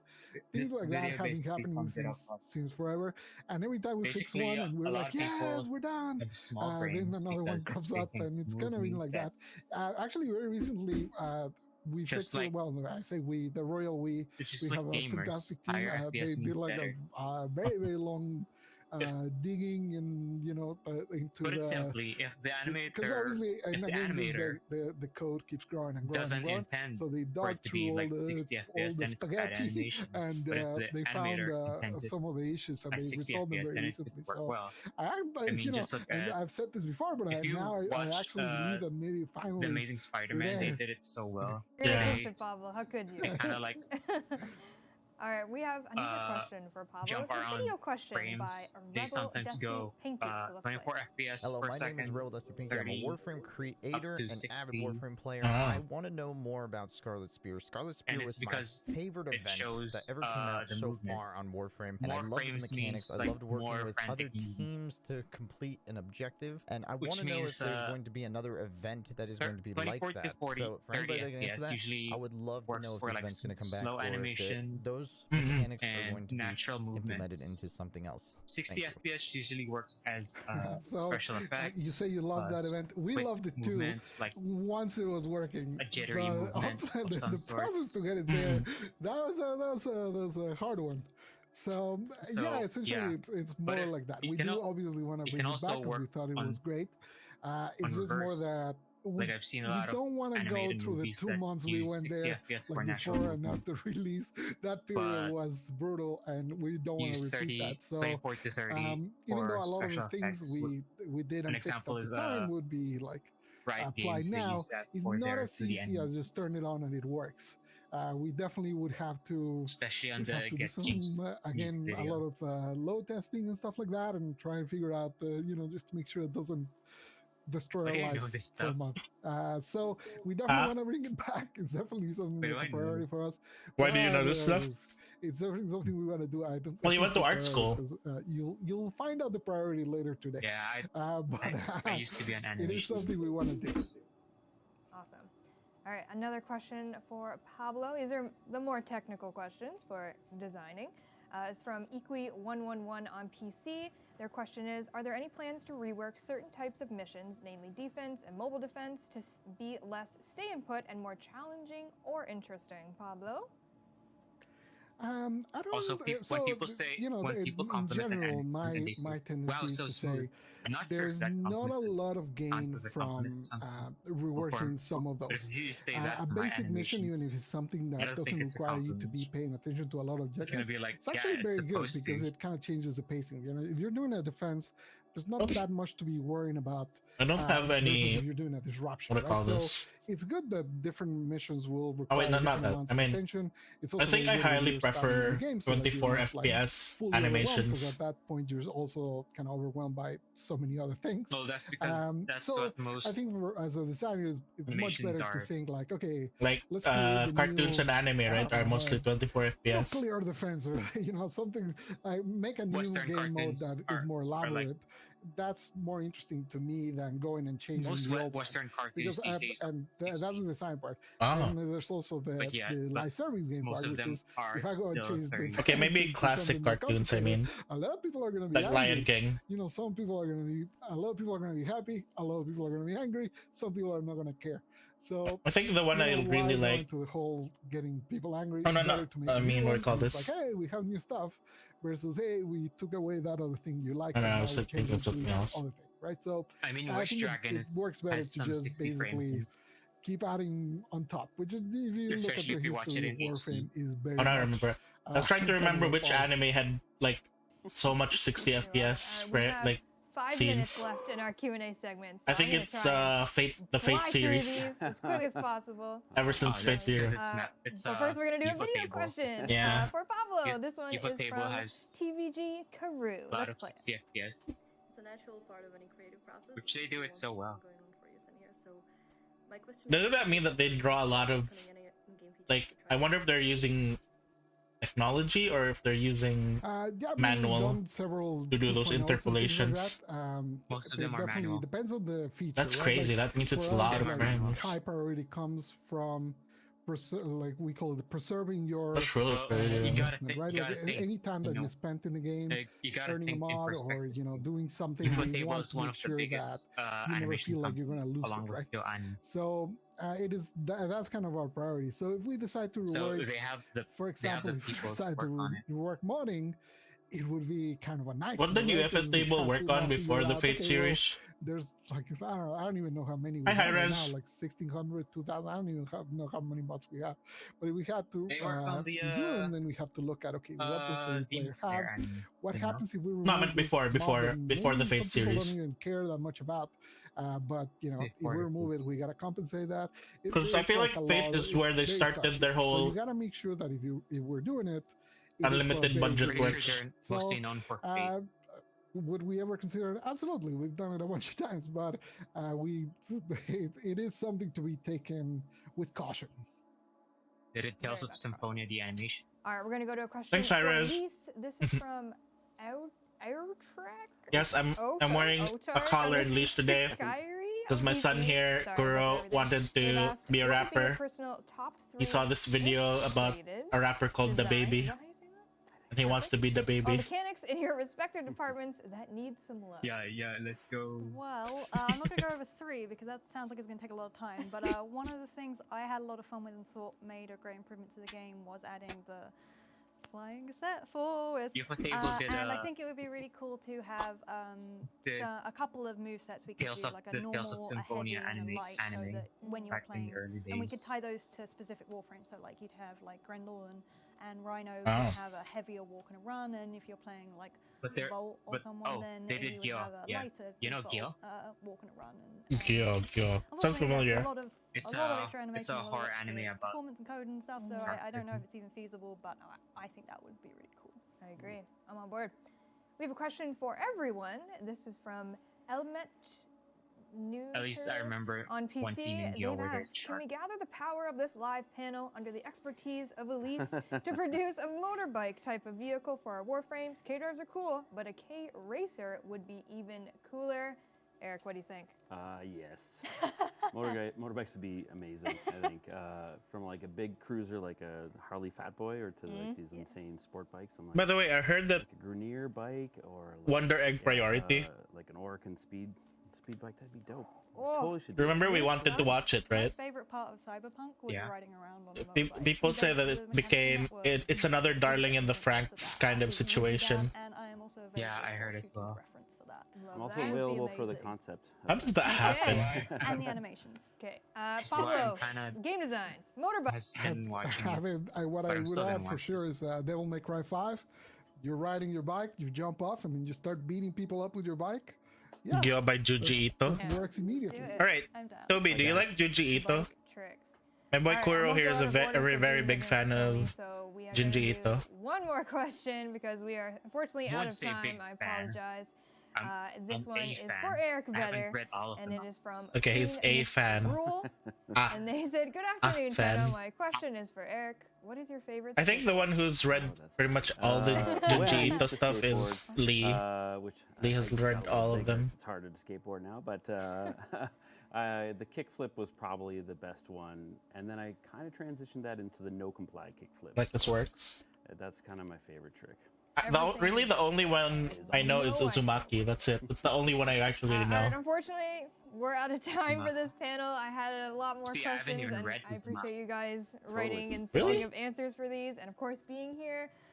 Because I wanted to buy the physical copy. We got double vaccinated in the office. Pablo is safe at home. Pablo, thank you so much for joining us remotely. Anything you'd like to say? Departing words? Yes. A pleasure to join you. The pandemic happened. Oh God, we thought at the same time. That's all right. Elise, go ahead. Thank you so much to my team that inspires me every day. Love you guys. Pablo, what do you got? I just want to say a pleasure being here with you, and all the Tenno, be attentive for what's coming later. I'm sure you are. It's very exciting. Eric. Yeah, this has been awesome. Thanks for having me. I'd love to do this again, and I can't wait for everyone to see what we got lined up the rest of the day. It's gonna be great. We have a very exciting day planned, so don't go anywhere. Thank you so much for joining us, and we'll see you online. Bye, everyone. Bye, everyone. Bye. Is the art final next? Make sure your Twitch account is linked to your Warframe account so you can receive Twitch drops while watching Tennocon 2021. To link your Twitch account to your Warframe account, go to warframe.com/user and click the sync link to link. Just make sure you're logged into the Warframe account that you want to receive the drops on. This year, for watching throughout the day, you can get a Grenier Gunblade weapon. During TennoLive, watch for a free Loki Prime. Enjoy Tennocon 2021. I got deals. Come do my sale. Come do my sale. Gotta Come do dump my this sale. merch or I go to jail. Just kidding, friend. But seriously, I need to sell this stuff quick.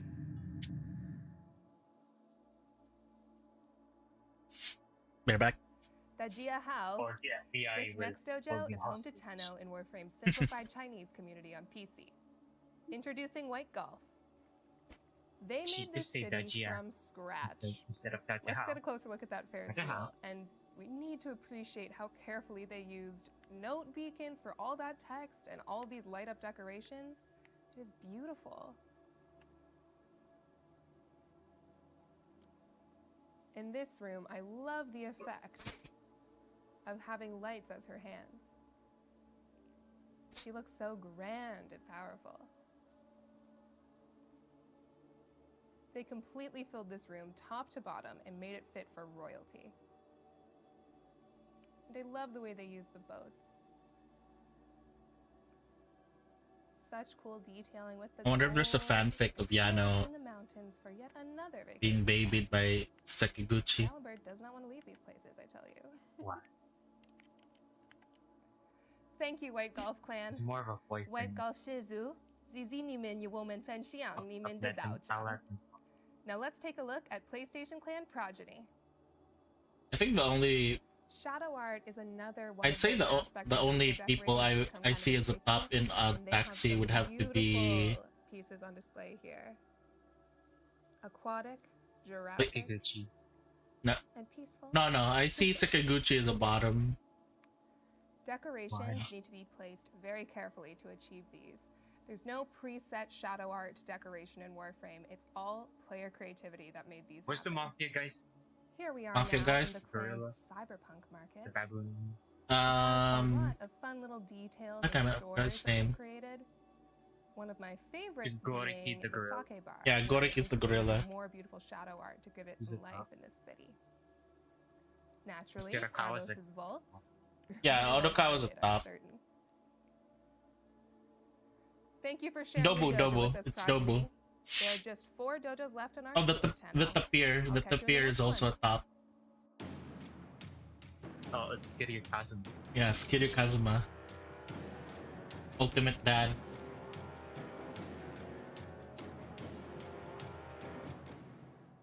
Hi, it's Megan again, and I'm I'm a back thanks. with another friendly reminder to relink your Twitch Strangely, account to your Warframe account s- if you have not done so since the launch of Twitch drops the llama. back Was it in llama? February 2021. Alpaca is This is yeah. very Oh, no. important for receiving drops definitely, as yeah. well as giving Yeah. drops as a streamer.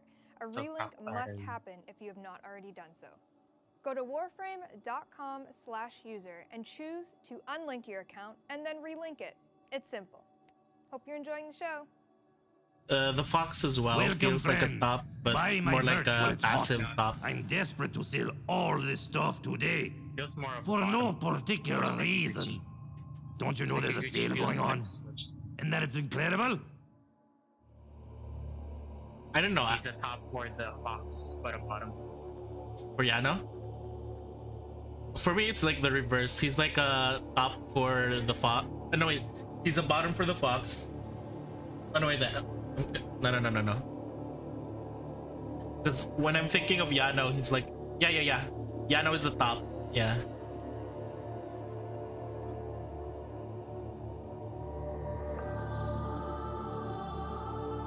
Because you gotta think he domesticated uses the fox.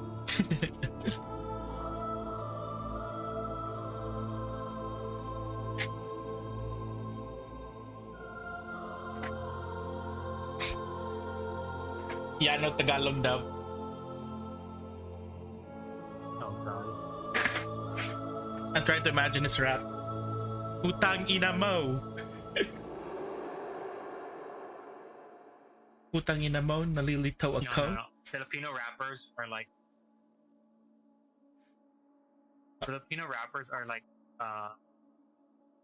they take a lot of autotune. Welcome, Tenno, You take to the Art of Warframe, a pre-recorded mediocre panel beat for and just add some- Tennocon, and another year of talking to our talented What do you mean panelists. mediocre beat? My name They is just take up Danielle. any I beats am a that's like community from manager. I am joined popular music by that Jeff, they keep Keith, and overusing Kaz, over and 3 over. members of the Digital Yeah. Extremes art You could team, even in go- which you there could even are take the beat many, of, many wonderful ABC. artists. I still remember And that why don't one we get time started that with some they, introductions? you know the Hi, I'm Jeff. I'm the art menu director on music from Warframe. Sims. Nice to see you guys again. Dun, dun, It's been a while. dun, Feels dun, like it's dun, been a minute dun, since we did dun, this last time.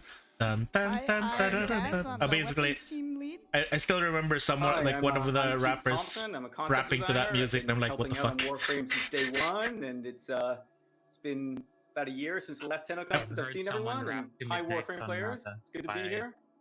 Beethoven. And this year's art panel is a bit of a trip down memory lane, or as we've been calling it, Quest to the New War. Or so, see how much Jeff forgets. Or see how much we all forget. So years and years and years of quests. We will be giving some context around those quests, and of course, I do have to give a spoiler warning, but maybe you want to stick around and watch anyways, see some cool concept art, see what you have in store for you if you are going down the quest line towards the New War. So we'll start with that, and then we So will... this is like basically an open discussion Indie of ones. all quests that we've done up Try to not to this say point. something in a swear word. I don't know. You've done all of them, right? You've checked all the boxes. As far as I know. Let me think. What about Apple Hiking Society? I don't think they have There will be a quiz at the love end songs, of the do they? panel, just in case you didn't know. But we will also move into Apple another Hiking section Society? to be continued, which for our Codex aficionados out there, that may ring some bells. And then we'll top it all off with some reveals. Even So the church maybe a makes love deluxe songs. skin here and there. And I guess we should get started with our quest to the New War, which starts with Nata. Yeah, never mind. It we does. get to learn a little bit more about the Lotus, or as we learned, she was formerly known as. What's with her Nata, a voice? sentient What's her voice mimic being weird? That was, ordered to destroy the Tenno back in the Old War. But as I understand it, this is really the only early Lotus concept we have. Yeah, we actually never. Yeah, it's her mic. It's her mic. Did like a full concept exploration for the Lotus. It was really just a function of when Warframe. Seriously, this was the original concept for the Lotus. Just the shooter that we just the the bus. Voice to speak to the players, and It's sad. We knew we wanted to be Lotus. Also, Hiron says I shouldn't say Filipino swear words because it might be against the US. Solidified it around this. I'll just say my Cebuano swear word then. Yeah, what? Canon ever since, and our beloved mother figure to the Tenno. That's right. Yeah. Mom, of course. And in this quest, as you know, the Lotus sends us to check out what's happening on Uranus, where Tilragor is kind of like rummaging around where he shouldn't be. What Lo and happened in behold, Daniel Tilragor Smith? is looking at some old war wreckage, or rather an old war tomb. So we have a concept here of that specific, oh my God, it might be a familiar looking figure in the depths here. And speaking of, like, I honestly forgot that was the progression that we did, that we kind of dropped the seeds and dropped the breadcrumbs for this stuff through that tile set.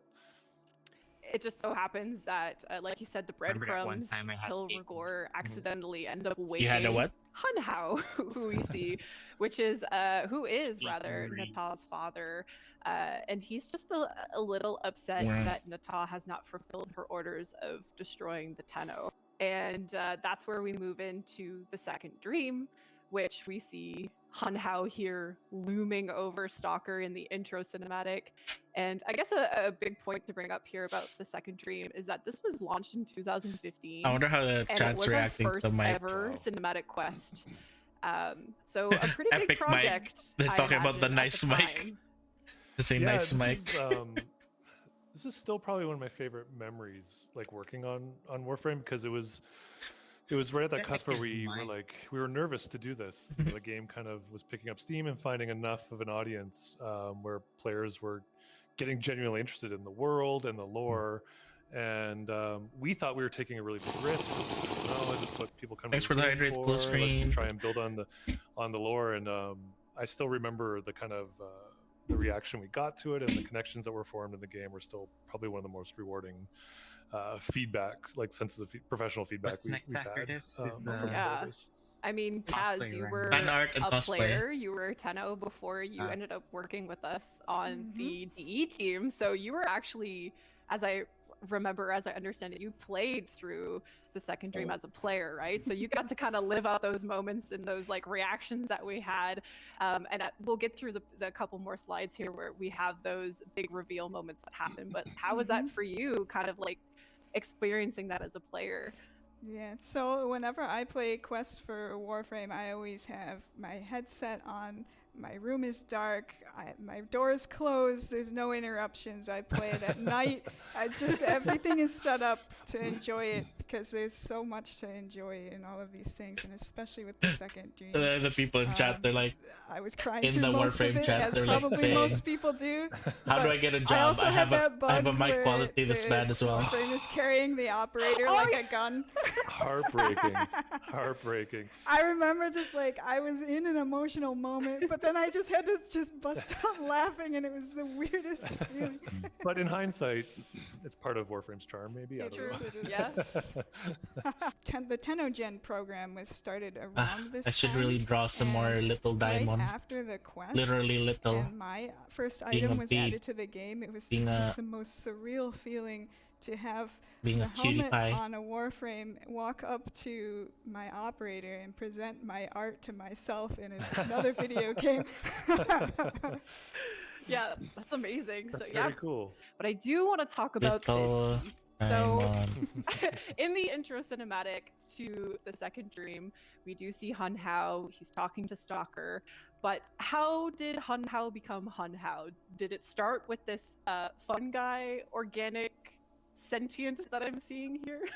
What the fuck is There's that a Hun whole sort Hao? of set of different sentients that I was kind of initially exploring, which are very different from where we went. And a lot of their technology and their ships and their architecture was using this kind of language.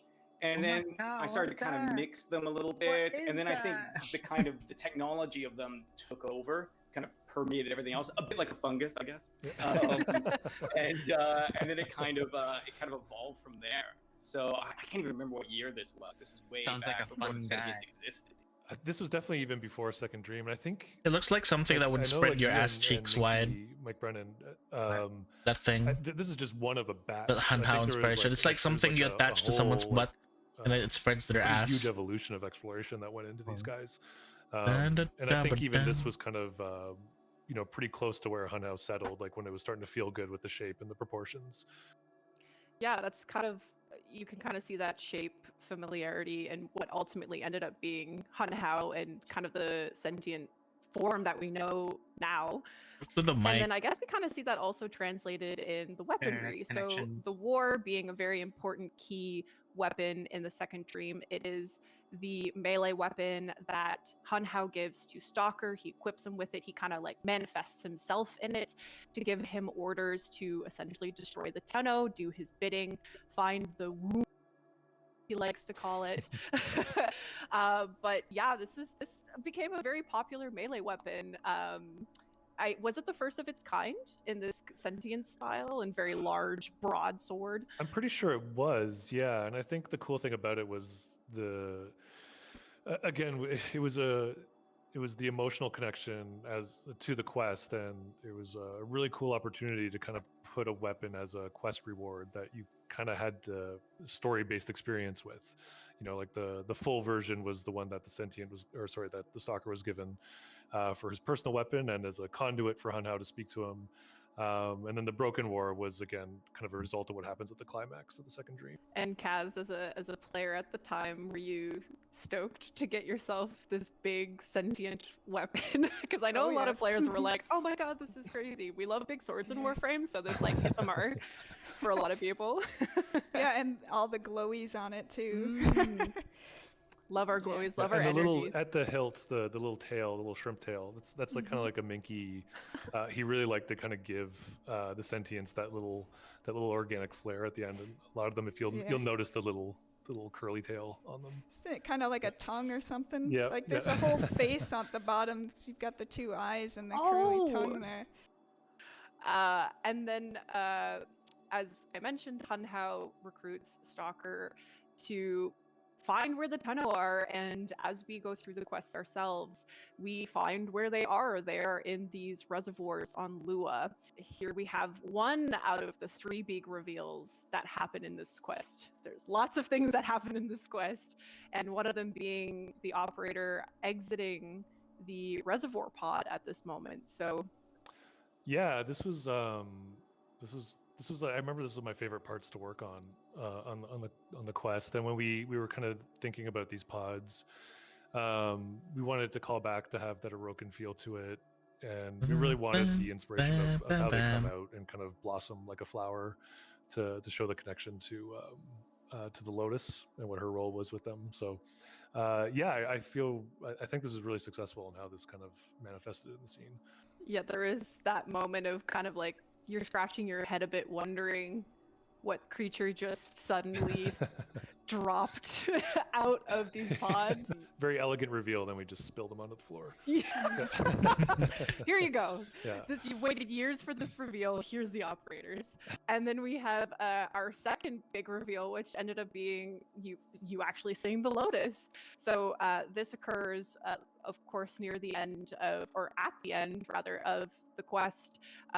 And the Lotus scoops us up, and she proceeds to take us to her transference chair. So we see some concept here of what her full suit actually was supposed, or what we were, I guess what we were planning on what her suit was going to look like. No, this came about because we needed to show her.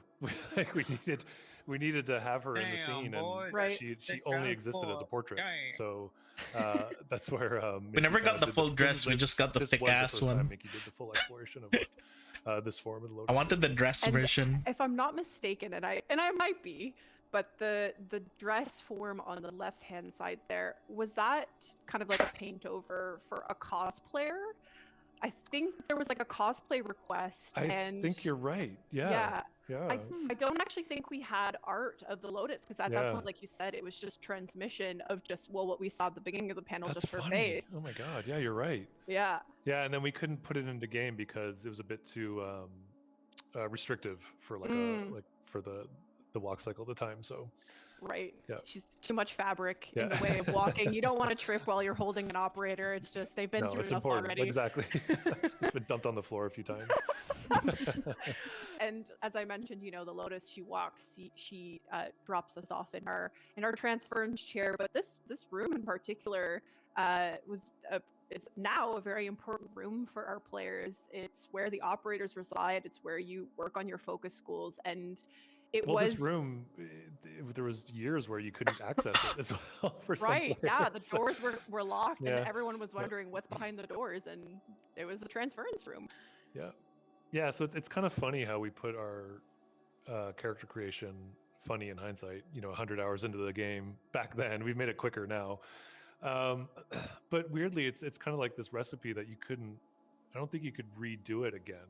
We got lucky that we had this kind of dedicated player base who were already established and just kind of yearning for this kind of lore expansion, that it just worked out. I don't like that it kind of worked out that it was this really long tutorial, and you finally got the reveal, and then we had to create this room to function to that relationship of what the operator is as a pilot to and this kind of symbiotic relationship they have with the Warframe. So the Zeramin suit mask is pulled away, and you get to start customizing your operator. So here's some what I assume are very early works of the operator. It's hilarious. I remember this. It's really funny that I remember when Steve and I were talking to Minky about the idea of the second dream and the reveal. He was skeptical. He was very skeptical about putting kids in the game, and he's like, I don't know, and he's like, fine, I'll give it he was totally game to try it out, and he convinced us of his skepticism by making a really cool concept design for the kids. It kind of solidified it for us when he did this.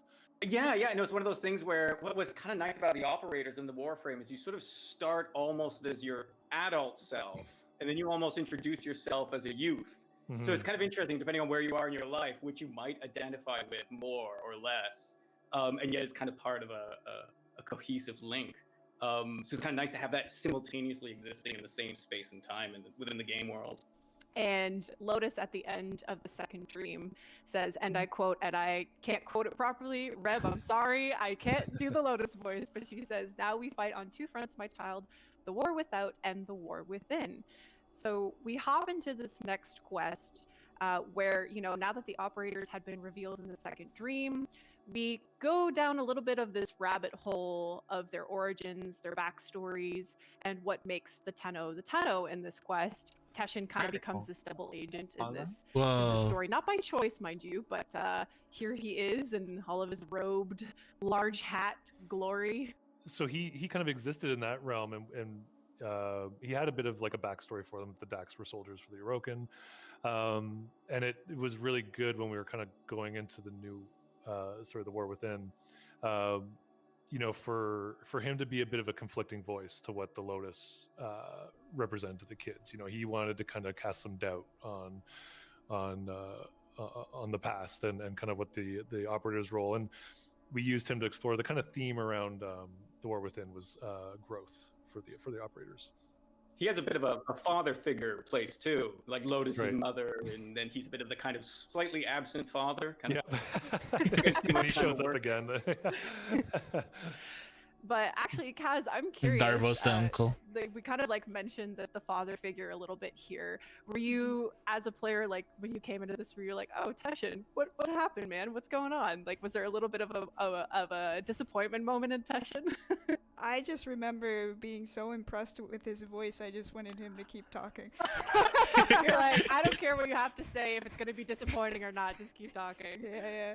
I do remember liking that he was casting doubt on everything, though, because as a player I was seeing the cracks starting to form in the Lotus's story. She sounds so nervous. Lead up to it kind of prepared me to like want to see something that maybe goes against what Lotus has been doing the whole time.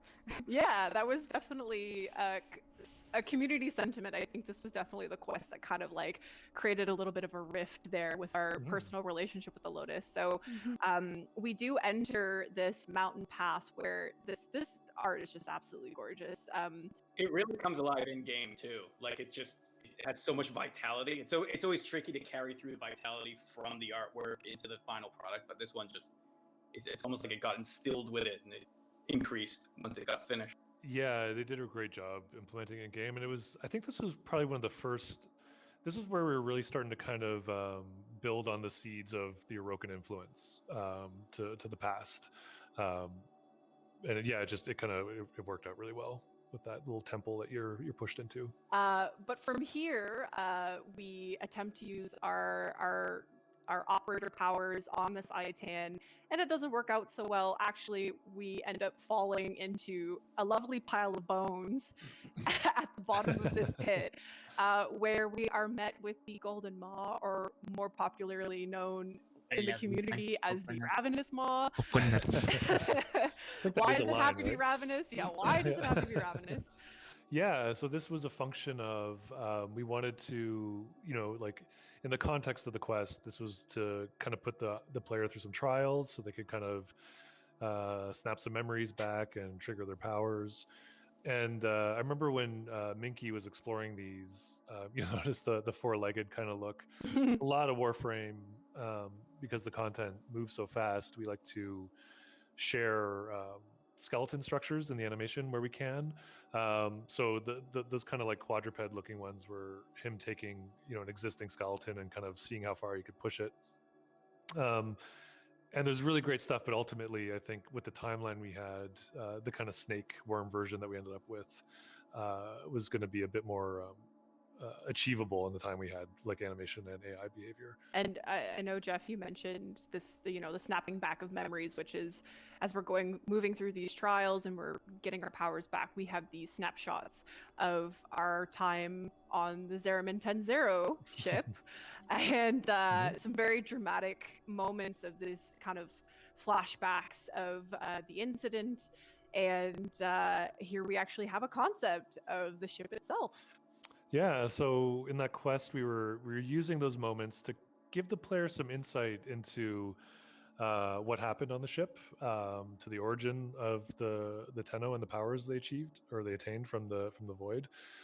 And so at the time, we were doing some explorations for the ship, and this people who've been with us for a long time might even recognize the silhouette from prototypes we did in 2004 with Dark Sector.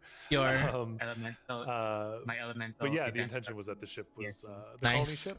And yeah, is your battle cards already good already? The manifest, but couldn't squeeze into the quest. Yeah, I think in hindsight it was 1200. It was probably more effective. Did you get to do and just urgent quests yet? Have that little kind of bit of insight in the how was context it? of How was their experience? I almost died multiple times. I think it worked out rather like it being. But how was it? Besides that, kind of suggested rather than like. Can't wait for more. Right.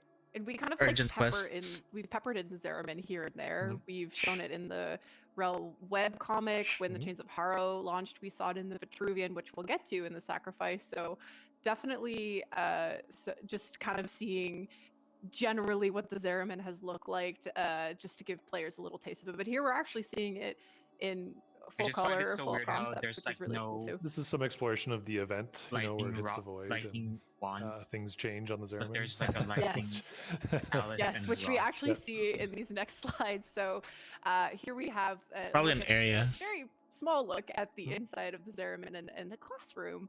And there's so much to see in this one image, like lots of familiar faces, maybe some familiar objects. So I think I'm going to let people at home who are watching kind of dissect it for themselves and see what they find. Maybe there's some unfamiliar things that you see there. But wait, it's Amaris. I just realized it's Amaris.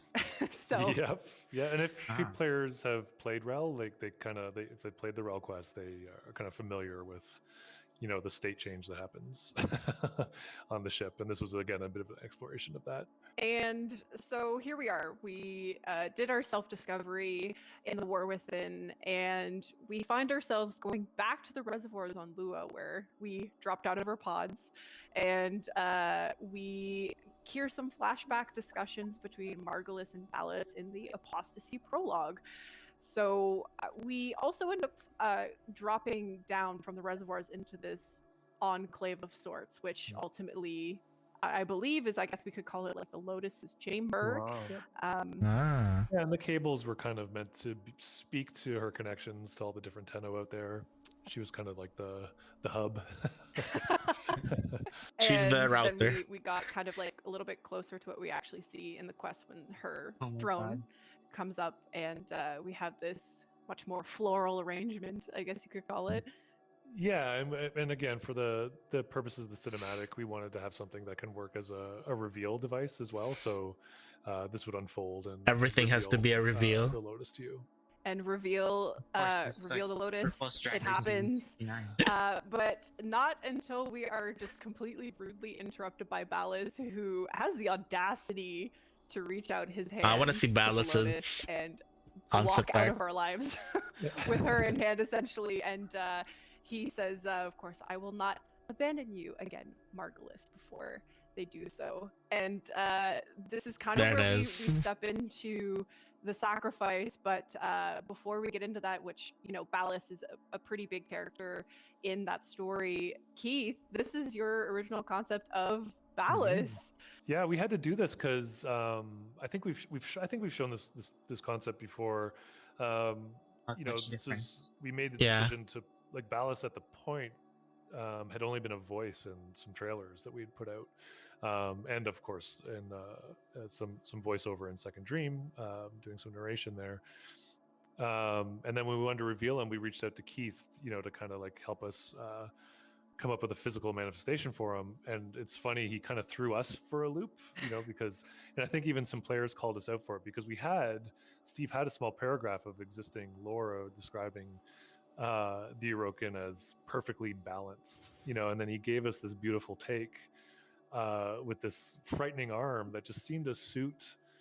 It was such a cool change and such a new idea for us, for Steve and I, and it spoke to the kind of like evil quality, to the Orokin. The way I kind of synthesized it, I think, I attempted to in my own mind, is it was sort of the Orokin are so sort of elaborate and sophisticated and built up that they need this kind of offset built into their culture and their aesthetics. So it's sort of like the beauty mark. It's the spot on like the perfect kind of face and the kind of offset to the perfect body. So in a weird way, they have this principle of their aesthetics, and they like to play against it also as this sort of level of sophistication. I wonder if Orc can have large dicks. A beautiful object, you appreciate the way it's worn or cracked, that kind of thing. They almost like their arms gotta build that into themselves as their own unique expressions within this structure. They got tiny dicks. The long arm was supposed to be a callback to the ancients, the infested ancients, right? Or no? I actually think that was just a weird coincidental convergence. I don't think I thought about that. And I've seen people say that maybe there's some connection there. So that's sort of one of those fun organic things that kind of develop where we may build off of that more. I don't know. Yeah, I totally thought that as a fan. I thought it was supposed to be ancient. And I mean, the long arm is excellent for Komi playing at long distances, which we see happen in the quest. So for a little bit of context, essentially what the War Within was for operators, the Sacrifice quest is essentially for Warframes. And in this quest, we're also just kind of wondering where the Lotus went. So where did Valis take the Lotus? And we speak to the creations of the Warframe specifically through these Vitruvian moments, which, as I understand it, was originally intended to be a device worn by Valis. I don't think we actually see it in the quest itself, but it's a pretty big storytelling device used throughout the quest. Yeah, the intention was kind of like, how would Valis have his like little personal computer on him to keep his little diary of experiments? But yeah, the idea of the Vitruvian was, as you said, to give this quest was to give some insight into the Warframes, and we kind of confirmed again what the kind of base ingredient is for a Warframe, I guess. And as much as Valis is a main character in the quest, Umbra, the big Umbra reveal, the Umbra obviously something, a Warframe that players waited for a long time, and we introduced him into the Warframe world through the Sacrifice, and his Skiajati, his right-hand sword, or left hand, I don't actually know which way he wields it, but right-hand sword. Yeah, I think I remember Lucas telling me that he just wanted to see if he could get away with making a stick as a sword. And he did it. He did. He got away with it. He did it. He got away with it. Yeah, that was all Lucas. I love this sword design, actually. It's one of my favorite ones. Yeah, the black and gold aesthetic really spoke to our edgy players, I think. So this was a well-loved addition with the Sacrifice. And the sword, like I said, it becomes important because, by the time that Umbra, we had gone through his memories, there is a connection that's made between Umbra and our operator. As we've shared these memories with Umbra, we want to seek out our revenge against Valis for what he had done to Umbra. And there's the scene at the end here where the Skiajati is used to do a little hack and slash to Valis.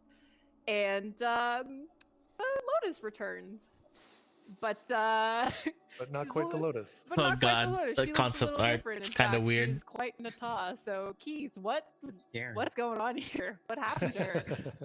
It's one of those things where we're slowly kind of revealing more of her true form, but then it's kind of called into question how far you've gone. And then, because we get this interesting where the beginning of the Lotus, when we first see her, her eyes are always covered. And I think this is the first time we ever see her eyes. But then at the same time, with that reveal, it's also revealing that the face itself is almost like a mask. So the way I was kind of designing it is this idea that her true sentient form is sort of wearing the human shapes like a carnival mask or like something in a masquerade. So she sort of, pulls it tighter and closer and expands it out depending upon the context and the mood and how she's relating to the player or the other people in the scene. Interesting. So is she to be trusted? and even if there's still this question of who she is, it's sort of like once you reveal the mask, do you know what the next thing is? Because it's sort of part of her nature. She's this mimic. So is she also kind of fronting to the sentience? Because there's that friction there. So. Right. So we have this moment where, we were already shocked to see the Lotus leave, and we're even more shocked to see her return as Nata in this moment. And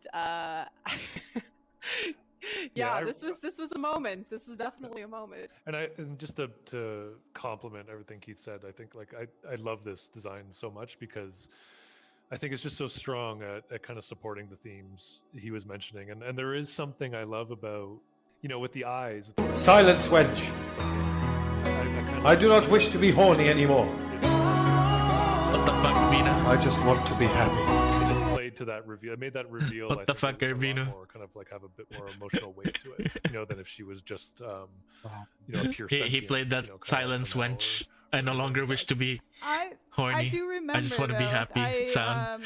Saw the concept before I saw it's very loud on the model, and I wasn't sure how to feel about the concept. Especially, I saw it Why are you uncolored. up? Why are you still awake, Arbino?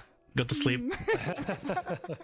But once it was in the game and all lit and part of a narrative, and just the whole team bringing it into this really beautiful state, it just really blew me away. So it just goes to show, the feet guy is here. Yes. Designs that Keith comes up with our team, we end up just all dogpiling on it and making it just beautiful. Like, everyone working together makes everything beautiful.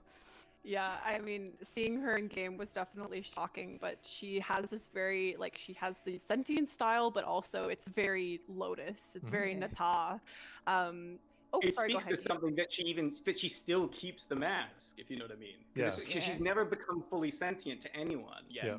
So there's this sort of thing like, does that mean something? Is that an important gesture? Does it mean something about her, deep down as well as her agency and her character, that she still wants to have that mask on? Right. So we essentially just have all these questions going around in our heads. A lot happens at the end of the sacrifice. Lotus comes up and swoops up Ballas in his injured state, and she just blasts off into space, Team Rocket style, just see you later. And she says, drifting, gaunt beyond the bleak star, mother, I am coming home. And we're like, whose mother? What is happening? Why is she gone again? Where is she taking Ballas? And a lot of those questions are partially answered in the Chimera prologue, which is part 1 of 3 of the new war chapters that you see in your codex. So we end up back on Lua, back to the reservoirs, back to the Lotus Chamber, and we enter the light where Ballas had initially taken Lotus away from us. And as we step into this sort of sentient chamber, we meet Ballas again, but he's looking a little different. Kind of looking a little bit more sentient than normal. So another one of your concepts, Keith, here. His walls are gone. This is sort of one of those ones where it's almost working the opposite way. This is where it's sort of an Orokin, but with the sentient He's not wearing. That's sentient. Kind of pushed into him without any sympathy for what was originally there. So it's kind of his very balls different from are the way gone. That mix that you have with his Nata ass is gone. Of the kind of human forms and the sentient forms. This is sort of the opposite direction of it. So he's really been kind of demeaned by it to some extent. Now he's ballless. That it creates this sort of this emotional connection there. Ballless. Even if you weren't that sympathetic to him up until this point. Yeah, I think you kind of really have like he has such a pathetic quality to him in this. But it was amazing because when we did the acting, when we did the cinematic for it, it was easy, to kind of convey that emotional state of him because the design was so good. And I love the extra little added insult to injury with the dangling leg was just such a good touch. The sort of thinking behind it was the sentience where it's sort of like, oh, it doesn't really get in the way, so leave it doesn't matter. It would be cleaner to take it off, but they're almost not paying attention to that part anymore. Yeah, and he kind of stumbles around in this chamber, mumbling under his breath while also kind of knowing that we're there. Yeah, I think this is the first. It's been a long time, and we've done a lot, but I think this is the first tease of being inside the mothership, the Devourer. You were kind of spying on Ballas until you kind of get some insight that he might have summoned you there. And I think the question I think we're asking here, and is Ballas they haven't shown any new stuff yet. I just realized. Is he not? Or maybe he's someone who's opportunistic, was a prisoner and is maybe having some plans of his own. Well, we kind of wonder that question too, because he's building this weapon and he's kind of circling around this chamber, and he ends up making the paracesis. Can we just talk about how good that sheath is, though? Oh, let's talk about it. The sword sheath is so good. I think this whole panel to start really has just been leading up to this moment where we can show just buttering me up. Show the sheath. So Lucas made the sword, and I made the sheath for it. I did the 3D version of it, obviously from Keith's concept art.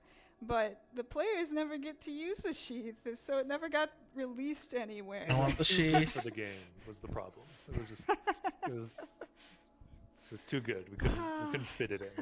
If I had my way, the players would always just sort of unsheath it and just hurl the sheath off into the distance, and it would just be back when they need it. Yeah, and when you equip it, you just.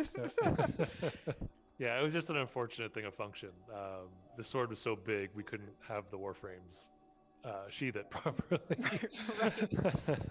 It is a big sword, and so appropriately named the Sentient Slayer. So I think, given the size and the name, it kind of, lives in harmony. But we end this this first chapter, moving into the second chapter titled Era, and we enter the scene of an old war battle where we meet Era for the first time, who we learn is Nata's brother, and we have a concept of Era, two concepts of him, the lanky lad and his little perched, kind of throne seating. Originally, this was sort of this idea of something in the mothership, these things called gargoyles. And they were kind of going to be features of potentially either her or her architecture, that kind of thing. And you were always kind of going to be unsure of which one might basically suddenly stretch down from its perch and come at you. And then I guess in the end, it was sort of like, well, I think that's actually a full-on character now. Yeah, and sort of went from there. Keith's problem was nice. There was so much a lot of good weird movement. Yeah, there was such great personality in the design when it came time for us to need an Era. This just kind of seemed to fit the bill for what we wanted to portray with him. And the really cool thing about this concept is we were able to actually do the kind of folded state and have him animate in that one cinematic where he started up in his perch state and kind of fold out of it. The character team was really able to build it off this, and the animation team, it totally worked. We were able to pose him in this exact pose. And it worked out great. It's one of those tricky things where it kind of looks like a weird mix and mashed up thing there, but I'm always careful not to give anyone too much hard work figuring it out. So I try to always make sure I design something where it can. I love how your avatar is almost close to sleeping. Yeah, it worked out great. And we do see, just as speaking of this unfurling in the cinematic, where we jump from that old war flashback where we seemingly see Era get destroyed by the Lotus and her. I mean, like straight away for but then we're jumped to the present where Era and Nata are having discussions around, preparations around the war. And as we kind of zoom into this throne scene, you see him debark from his throne, from his little palace in a leash. So, but this is just some concept art of that scene, that moment. This kind of, I guess we would call it like a throne within the ship itself. Yeah, exactly. And that was, as you said, that was a deliberate decision the Lotus made at the time, was to cast her a lot with the operators and help end the war. And now she's back home. Just back home, back to Mother. And some more, just a kind of a pullback angle when you originally jump into the present. You're kind of sitting far back. And this room is part of the tile set expansion. Like I know we've given the players a taste of the sentient tile set, but there is still much more to come. Much very cool spaces to come. And then we are at the third and final kind of, I guess you could say, prologue chapter of the new war. And we recently titled it The Maker, and we enter the scene of just essentially what I guess is the mothership. And this was originally your concept, Keith, of this very large sentient ship. This is the ones where you got so much room and space, you can just go absolutely fundamental and just throw the view way back. So I had a lot of fun because there was a lot of other development kind of leading up to this, and I think as we sort of explored it, it got bigger and bigger and bigger, and I got happier about that. And this is one of the ones where and it's sort of, even as the potential there, you can see on the right with the kind of almost the weave work and the framing it's building up, is that I even had plans of, like, if we ever wanted to make it even bigger, guys, we can do that if you want. Oh my goodness. Well, it was great. There's a floor plan there. And the kind of like the pitch that we gave that Steve and I gave to Keith, that she was heavily damaged in the war, and kind of left to die, and this is a state of her very long process of rebuilding herself. So the main core kind of body there is what's been kind of more fully rebuilt, and the membranes that are expanding again because the sentients are living creatures. That's her kind of rebuilding her larger form. So the true form of the mothership is even bigger than what we have here, and that's why I think a lot of the skybox art shows. I believe there was one of like of it consuming asteroids and kind of having this gravitational pull. We're just pulling resources into itself that's using to kind of produce and rebuild itself. And I guess just as you guys were mentioning, as she's rebuilding, we have a concept essentially of this kind of like wasteland of space junk that's been pulled into this mouth, I guess you could call it in a way. Well, I think, Keith, you kind of designed it like the mouth of a whale, right? And the way it kind of filters in the krill. Yeah, it sort of had these almost baleen that would filter, so Yeah. she could kind of select what detritus that she wanted to accept and filter out. She's still picky. She's not just picking up anything. So we kind of cap off this third and final installment pre the new war. Again, we're back in the ship, and we're hearing just kind of these final conversations between Era and Nata, where Era tells Nata, finish the war. It's beginning, here we go. And this is where we leave off. The codex now says to be continued. If you've completed all the quests, if you've done all these chapters, there's this new addition on the bottom there that says to be continued. And well, now they're finally like the players are like, oh, finally we're gonna see some new stuff. Yeah, now we're getting to the new stuff. Now we're getting into the There we what's go. to come, because that kind of asterisk there of this to be continued has us wondering, well, what is there? What's on the other side? So we're gonna do a little sneak peek here of what is to come, without being too spoilery. So we're gonna start with some new enemies that we'll see, starting with this guy. So again, Keith has been helping out What the with fuck is New War that? exploration, and we've talked about it that New War is the focus for this year. Hopefully to the relief of players who've been very patient with us in that regard. Yeah, so we're going to be seeing some new. We have to be a little vague here. I apologize, but these guys do have a very specific function in the New War, and Yeah, I think one of the hints is this isn't how you'd normally see this. Yeah. It's doing something a little scary right now. Hopefully scary. And then, who is this? It's Who Ballas. we What the have fuck, here? Ballas? He looks a little familiar. Yeah, so he's of course gonna fight Ballas, our boy is going to play Heck yeah. a pretty big role in the war that's coming. And he's trying to get his groove back, I guess. He's kind of embraced to agree. I think he's living a bit of a deceit. I think I love how Keith is trying to work in Ballas, trying to get some of his symmetrical beauty back with the prosthetic leg. But yeah, Ballas is trying to embrace this new form he has and be a presence in the new war. Sort of interesting because in this case, it's sort of a character in the world, almost designing himself, because it's sort of him figuring out his new style and this new kind of costume and everything. So and that's going to run through a bunch of other stuff. So it's kind of fun because I'm almost designing as though I'm Ballas inside the world. We've entered Ballas's new groove, essentially, is what I'm hearing. And I feel like the levels of Ballas transformations that have happened are reaching like Dragon Ball Z levels. Dragon Ball Z. He's been through a lot of stages, and actually I kind of want to point something interesting that I've noticed in both the previous enemy and with Ballas. We see this weapon, so the players would have probably put that together, but is this going to be something that players will receive, or? Ideally, yes. Ideally, that's something we like to do. When you see something in the quest, we try to find a way to make sure it's a reward. But specifically with the current function that this is going down, likely you would get a modified version. And Okay, this next concept, I don't have an introduction for other than WoW, and what am I looking at?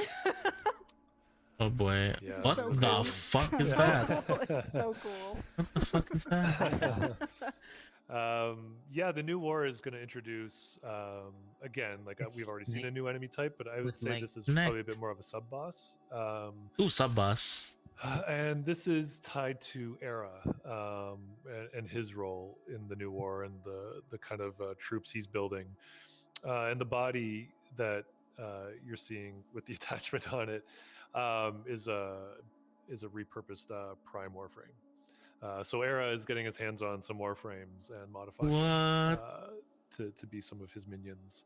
And Keith had some pretty cool explorations here in the background of that maybe he can expand on. Like we'll see how far we get with those. That's really designs, cool. But I still really love the thought insight into them. Yeah, there's sort of a mechanical thing, both in the gameplay and the theme of it with those guys. But they're reminiscent, hopefully, of something we're familiar with already, which are the Vombalists. So these are kind of a tangential entity, similar to the Vombalists, but with their own unique function, which relates to this character, this design.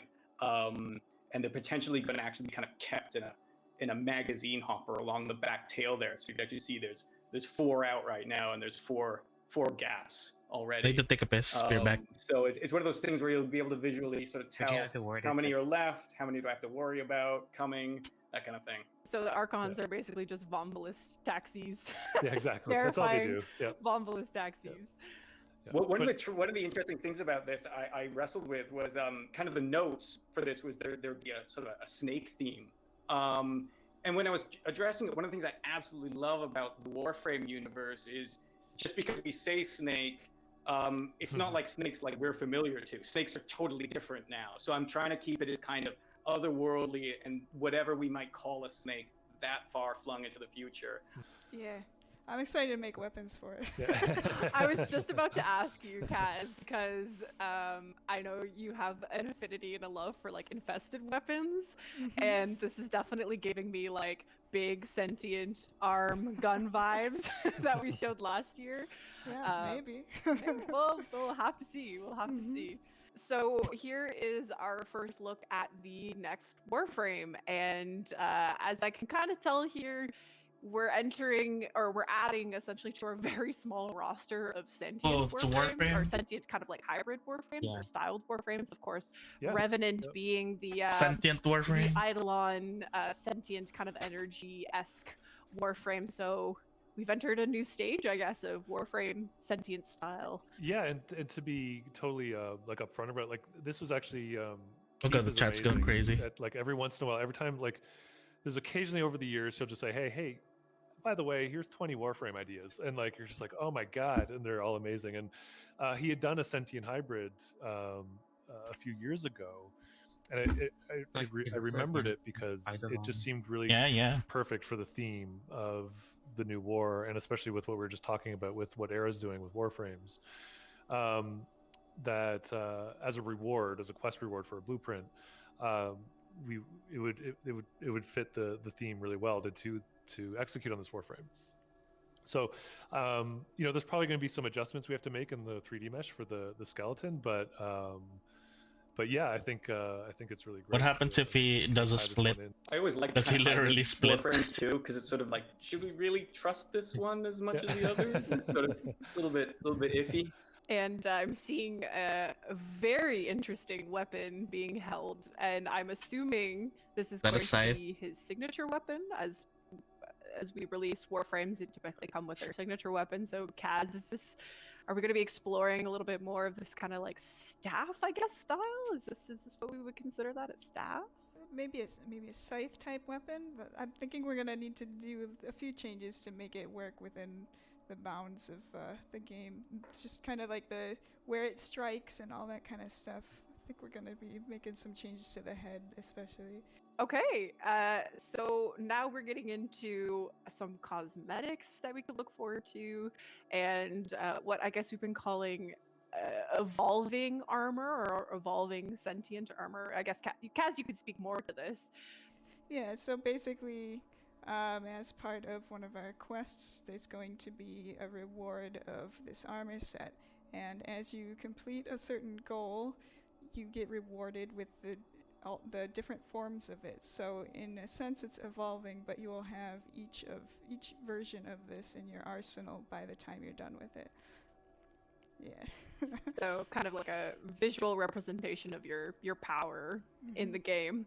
And we're getting into some weaponry here, more sentient style. This is just incredible. I like that one. Minash really blew it out of the park. This is oh my god, one of his first, possibly his first concept pieces. There's basically 3 states to it, and one of them is just the initial state where it's like this. But I suck at using bows. There's the quick draw kind of state where the bow is kind of smaller, but then when you're aiming, the tendrils kind of stretch taller, and the whole thing it's like a kind of focuses down together. Short bow and becomes a long bow. That visual representation of that aiming sort of thing going on.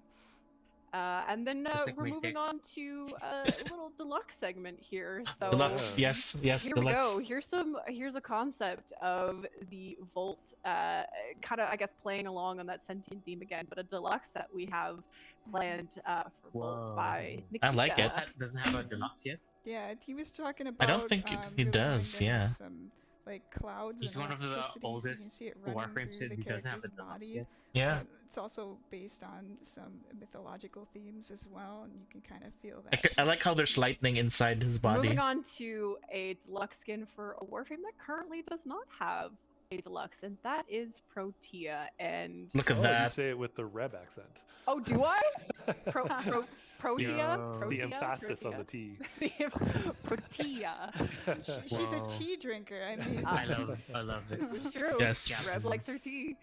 And this is just, I mean, it's so ornate and it's gorgeous. It's this is really lovely. Yeah. And I'm gonna take a bit of credit on this one too, because I'm pretty sure I poked Reb. I'm like, Reb, because I saw some concepts from this artist. I'm like, Reb, see if they'll do something. Yeah, and again, as usual, just really great process. They gave us really a lot of quick sketches and acted on the feedback really fast, and I think just came up with a really strong look for Protea. And then again, we're showing one more deluxe from another community fan artist who we worked with before, and we actually showed last year when we were debuting Zaku. But Karu is back with a banger for Baruch, and Baruch being 4 arms. One of Karu's favorite Warframe, actually. So nice. Karu actually I approached like us, it. I believe, and that harem wear. I love it. I love the harem wear. And I would love to take a shot at give me that. Deluxe I skin. like that Baruch skin. She had sent us kind of some ideas, and here we have Oh it. my god, it's so sexy. I love it. Yeah, I'm really glad it got to work out that way. You know, like I'm super happy that, you know, if there's an artist who's inspired to make art for Warframe, and there's an opportunity for them to, and we have a good relationship with them, and there's an opportunity for them to work on their favorite Warframe as well. Yeah, I think it's fantastic. And He has a big butt because we actually don't. He's a round ass. And okay, here we go. Isn't that a horse we're ass? at the end of the A horse ass. Yeah. Oh no, we're done with the deluxe skins. Oh, okay. We're not done with we're not done with our final reveal for our art panel this year. I already forgot what it is, Daniel. Did you? I totally did. Did you? This is gonna be seriously, yeah. Yeah. It's been a long year. It's been a long year. Well, it has been. Yeah. here's a little reminder. Nidus. Oh yeah! Oh my god! Nidus so Cream. I'm so happy. I forgot. I forgot too. Everyone forgot. This is so cool too, because it's we kind of went full, like the retrospective. It was so cool. We started with Minky, with Mike Brennan, who helped us start Warframe. Yeah. And now he's back. What is Nidus? He's back doing Nidus Deluxe, Nidus Prime. Rather. Nidus supposed to be again? For us. Infested. Yeah, I was just kind of catching Infested up with him, Warframe. and you know, kind of tossed out a line to see if he would bite. And he said, "Hey, has anyone done Nidus Prime yet, or they started it yet?" And I was like, "Oh my god, no!" And I do think, if I'm not wrong, Minky was the original design, like concept artist and design artist for Nidus, right? Absolutely, So his base form. So this is a lovely full circle moment with so it's the same designer for Nidus who made the same one for really Nidus nice Prime. to see it kind of all come so together cool. again. Yeah, and I know I've seen players speculate about Nidus Prime coming up, and they've asked about how the lore works, and it's pretty cool. This isn't official by any means, but Minky even asked those questions himself. Like just the thought process behind the design. He's like, perhaps this form of Nidus was able to infest Orokin Gold himself. There is some other explorations going on that the writers are kind of teasing out as well. So we'll see. We are going to work out some lore that has this make sense. But yeah, as you can see, we have the concept for the base form and the fully stacked. And I think he has a concept, now that I'm remembering everything, I think he has a concept here for the stages as well that we can see. Yes. Yeah, perfect. So this is kind of the idea he pitched for how the stack could work and progress. And I think it's just... I can't get over his wiggly legs. Look at his wiggly legs, though. So you can kind of see the shape language coming into work. And the one thing too is if you can't see here in the image, but when you rotate around it, you get this really amazing squigglies sense of depth. There's just these really incredible layers he has going on with the infested bits, with the gold bits kind of working their way through it. It's phenomenal as a Nidus main. Next to Saren, of course. I still love you, Saren. But I'm ecstatic about this, and I have to ask the question for our Nidus players out there, because it's very important, and also for Megan, because she has an affinity towards these little guys. But primed she better maggots. Respect the fashion on, she better treat them right. Primed I don't maggots. want the hot pink and neon green. The poor Nidus, he doesn't deserve that. That's all I'm saying. Well, I mean, we might see some white, pink, blue, and lime green maggots running around, which we are priming. We are priming the maggots, as I understand, so they'll have a whole new look too. Yeah. So his so the fun kind of like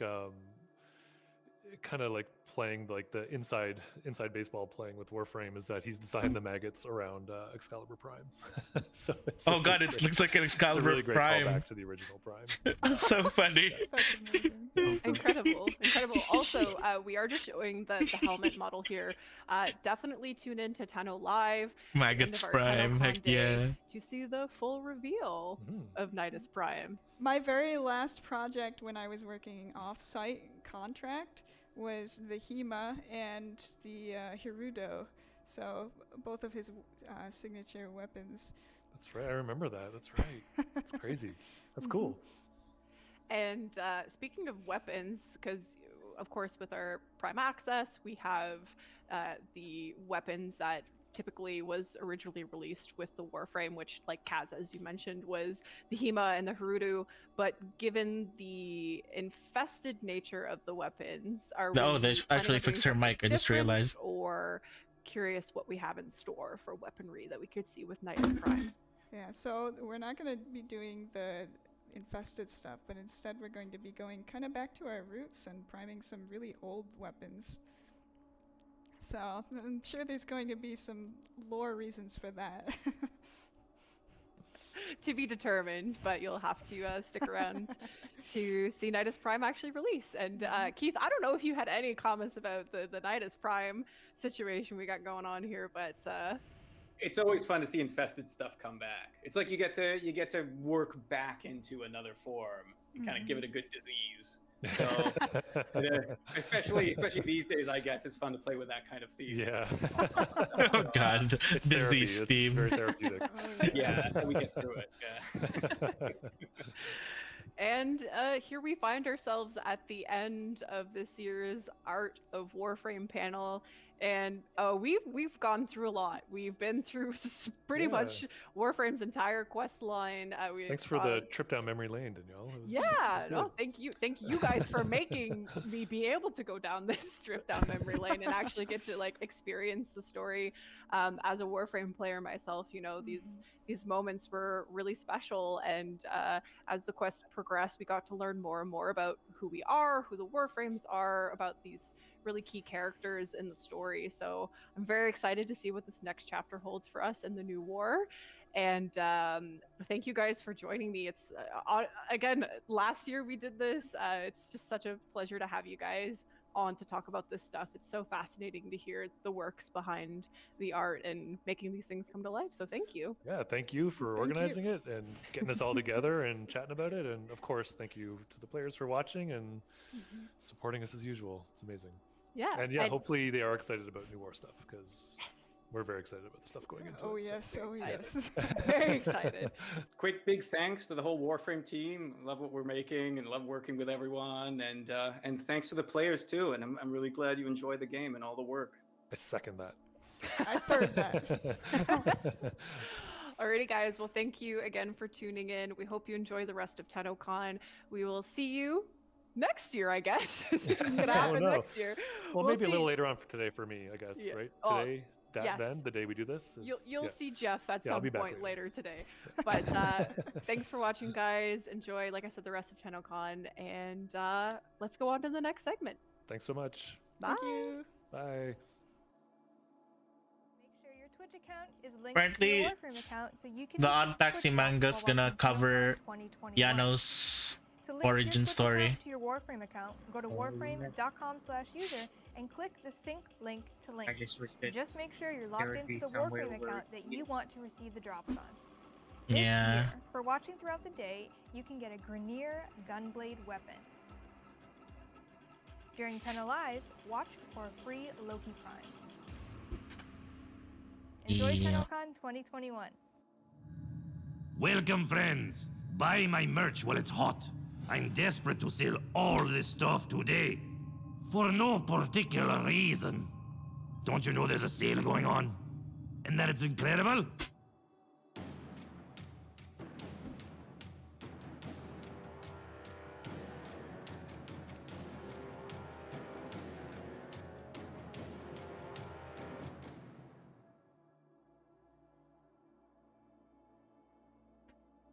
The Nintendo Switch clan we're about to tour has been part of Warframe since we first launched on the platform. Let's take a look at how Clockworks has maintained a theme in their dojo even as they've grown over the years. This clan's use of Oricon decorations throughout the entire dojo maintains an expensive looking quality. The clan's founder explains that they liked how the Oricon decorations remind them of an old, expensive looking pocket watch, and they used to only use those decorations for that reason, but they've since expanded to using Corpus decorations as well because they like that gear quality too. The clan is called Clockworks after all. The center of the clan's main hub was designed like an hourglass, again maintaining their theme throughout. Naturally, a clan called Clockworks wouldn't be complete without a state-of-the-art tower. Our clan? Oh, because we don't have architects in our clan. The layout took inspiration from the courtroom in the Great Ace Attorney Chronicles. Oh god, Ace Attorney. Clock is another great use of the clan's Oh my god, that's so cool. And yes, of course there's a bell up there too. It's so cool that you've maintained a theme for your ever-growing clan, Clockworks. It would be cool if we had like a Danganronpa. Up next, the Spanish piece Maybe I can make one. does a beautiful job creating grand You're already making the Drag Race main stage. Yeah. Stepping into Umbra So I was like waiting. Founding Warlord Zork says, I guess I should try building more again, considering they added so many new decorations. It's also a tribute to our dear Excalibur Umbra and the Warframe that started it all. Close green. Excalibur. And our next beautiful structure, Hydroid's Lighthouse. Zork says, another wonder of the ancient world, inspired by the great lighthouse of Alexandria. When we built it, we had the idea to add Hydroid's name as a tribute to this special farming Warframe. In the water, you can see Hydroid's Kraken lurking in the waters to destroy its enemies. You certainly can. What a great effect it has, adding that creature from the depths next to this beautiful building. Finally, we arrive at a grand temple. This temple is an homage to the clan's 4 principles. In founding Warlord Zork's own words, those principles are 1. Play for fun.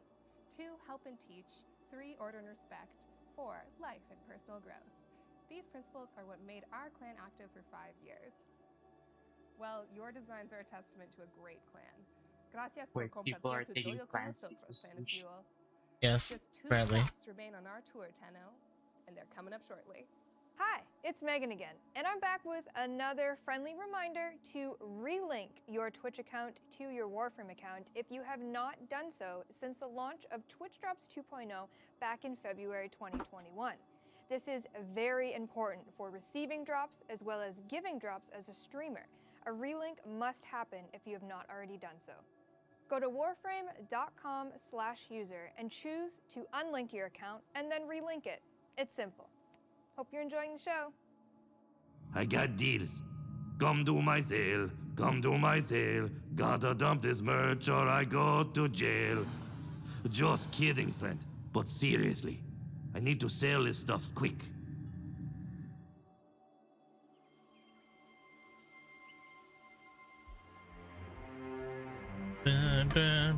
Warrior's world is one of fire. We long to remember the faces of those we love. But those faces have now changed. Prepare yourself. The day you had hoped would never come is nigh.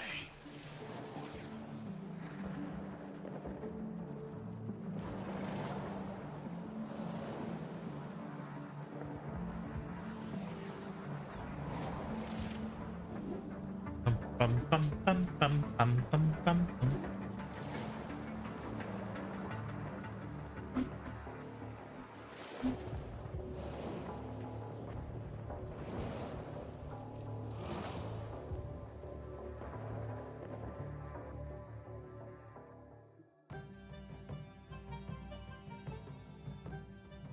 It's a new disco. So it's into the void, now me girls and me boys from mother's hands. Yeah. We go. We'll be sailing to the sun. I'm gonna go make some voyage is done. Okay. We'll be sleeping in the cold below. Sisters below, below. We're going where the winds blow. Yes, we're all bound down to the deep below. Be sleeping in the cold below. Sleeping in the cold below. Sailing ship is for the hard and the quick. We roll our load and go.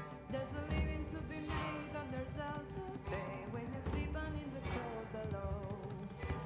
Sisters below, below. We're going where the winds blow. Yes, we're all bound down to the deep and we'll all be Sleeping in the cold below, below.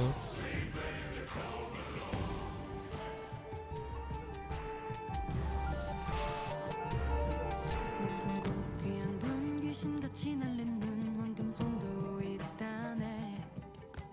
기드츠게 닥심에 게리츠게 낙삼에 굴라이 속도되고. Вот наш совет, мы идем туда, где ветра нет.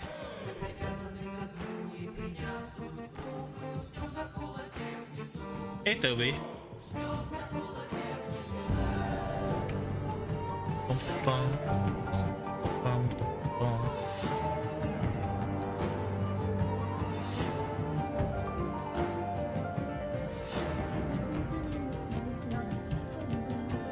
Sleeping in the cold, sleeping in the cold below.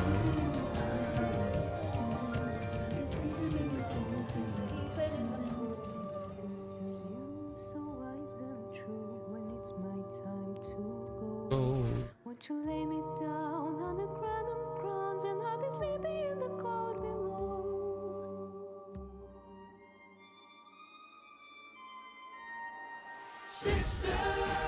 Below, below. Winds don't blow. Down to the deep. Sleeping in the cold below.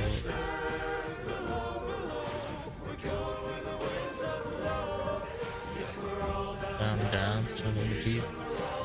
Sleeping in the cold below, below. In the cold below, below. Below.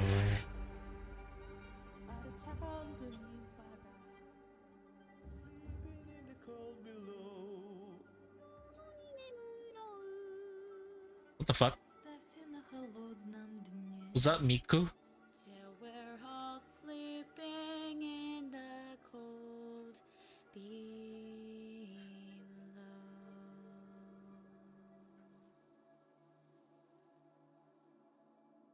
I swear that was Miku. That sounded like Miku right there.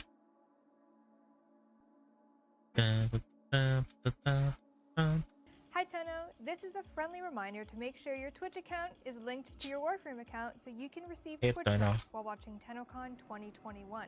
Oh shit. To link your I'm getting Twitch frame account to drops. your Warframe account, go to warframe.com/user and click the sync link to link. Just make sure you're logged into the Warframe account that you want to receive the drops on. This year, for watching throughout the day, you can get a Grineer Gunblade weapon. It almost filled the During screen. TennoLive, watch for a free Loki Prime. You're done playing? Alright. Enjoy Tennocon 2021. Hello, my name is Sylvia Langer, and I'm the Development Director for Unity Project for Relief of Homelessness in London, Ontario, Canada. Thank you, an enormous thanks to Digital Extremes for hosting this spectacular virtual convention, and thank you for your participation in Tennocon 2021. Unity Project provides emergency shelter and supportive housing for adults and youth of all genders who are struggling to escape and to avoid homelessness. Because housing with supports is the solution to homelessness, and we are thrilled to have this opportunity to engage with you, the players, in to the growing crisis of homelessness in London and in cities and towns everywhere. We hope you enjoy using your skills and your attributes in Warframe here at Tennocon 2021, and then please channel those skills and attributes in the fight against Wrong one. homelessness in your own communities. Thank you.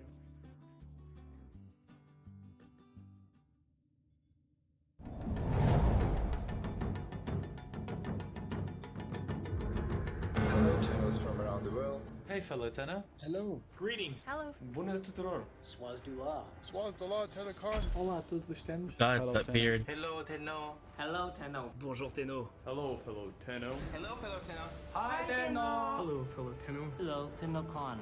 Hello. Greetings from Russia, fellow Tenno comrades. From Romania. From Iran. From Ukraine. From the west of France. From India. From Uruguay. From Turkey. From Greenville, South Carolina. From Did that guy just say from your wife? Indonesia. From the US. From Edmonton, Alberta, Canada. From England. From Brazil, my fellow Tennos. From California, fellow Tenno. From Thailand. From Germany to fellow Why is his Tennos face from so all around white? the world. I'm so pumped for this year's Tennocon. It's an honor for me to wish you a good time watching Tennocon 2021. Let's get ready to go where the winds don't blow this Tennocon. And thank you, DE, for creating a game that connects us all. Am I getting skip frames? Hi, it's Megan again, and I'm back with another friendly reminder to relink your Twitch account to your Warframe account. Yeah, my settings if you are have like not low. done so since the launch of Twitch Drops 2.0 Weird. back in February 2021. This is very important for receiving drops as well as giving drops as a streamer. A relink must happen if you have not already done so. Go to warframe.com/user and choose to unlink your account and then relink it. It's simple. Hope you're enjoying the show. Did an FR? What's an FR? Face reveal?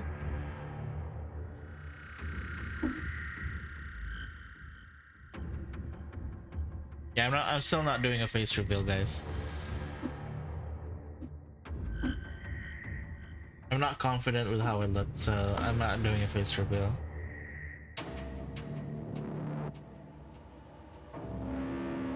Maybe when my confidence is up, then maybe I'll do a face reveal.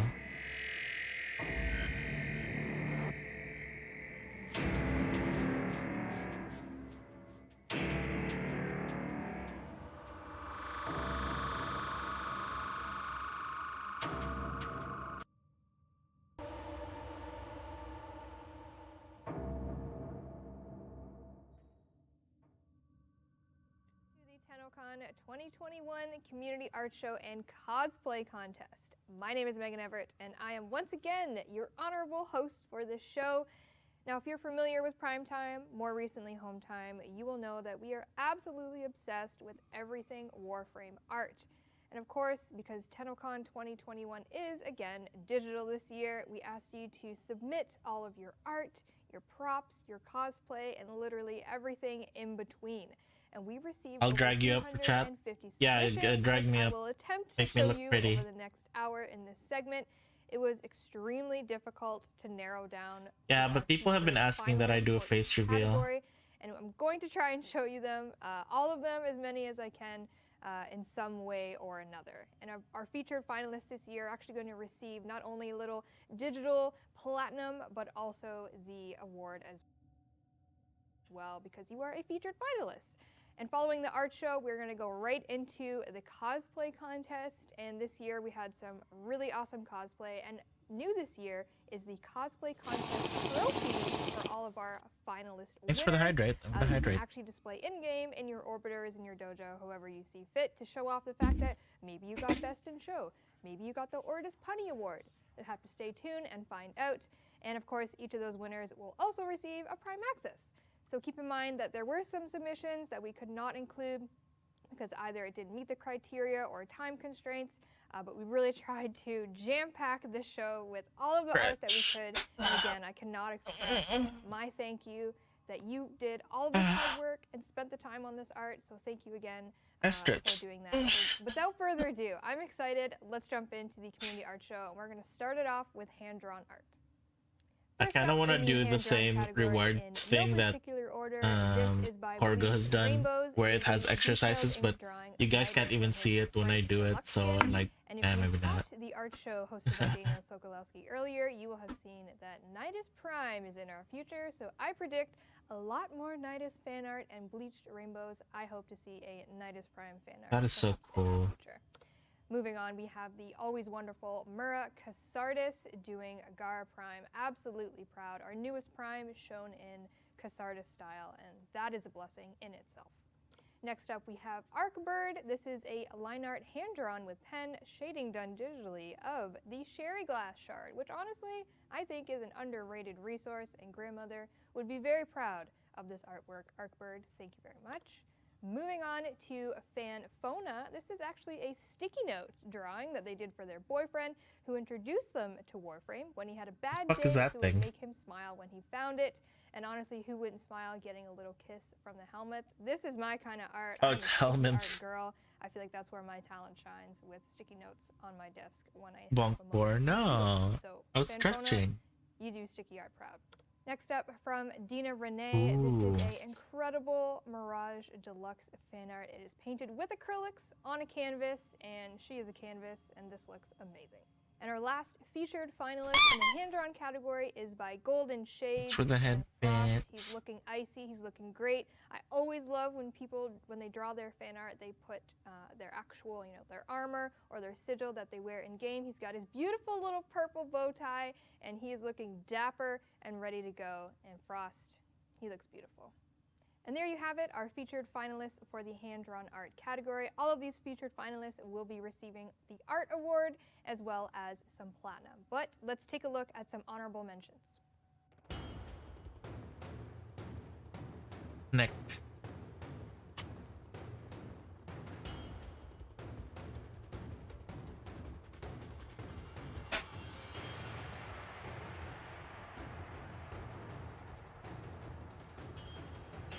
I tend to end up moaning when I stretch because I stretch really hard and really like really stretch my back.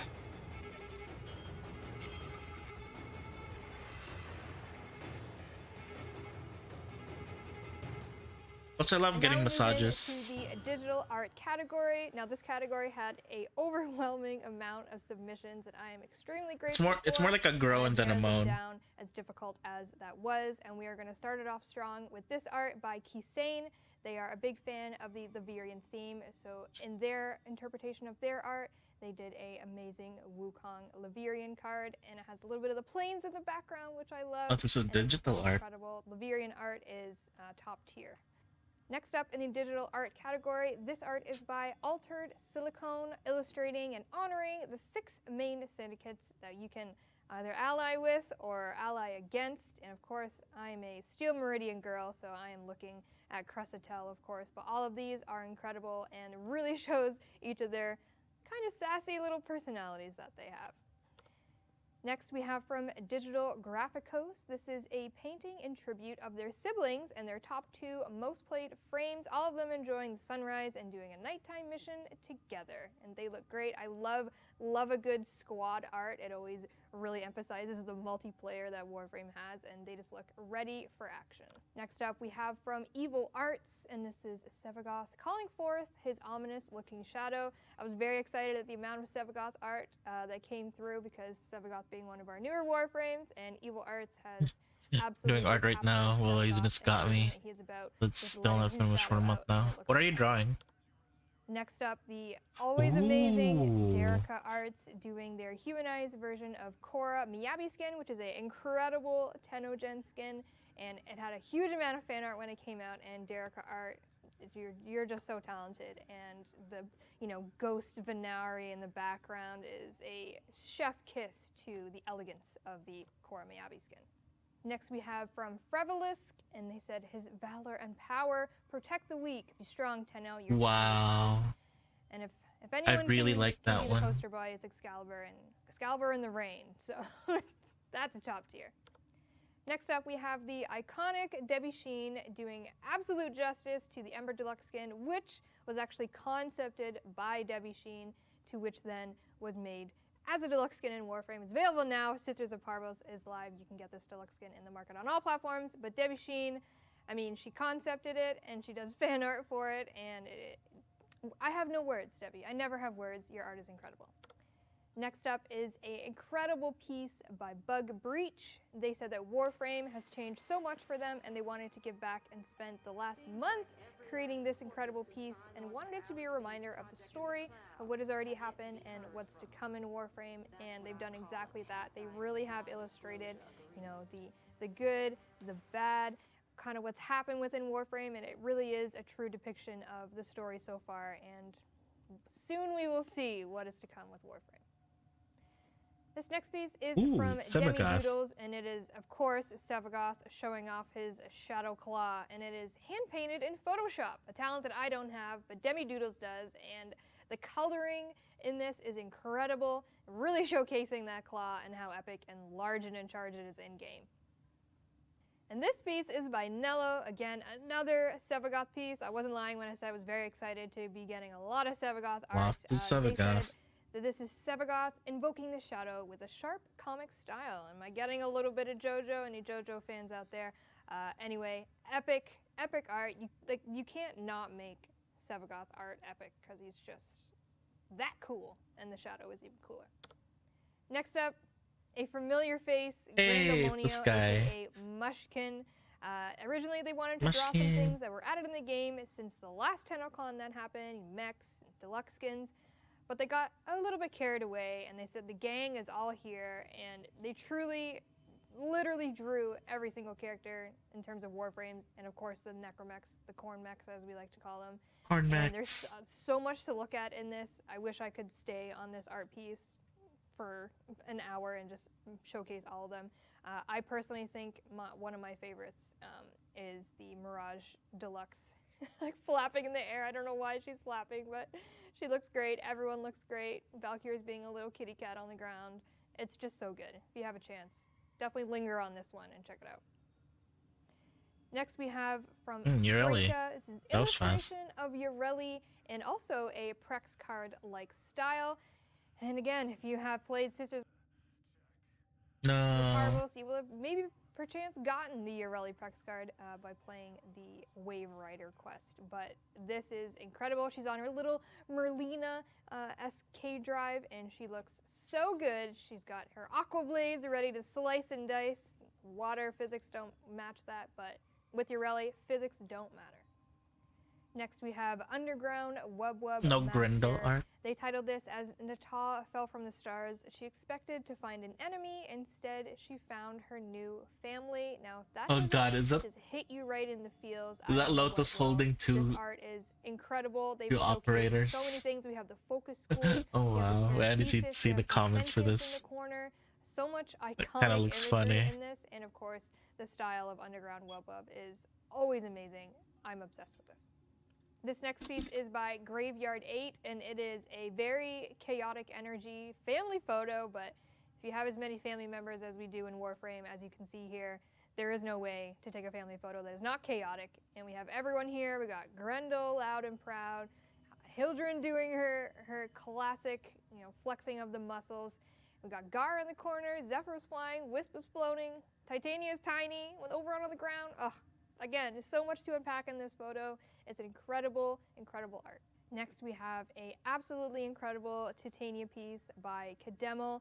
Here we have her floating in a lovely grove of flowers, just like she would in her forest, because she is an absolute queen. And Kademel, I like it. chef kiss to you. This is such beautiful. I wish that art. was a skin. The background, little sparkles. It is fairy dust, I guess, is what it is. It's amazing. Next, from Miss Freaka, they said, considering how cute Ureli is, I'd figured she'd not pass up any opportunity to make her companions look cute as well. This poor sweet Kavat is getting the Ureli experience by becoming a kawaii anime girl, and we love it. I love it personally, and Ureli is definitely one to make something look cute. Next up, a very familiar face, TBG Karu, showcasing off the Baruch Bedouin skin. An incredible skin for Baruch, and the art, the colors of this, the styling of it, the candles in the corner, everything about it. There's just a little bit of everything in here. And Okay, I'm doing. Baruch, welcome back. showcased in all his glory. Our next featured art is by Pascal1026.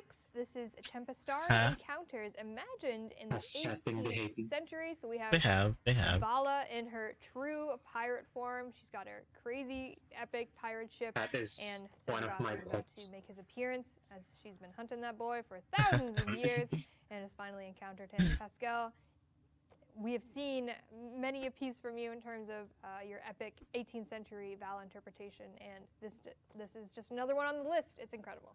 And the last piece of art in our digital art category is by Shadrad. They said, the glassmaker made me think of old pulp detective novels, so I tried my hand at drawing a book cover for it. This is very Nancy Drew. I like that. That's the only detective book that I know. But you've got Nora Knight, Really? Sultry in the background. Seriously? You've got Nihil Just in the Nancy corner, Drew? ready That's to the only- strike. And of course, a operator depicted here. About to be frozen, but Shadrad, incredible work. Love everything about this. And there you have it, all of our featured finalists in the digital art category. Again, all of our finalists here will be getting platinum, as well as the art in-game trophy. Now we're going to show you some honorable mentions. Again, this was an overwhelming category. Thank you again so much to everyone that submitted in this category. Like Harry Potter, as in. Be able to showcase all of them if we could. So check out these honorable mentions. A bunch of Tennos are children in a Tennos in a Warframe school. Yeah. Because that would be like Evangelion. Yeah, it would be.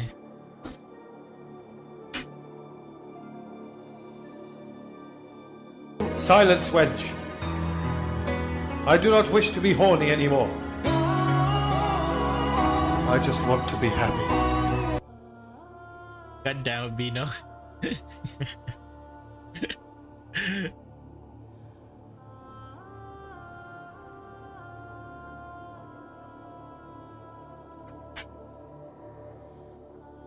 Chubby Lord.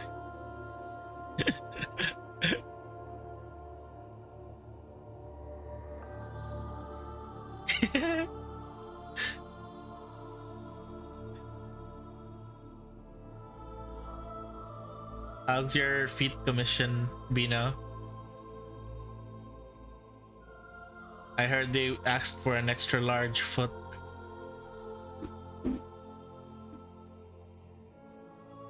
My phone fell onto my face. Oh no.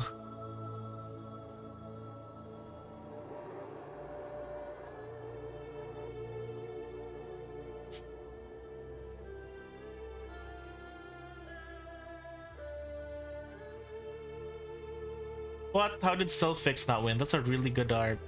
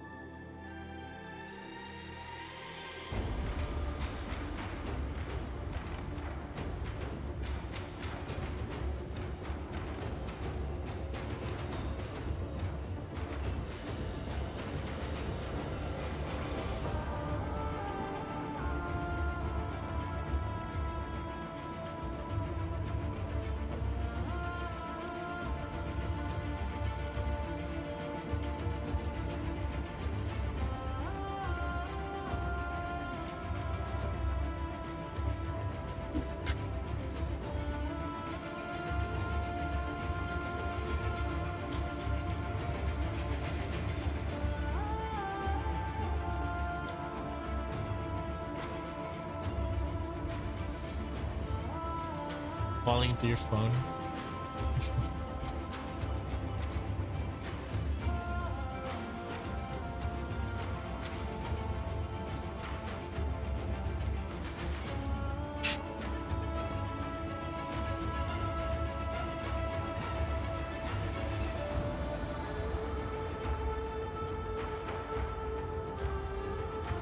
Someone made an actual comic.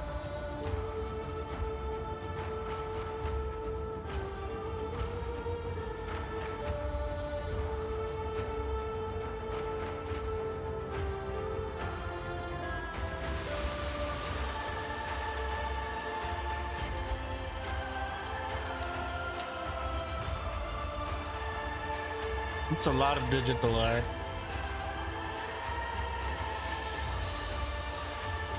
Is it Crossplay over yet? Not yet.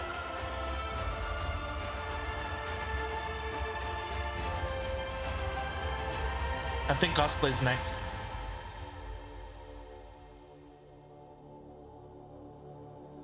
More Warframe fan art when? More Warframe outfit is more likely.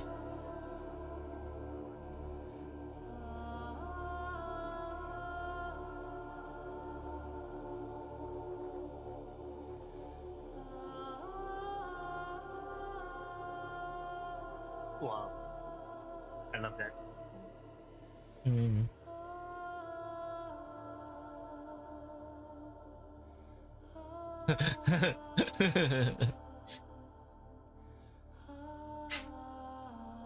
Small.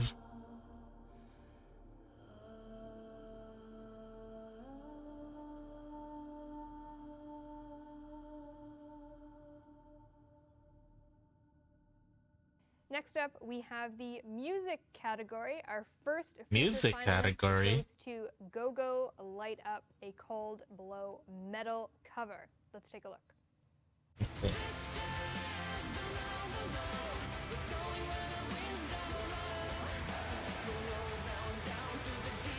Even comes with a music video. What the heck? It's been rainy lately. I'm jealous. It's been hot here. Again? It's always been hot here. Next up in the music Favorite category race is is another just Cold one day, Below and the version rest of the by days it's Nat just Bolt, and they pure wanted to do a Spanish version. So let's take a listen. 2 viewers left. I mean, it makes sense that there's not much viewers. I'm just basically doing this for my own enjoyment. I'm not really aiming for viewers at this moment because I'm just watching Tennocon. Also, he wanted to show off all of my boyfriends. Yeah. I just realized you're my unleash. You just realized it, Arbino? And our final I'm humoring my child. is a Cold He wanted to be a Below rapper. remix by He wanted to be Sigil, the and baby. they said the first time that they heard Sleeping in the Cold Below, they knew There's that 12? they had to do Ah. a remix. So let's take a listen.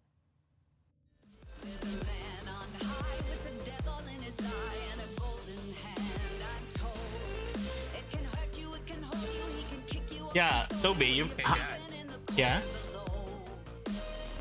I see a certain dog or wolf or blue wolf, whatever, in the chat.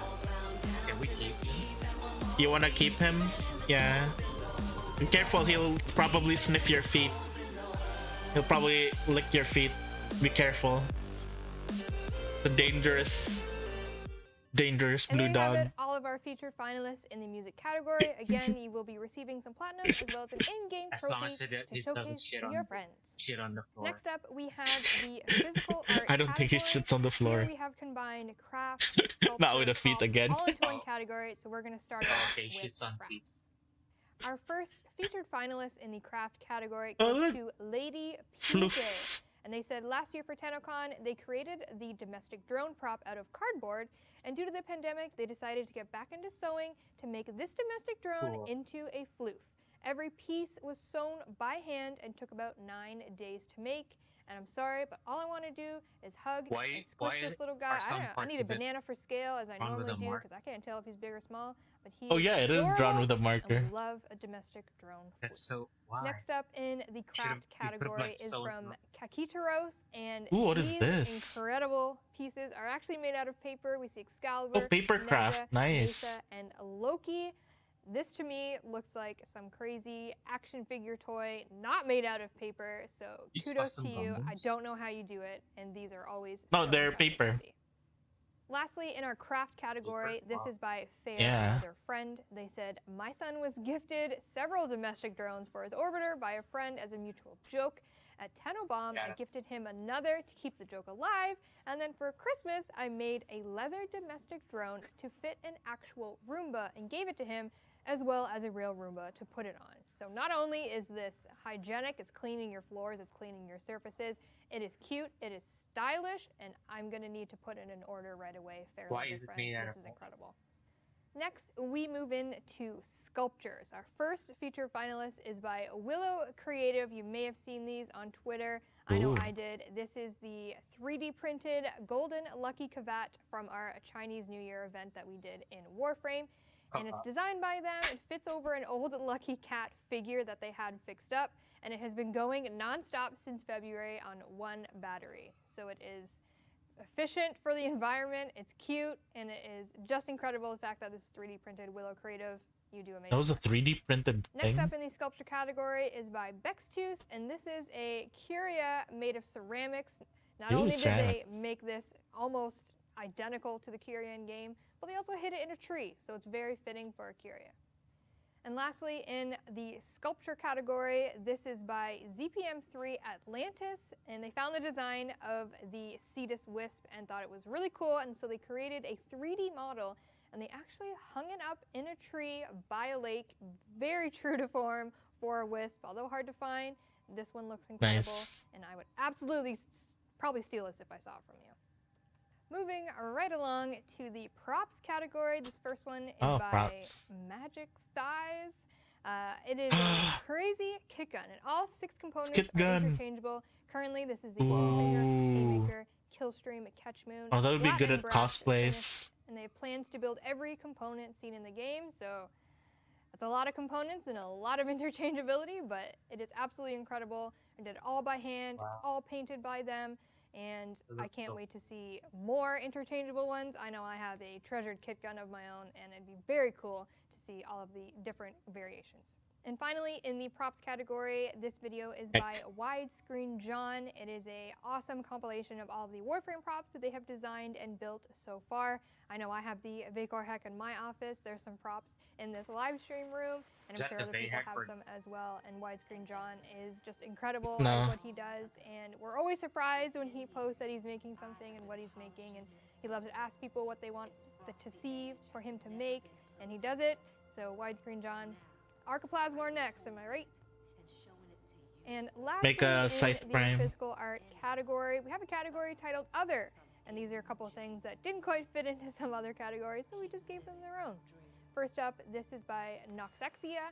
It is a handmade necklace inspired by their favorite faction, Solaris United, and their leading lady, Utico. It's got copper wire, zip ties, shackle bolt, all this really awesome stuff that is very Solaris United on brand for them. And I hope you wear this every day because I know I will. Ooh. And lastly, in our other 19 minutes till the main event. Pyra. This is their Critters of the Plains, a series of paintings depicting every known and yet to be known creature that exists on the plains of Eidolon. We've got the Murgu, we've got the Yogg-one, and some creatures that we've shown that haven't seen the light of day yet. But I'm just proud to see Norg there, right in the middle, where he deserves to be because he is the greatest fish of all time. And Pyra, this looks incredible. Your wall is very stylish.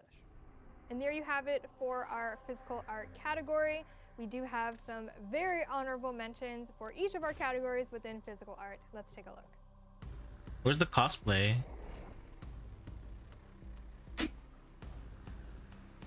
Is that bread? You must construct additional pylons. Jesus Christ, that scared me.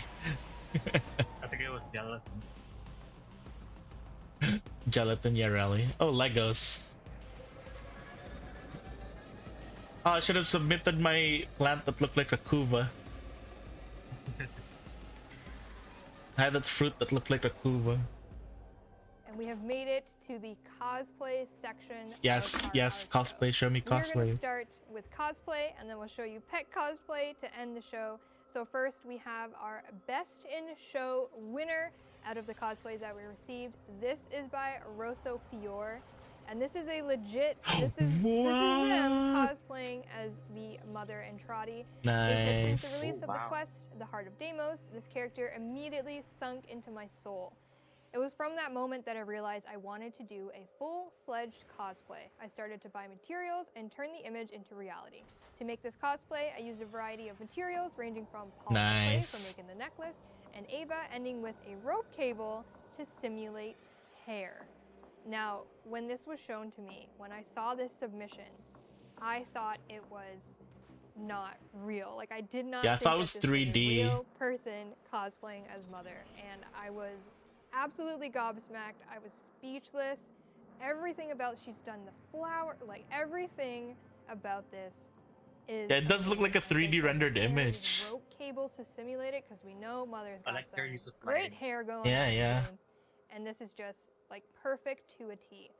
Also, So Rosso their use of Fior, congratulations. You have won the Best in Show trophy. Our next cosplay finalist and the winner of the Clem's Choice Award goes to Disfusional.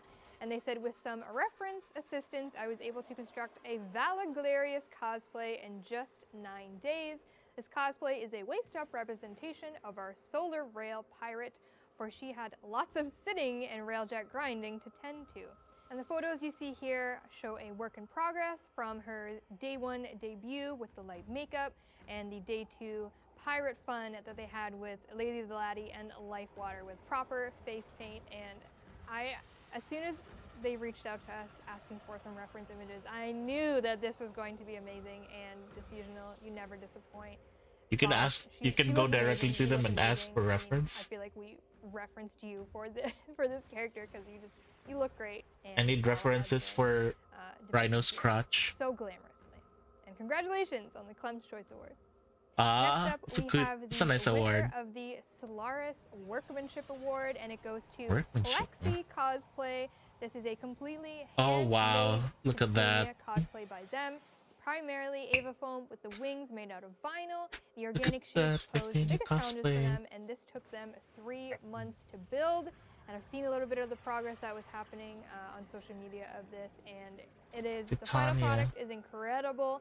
It looks straight Oh, out the of wings game, open, and, nice. I mean, I'm so impressed Wow. by it. I know a lot of people have seen this and are also impressed by it. So congratulations on the Solaris work. Oh, it turns on at Literally night. 3 months to build, and a lot of work has went into this, and it looks Wow. And lastly, in our cosplay category, the winner of the Ordis Punny Award goes to Ludius Maximus. And if you have been to any of our physical Tennocons, or even the digital one last year, you might know this familiar face. It's not Scott, it is Scott's doppelganger, and he has won the Ordis Punny Award for this video. Let's take a look. Oh god. You must construct additional pylons. I wouldn't say 100% of the team is working on what we're showing for Tennocon, and obviously shipping sometime after Tennocon. But yeah, that's the primary focus right now. Great. Anything else come to mind? Any parting words before we do some final prizes and wrap up? No. Nothing. No. No part. Can't wait to see you at Tennocon. And there you have it, the winners of our cosplay That was good. contest. That was good. Awards. Of course, we do have a couple honorable mentions to show. This is Koji Senpai and Dirkalicious52. Wow, We that. have arrived at the last category in our community art show and cosplay contest. This is the pet cosplay. Yeah, a pet new cosplay. addition Show me to pet the show this year, cosplay. and it did not disappoint. We're going to start it off strong with the winner of the Master Tassoni Award. This goes to Glitches Are Cool. They said my partner and I's chickens cosplay Oh god, as chickens. various chickens. And yes, those are real chickens. Glitches are cool. You teased this on Twitter. I didn't think you were serious. I don't know if I timed you to actually do this or not, but I mean, you've impressed me and everyone with your chicken cosplay, and I mean, of course you featured Don't you mean so the clock? I'm happy about it. You even showcased the deluxe one, so I love that. Glitches are cool.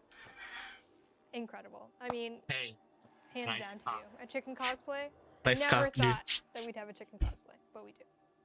Now, when I say judging adorable pet cosplays to find one winner was difficult, I am absolutely not exaggerating. So here are two incredible honorable mentions to Chroma27 and Bowser. Honey! Nice. Before we go, we have a little treat. This is a video by Vulpin Props, and they have made the Verve Redeemer. Let's check it out. What?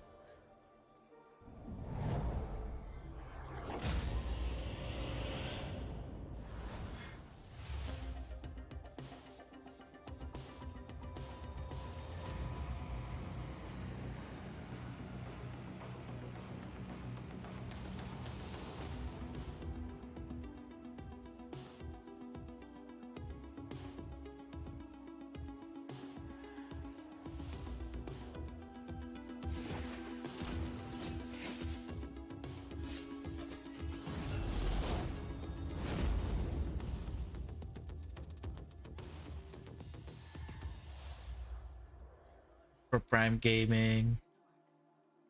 You can visit Warframe.com. Oh, you can 3D to print download your the own. free STL design file. And if you have a 3D printer, you can learn to build, paint, and assemble one of your very own using a tutorial video provided by Vulpin Props. The Verve Redeemer skin is just one of the many exclusive Warframe cosmetics that you can get with Prime Gaming. So go sign up now.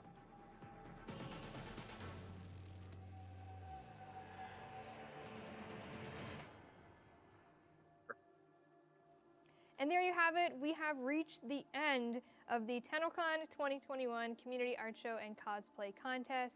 Thank you to everyone who submitted. It was incredibly hard to pick finalists, but it was such a joy to go through all of the art and entries that you submitted. And thank you for watching this segment. I always enjoy being here and looking through art. But stay tuned because TennoLive 2021 is up next and you do not want to miss it. Bye, everyone. My sale, come to my sale. Gotta dump this merch or I go to jail. Just kidding, friend. But seriously, I need to sell this stuff quick. Dun, dun, dun, dun, dun. 10 minutes.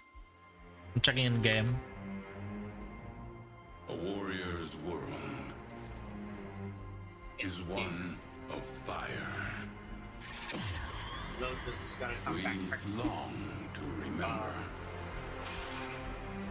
the faces of those we love. Ballistic reveal. Have now changed. Prepare yourself. The day you had hoped would never come. All right. Is nigh.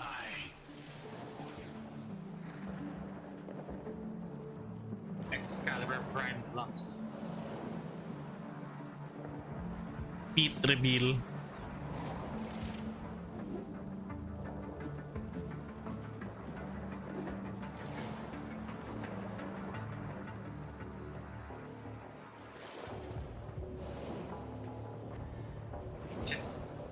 Warframe got that.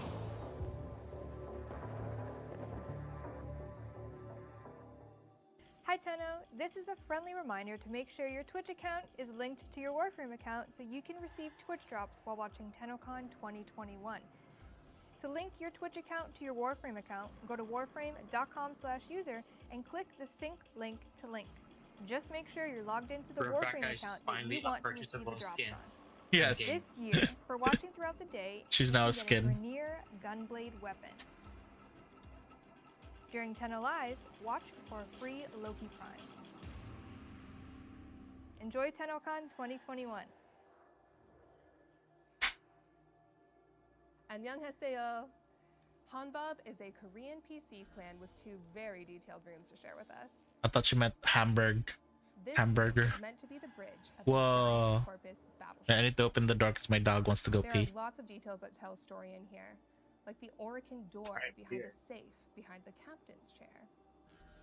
The clan's architect points out that there are seats in this battleship for Corpus in many roles, including commander, deputy commander, star chart operations, weapon control, air surveillance, and more. The clan used the room's full capacity to achieve these designs. That's a capacity of 1,600 decorations. This is a giant sentient boss of the clan's design. The clan's lead architect explains, the energy emitted from the back is the power source. When its power cells on both shoulders are destroyed, the boss uses its wings as a shield to restore Also, them. it's rude to call Little Diamond a That dog. would not be an easy fight. This boss looks formidable. Thank you for sharing those. You're letting him pee outside? 도전을 보여주셔서 감사합니다, 한밥. Oh, where is he? Now, what better way to wrap up our Warframe tours than with a dojo It's a of nice job. Warframes? And more. Let me show you what I mean. I say in the bathroom. Introducing Xbox Clan Sovereign Reign. Lead architect That made me Saskiella choke. has created giant homages to some of her favorite Warframes. For starters, let's take a look at the careful details she included in her Octavia. What a great homage to the Octavia's Anthem quest. We're walking up to Nova now. Not only has Saskiella Pee on gotten him. the shape of this Warframe No. just right, but she's designed the room around her to match No, her that's what the game's diapers are team for. and abilities. This room has been designed to make it look like Ivara is floating underwater. Such a great They're use all of in room diapers. decorations. That way they And don't now, we're mess up my transferred to floor. Fortuna to enjoy a Valkyr recreation. Not only is the detail on that huge Valkyr sculpture Everyone that's not me. but the detail in her Fortuna recreation is amazing too. Thanks for joining me for the Tennocon 2021 Dojo Showcase. Every dojo that we toured today is up on its platform star chart for the next week. There's so much more to see from each clan, so please go for a tour yourself and let those Tenno know how much we appreciate their designs. TennoLive is coming up next, so stay tuned. You're not going to want to miss it. 5 minutes to...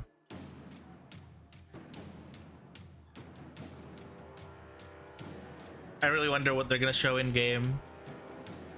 Is it gonna be like another teaser thing?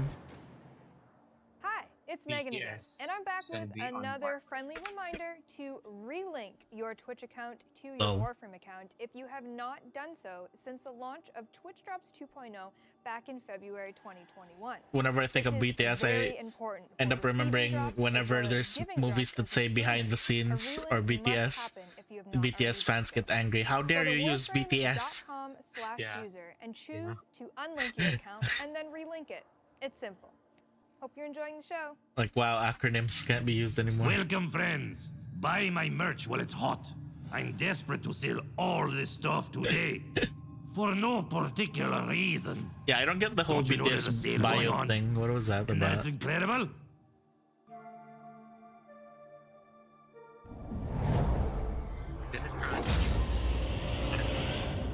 Huh?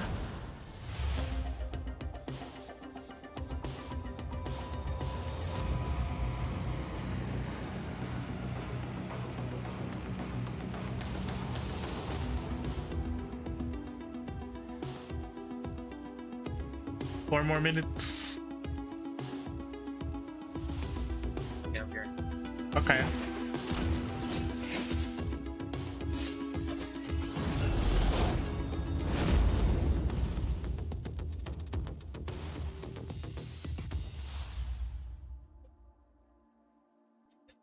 night went to Gucci, my arms shaking, my eye dying.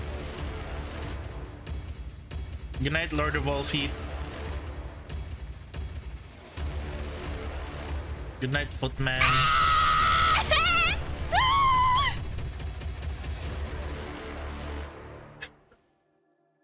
Have a good rest, feet maiden.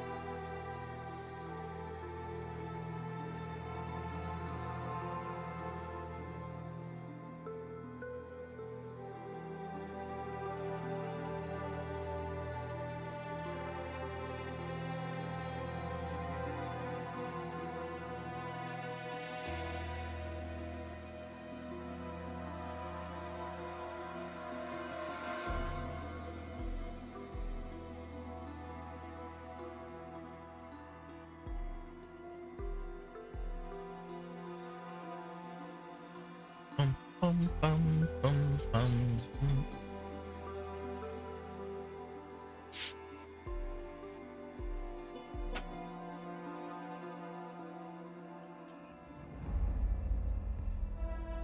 Yeah.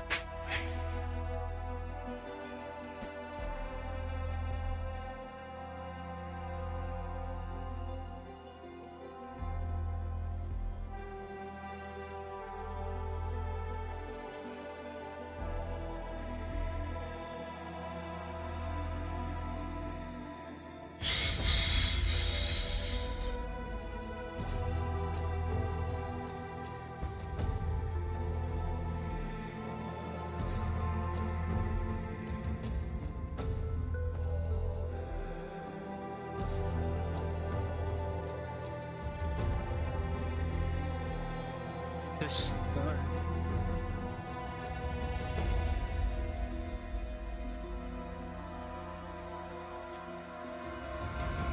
We're gonna be waiting.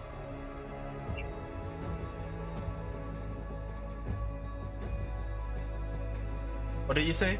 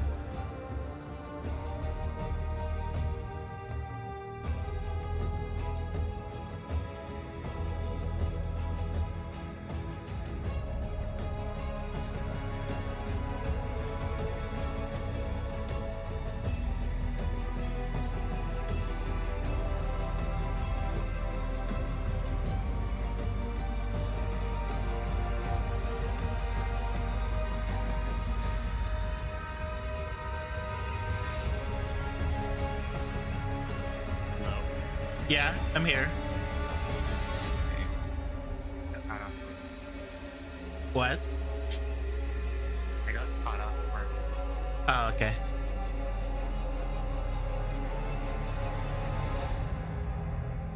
$20 seconds. Yeah. Maybe 20 seconds for you. I'm so.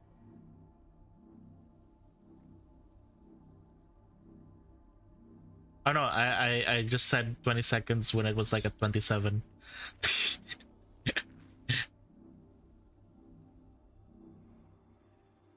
I'm checking in game. Is something happening in game? No, nothing's happening in game yet.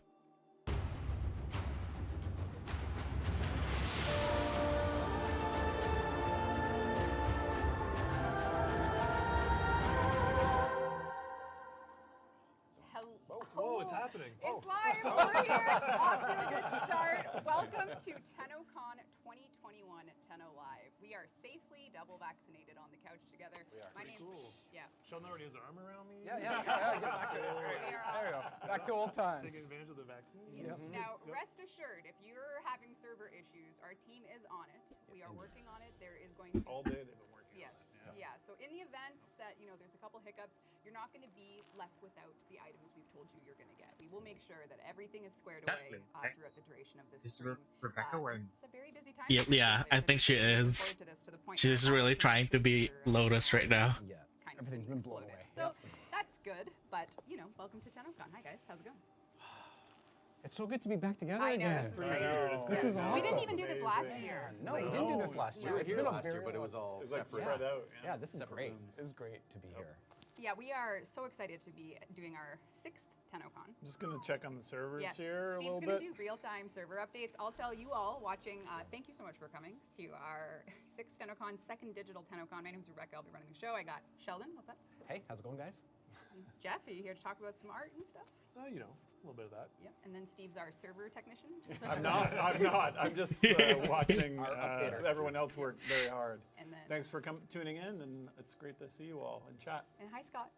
Did you see the cosplay of you? I missed it. I was having my That was fantastic. pre-stream stream. He was. So That's good. We got the I missed ears. it, so I'm gonna have to find it on Reddit, or someone can tweet me or something. Yeah, and I understand that you have a bingo card of someone else's that you might want to. I didn't pull it up though. A couple of people are playing. You can barely hear me. Game, Do I need to talk louder? Oh god, the bingo game. All right. Well, hopefully I'm all right. But we have a I think there was clipboard of. PvP in there. There was raids. There was my truck. The truck. There was a lot of good stuff. There was a in lot there. of good stuff in there. So I that should get them started though. Yeah, there you go. A couple for anyone who made a bingo card of Tennocon. We do have a whole bunch of stuff to get through tonight. You are here because we have invited you to our 2021 event in which we are going to talk about the new war. So throughout this stream, I'll give you a little bit of an agenda of what we're going to do. We're going to start with housekeeping, which is going through all our lovely sponsors, doing some prizes for lucky viewers at home. So the luckiest of the bunch, because I think there's a lot of people wanting. These are probably the worst odds for a giveaway ever, but they're our best prizes ever. Someone's still gonna win. Someone's still going to win.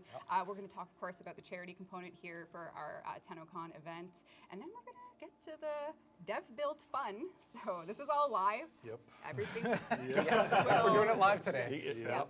Now, as usual. it would be at this time that I do encourage you that, we do have a relay component here, but as the server issues are getting resolved, just know that we will be planning for something like that. Yeah, we just broke all our concurrency records, so I think the server's having a difficult time, and the teams are working basically since 11 this morning, I think.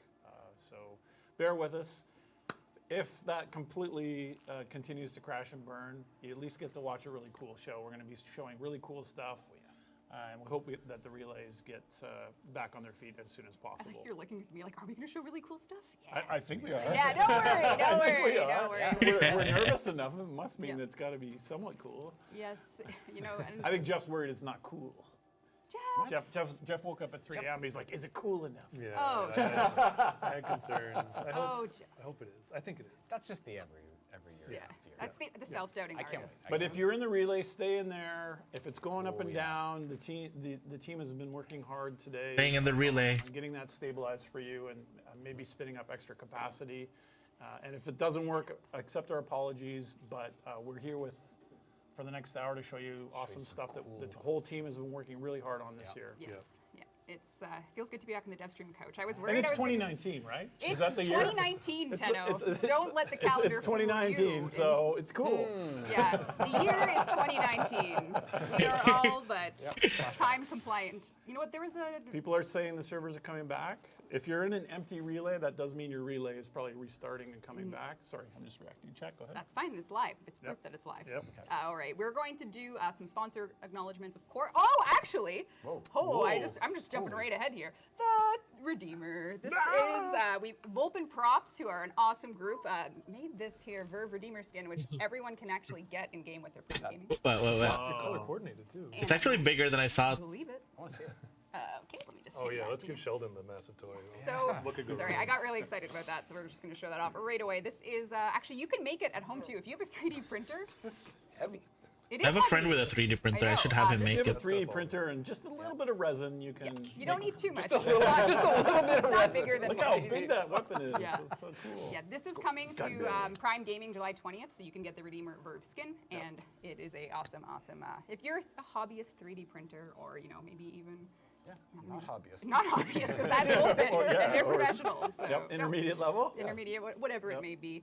We are going to also be doing some prizes, like I mentioned. We have some PCs, we have an Omen giveaway set, and of course Zydax built some pretty sweet PCs with some AMD gear inside that we're going to give away. And because it's Tennocon, we're doing Power Plat, so someone's going to win 1,000 Platinum, 1,000 plat. All right. which is 100,000. That's good to say. 1,000. That's not 1,000. power. That's We need 100,000. more. 100,000. It's 100 platinum. Rookie numbers, we're going up. Pump them up. And because all things Tennocon this year are toward the new war, we are going to reveal the mystery poster that was on our merch store. This is something that we worked on. Dan Mumford has done the art for the Tennocon 2021, the New War mystery poster here. Dan Mumford is an amazing artist. You can check out all his work online, and you can. I grab really this like for the yourself there. aesthetic. There is a limited run, I believe, so make sure you check out the details on the merch store, and you can take a look at what looks to be a very serious scene. Well, they're kind of tiling, so you could get both. You could get and both. kind of set them against each other. I like it. That would be cool. I'm leaning, I think, towards regular because I think the purple, I think, is kind of more. I like the variant. You like the variant? I like the variant. You're more with the yellow. Okay. All right, that's cool. You don't get one, so it doesn't matter. I can get on the merch store. You can order it right now? Man, Limited run. I tried to Good get luck. a floof.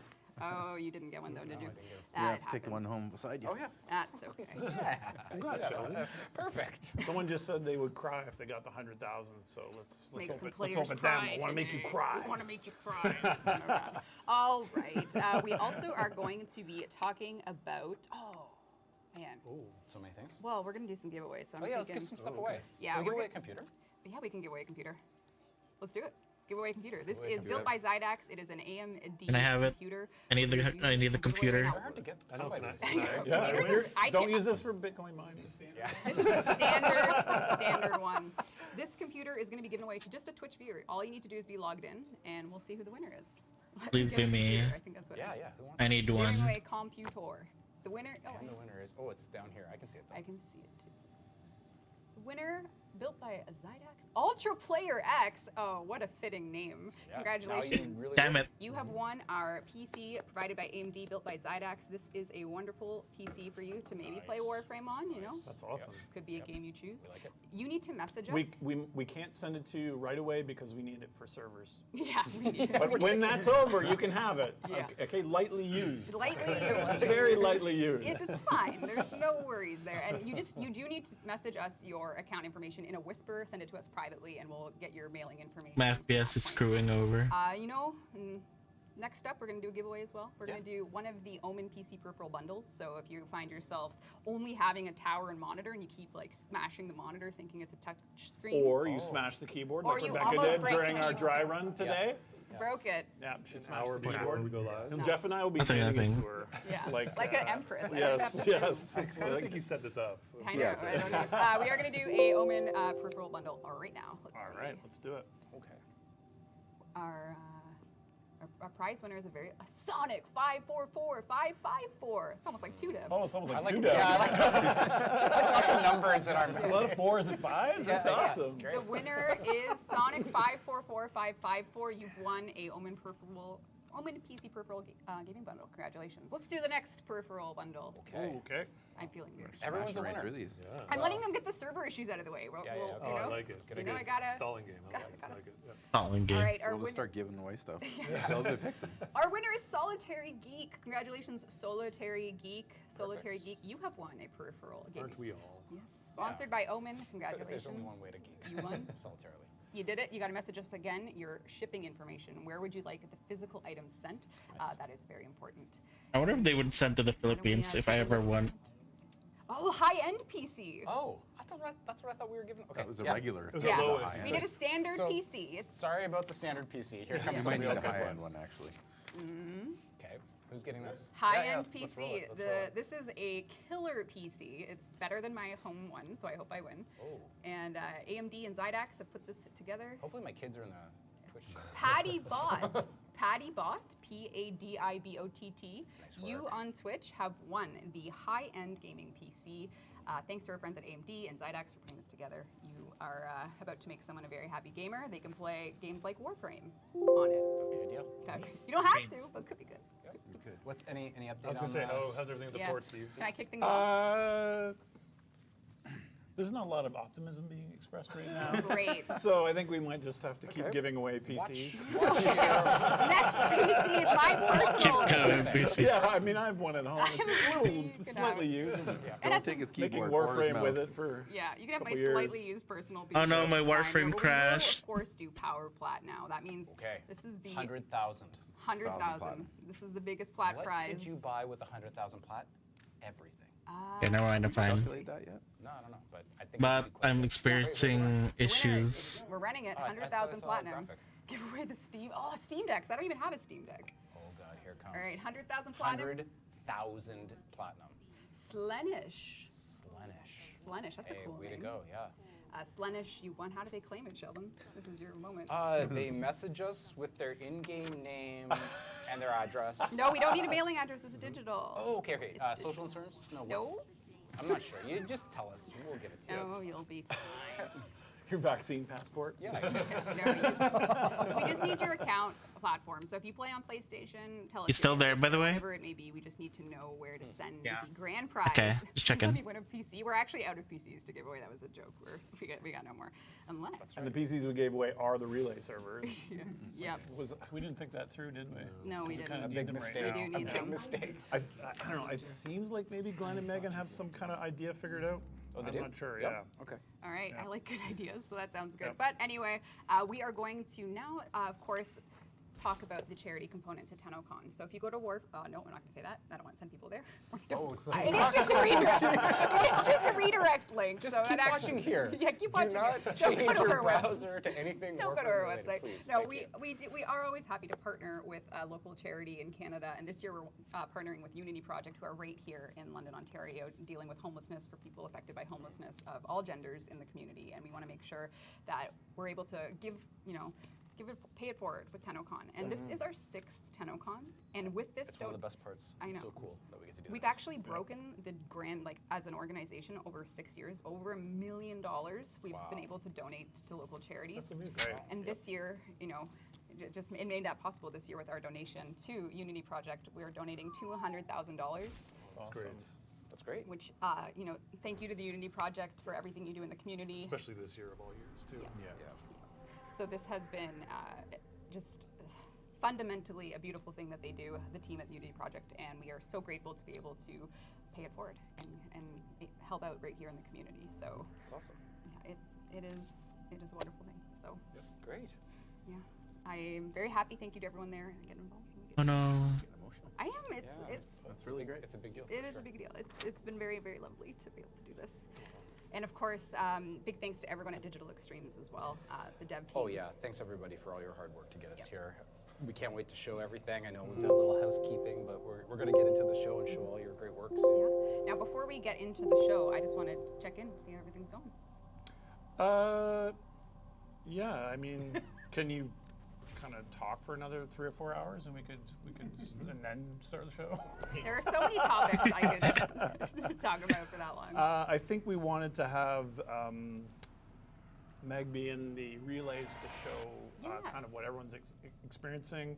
but I think we have to do something different for that. So. We have a plan? So we don't have a plan. Oh. We're doing it live. Yay! Okay. So Nice. Okay. I think we might want to just sort of move on Okay. and just kind of continue. Great. Yeah. All right. So the art. As far as I understand, but I'll be right back actually. Oh, this is not the Tennocon relay. I love it. This is real. This is CPR on the hamsters. Yeah. This is the chaos I thrive in. Yeah. Now we. What are we going to show though? How should we start this? Well, there's a couple things I think we should talk about the art panel. You were able to show, Prime Warframe. Yeah, it was pretty cool actually, and we got to bring back an old family member to help out on it. Long-term players might remember the name Minky or Mike Brennan, who was one of the original dev members when we started Warframe. Absolutely. First art director on the project. Yep. Super close friend, and just reached out and it's like, hey Minky, what are you doing? No. I'm trying to knight his prime, and so yeah. So he designed it. You spoiled it or showed it on the art panel. Well, I like to make sure from the art panel. I can't get back into the game. I'm not into the game, into the Tennocon relay. No, we're good. It was just Scott. It was Scott. It's me. Yeah, usually Sheldon's doing like a co-panel at the same time I do an art panel. That's true. So I usually try to steal all the thunder. Yeah, That's great. So I think showing a prime is usually a good way to do that. So I think we got to see it on the art panel, but of course with Warframe, you want to see the art that we make in. Mike is a legend. Absolutely true. You want to see the art we make in game, and I think. We can show you Nidus Prime in game in just a second here, because he looks beautiful. And when it comes to his mutation stacks and stuff, people are really going to want to take a look at that. So, Dean, not yet, Dean. We just, all right, Dean, why don't you come on over? All players who deal with Fashion Frame know that you must have your scanner out to take a look before anything. So this is Nidus Prime in game. You can go between his mutation stacks here, and you can check it out. So Nice. once you build your stacks up, you can have your Nidus Prime looking extra tentacly. It's beautifully animated, beautifully arted, and I can tell I'm boring Sheldon. So unfortunately, Sheldon doesn't seem to be. Oh, I'm not that engaged in what you're showing right now. But that's okay. We can. It's kind of typical. It is typical. I was gonna say, what are you showing? You're showing like the Plains of Eidolon.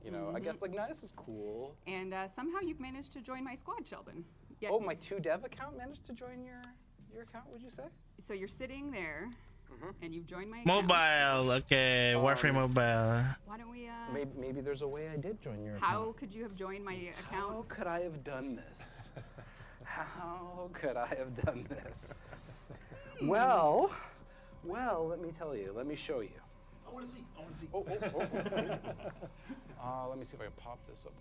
Would that? Here. Oh. Interesting. Warframe mobile. Are you serious? Yeah. Oh my So God. not only do we have Warframe, the full experience on mobile, but crossplay as well. Crossplay. So Warframe Crossplay. is running fully. Let's go see. I heard Take a look at crossplay. that teal. Don't you guys love my color scheme? I don't know if I No, love I it. don't The think color I- scheme What do you mean? is awful. This is Mesa But I mean, I guess Prime. it's I heard in the crossplay. best possible light. So you're cross-playing and you're on phone. No other Yeah. day I part sure because am. that's- Oh my god. But Look how beautiful this looks. Look at the work our team has done to put this on mobile. It looks gorgeous. Yeah, it's stunning. it's not just mobile to PC crossplay. I'm inviting everyone. I'm inviting DE Megan on her PlayStation account. Oh my god, crossplay's here? I'm inviting DE Steve on his Switch account. I am here. Oh my god. Oh my god. I see Sheldon's Oh my god, beautiful finally. Mesa Prime. Beautiful Mesa Prime. I see Megan's beautiful Oh my PlayStation god. Ibara. It's here. Hello. Oh my god.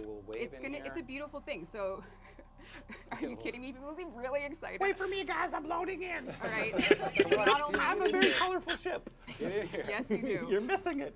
So we have a incredible. Oh my we are fucking so god. Honored to say that our dev team has been working super hard on supporting crossplay. Oh, there he is. And everyone's here. All right, well, you guys are all there. I'm out. Yeah.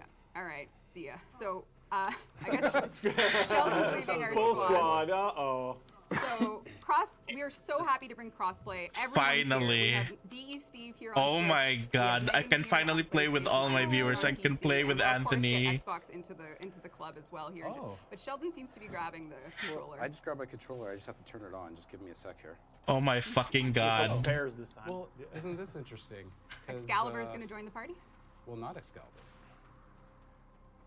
Let's just wait until I load in here. Yeah. Oh, and there's that beautiful Mesa. You just played on the same account. Yeah, here we go. Now, Here we go, baby. So does that mean your account went from one platform to another? It did. This is cross save. Yeah. Crossplay and cross save? Cross save. I'll come join you guys. Crossplay and cross So why don't save. you join us on the planes Oh, ride fuck, on with your man. cross save? Oh, here comes two dev and number two. Favorite two My dev. I played with them the other day. Yeah. So, this is probably the scariest part of the day, and it. Oh, here we are. Here we are. We're how all would here. people react? Yeah. And he's back. Okay, last one of the horns is the worst platform to play Warframe on. Okay. Well, I win. Inferior platform. Chaos, pain, and chaos. But we have. This Oh is what my our dev God. team is working on in development. Is Warframe on mobile, cross-play, and cross-save are all in. Oh, I'm being shocked. I'm being attacked. Stop ruining our demo. They're gonna ruin the demo. All right, this is in development. Take a look at this trailer. Fuck yes. Yes. It's all the exclusive skins. The Xbox skin, the PC, PS skin, Nintendo skin.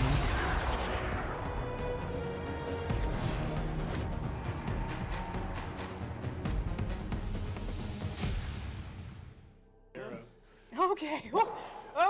Okay. Steve, Sheldon, Jeff, Scott, cross-play, cross-save. How's that been going? That's really impressive that the team have been able, and of course, Warframe on mobile. All you know. This is something we've wanted for a long time. It's just so great. Everyone's gonna get to play together. All our Finally. players playing together.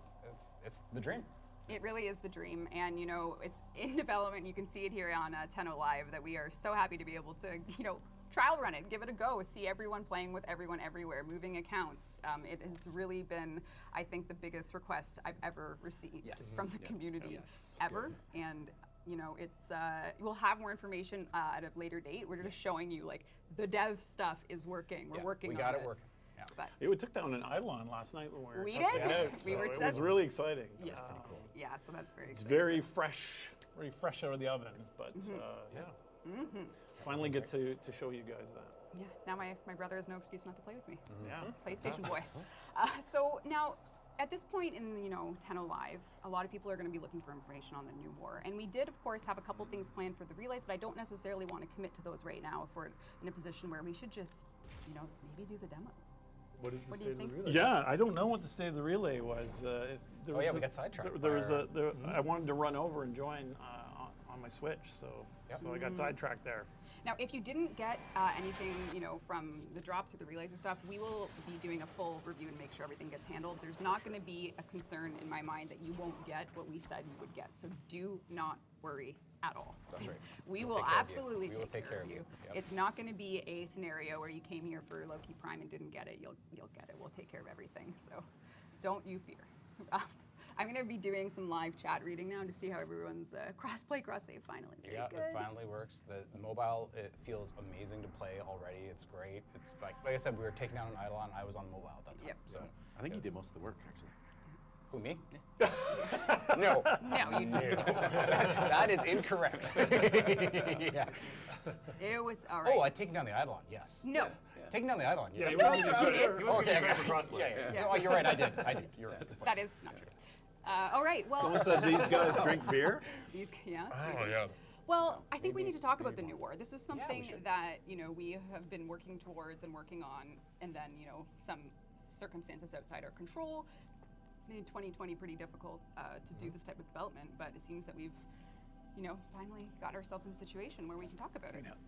Yeah, I think it took us a little while to get our bearings under us and under the remote work, and then finding a safe way to come back into the studio and use the mocap setup.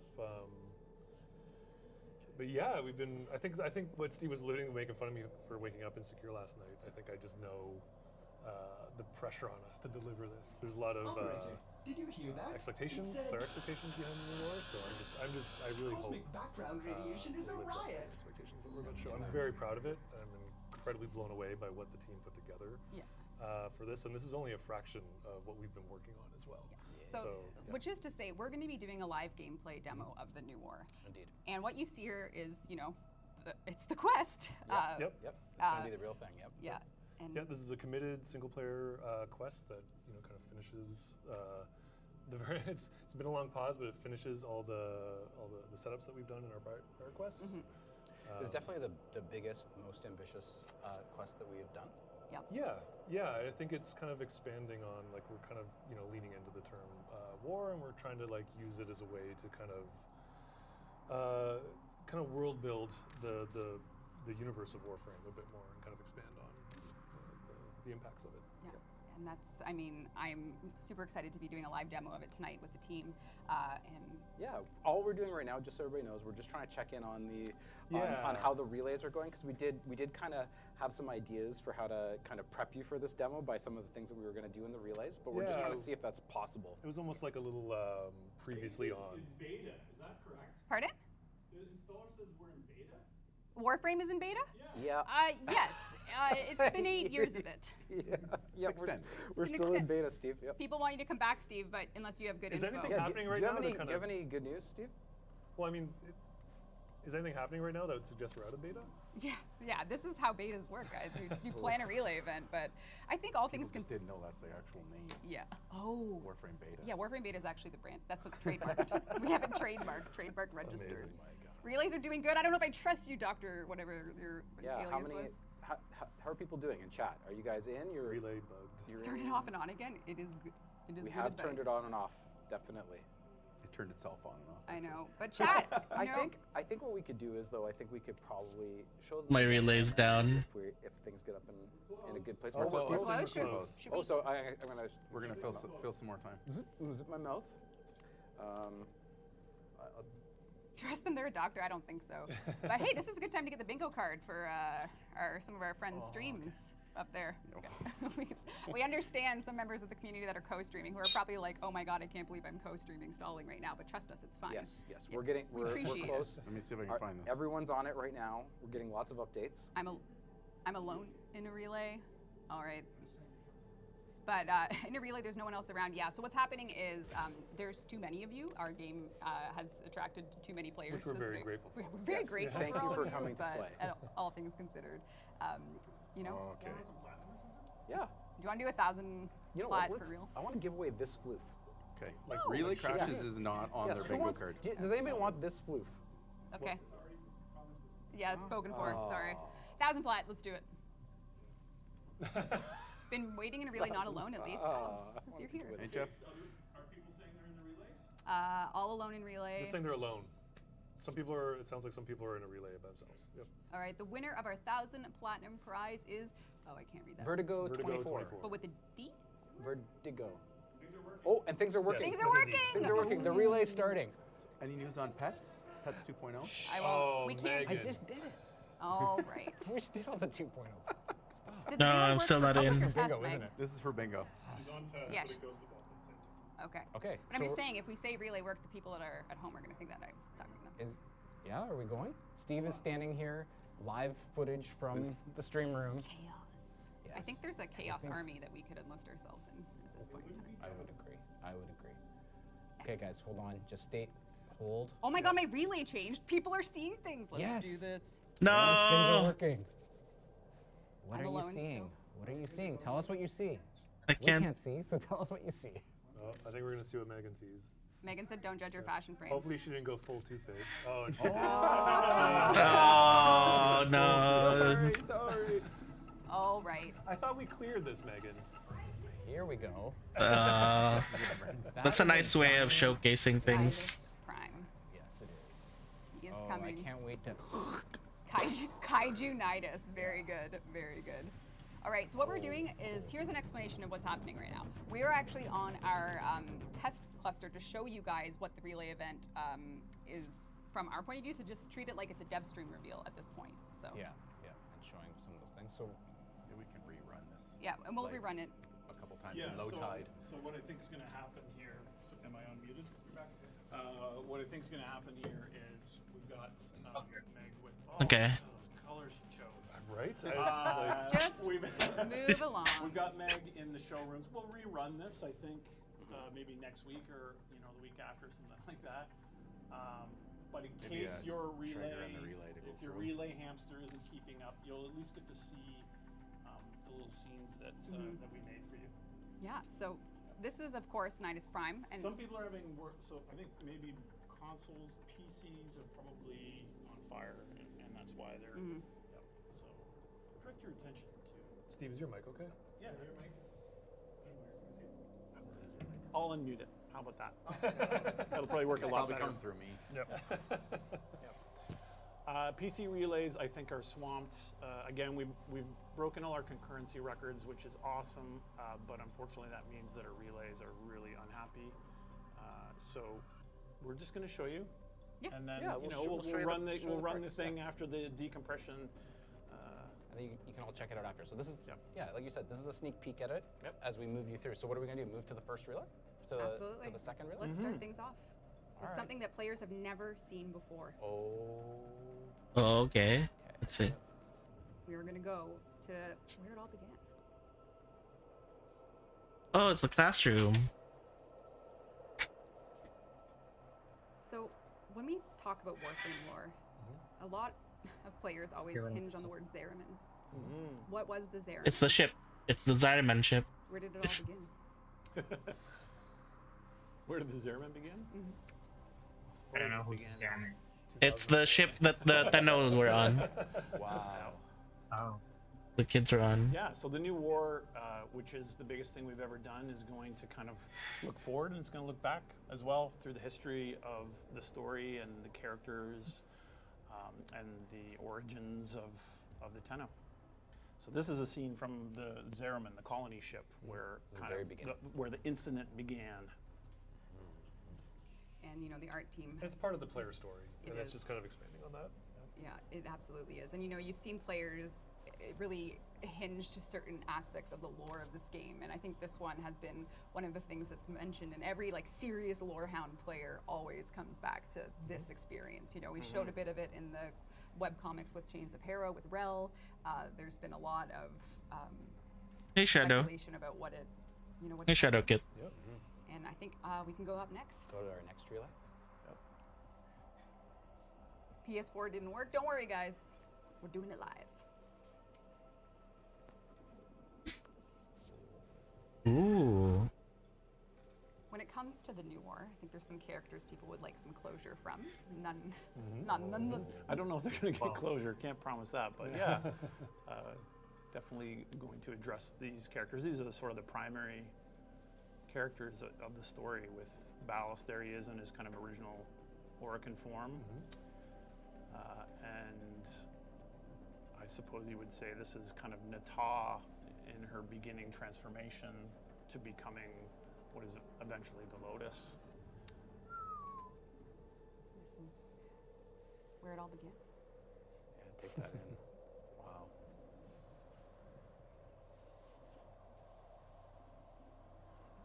Space members go.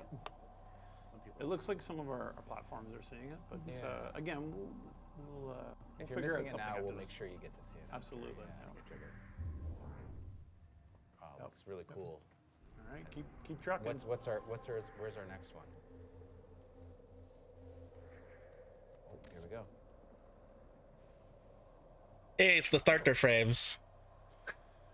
And this is, I think, if you watch the awesome CG intro that we added to the game a few years ago, this is kind of where, when you first start Warframe, this is kind of your exposure to the story, which is you think you're a Warframe and you don't know about your Star Child, and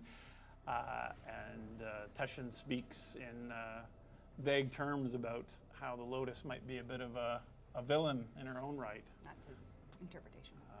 That's his interpretation. I don't know if the Daxter's sleeping. They might be. There's some Yeah, Well, if there was an Equinox there, we could have justified that angle. Just kidding. They're just asleep. Yeah. They're sleeping.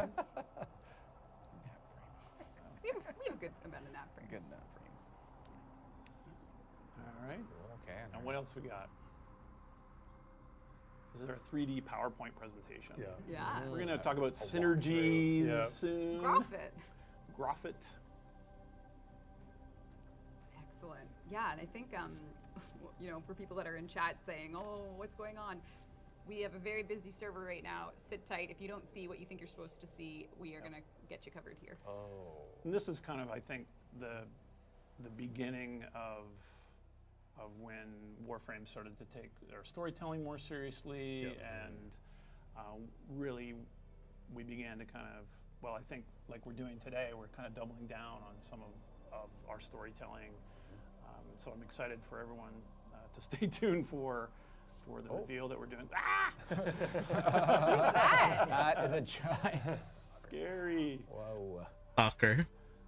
Oh, he is one of the first villains I think players get acquainted with in their Warframe journey. I always get a little misty-eyed with this theme song as well. Just kills. Just amazing. Yeah, this was a big moment for people. That's kind of what I think kicked off all the directions for the quests and the story we wanted to tell when it came to our humble little free-to-play. I remember, I remember who someone was playing, and they said, "I've played 60 hours of this game, and I think I just unlocked the real character." But yeah, if you're just starting Warframe, there's some mild spoilers here today. Mild. Mild.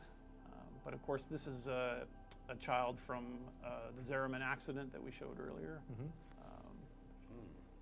The sacrifice. Nice. Some more sleeping enemies. Some more sleeping Just sentience. Call back to the Umbra quest and the kind of relationship with the sentience presence coming back. Yeah, I think it's really important that players realize the sentience and the role they play in, well, of course, the new war. That's cool. Really like the giant Umbra. And I think, life imitating art, that we can say that the sentients are the relay servers. Yes, that is true. Yeah. And that our Tenno that have been so great in joining us and breaking our concurrency records have killed them like Umbra has killed these sentients, right? And this, what I like about this is the relationship between the operator and the Warframe and the sort of duality there. Not the relay servers. They've been killed. Yes, they've been killed. We will try to revive them if we can. Yeah, we're gonna need some. And then what do we got next? Have we got the big red one? I think that's it. Yeah. That's it. Clifford the big red Which dog. is a bummer that players weren't in. Yeah. Oh. Yeah. And so. Oh my God. Now we point kind of to the reemergence of the sentient threat. Ballas has returned, and he's kind of reclaimed Lotus and brought her back as the kind of queen of the enemy army. That thing is gargantuan. If you've been playing the game for a long time, you've been waiting a long time, I think, to kind of see the next chapter, and that's I think what we're going to show you now for the rest of the show. We probably won't talk very much. It's a live show off the dev build. We're not going to show any more bullshit teasers. We're just going to get in and play a bit of the quest and show you what you can expect about kind of how the team has upped their game for the gameplay and the storytelling and everything that we're doing for it. So. Yeah, again, thank you again for tolerating us for getting this quest in the pipes. Again, I really hope you guys like It's demo time. And it's only 2019, so we got lots of time to finish it. Yeah, exactly. I'm going to go play. I am so glad that it's on. I actually need Steve to hand me the controller. Do you want to hold on to No, I'm going to keep this up. What about your but we're going to do a gameplay demo of the new war. This is what you're here for, and it's time to... Jeff, you gonna be okay? I just smacked my mic. I felt Are you going to be okay, bud? I think Jeff's going to have a... I'm anxious. Let's say hypothetically you're having relay server issues. It doesn't even matter because you should be watching the stream right now because we're about to do the gameplay demo. Yeah, let's zone in on Rebecca's amazing playthrough. Oh, well, is it just me? Let's find out. We're going to get started, folks. Tennocon 2021 New War gameplay reveal. See you on the other side.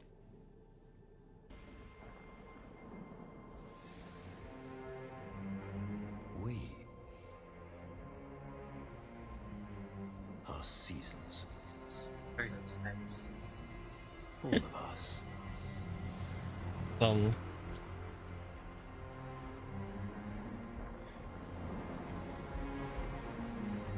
Growing in the light.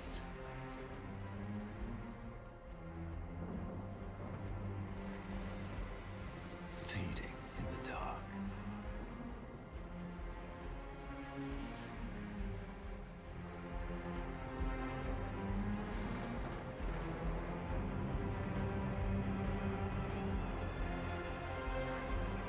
But once the same.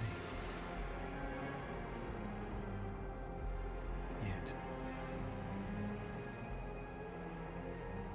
never changed. Are we gonna get adult Tenno? Or is that for Duviri, I guess?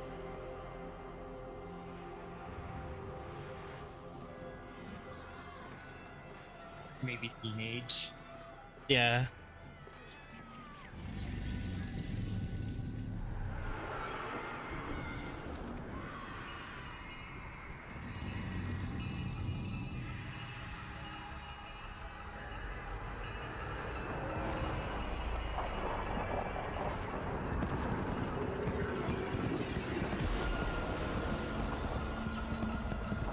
No, the tower. This is like the most anticipated event, right? Yep. This is like the Avengers Infinity War of Warframe. Yep.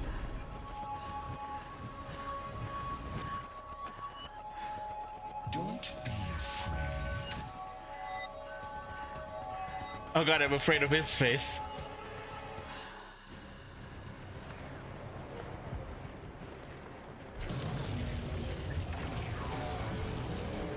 Oh god, it's the goat seat.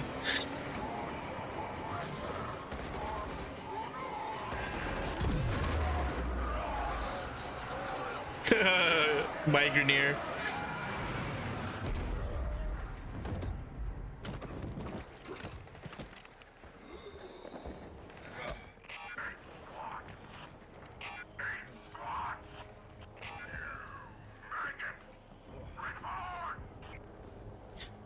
Brothers, dead. Only call 175. Hey, new character. Oh god. Playable Grenier, please. Playable Grenier. Oh my god, playable Grenier. Oh wow. Are you serious? We can finally play as characters. Yeah.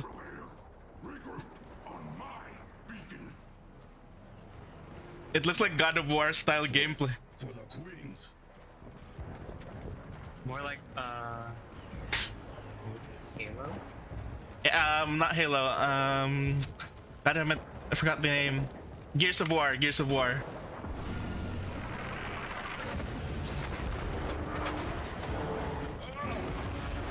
I've never seen Gears of War.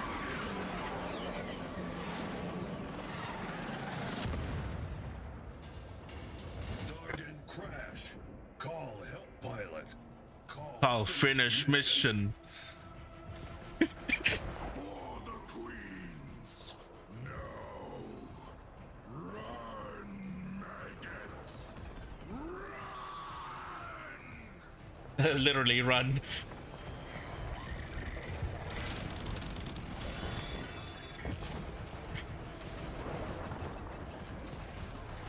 I like how the UI is also very simplified. Help pilot who crash. Yeah. Because it's Grenier. Where's his health? Is it the one above? Yeah, it's the one that says 1000.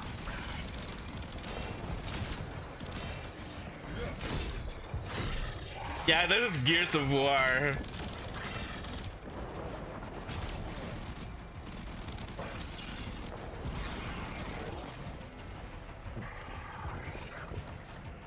It's like another game within a game again.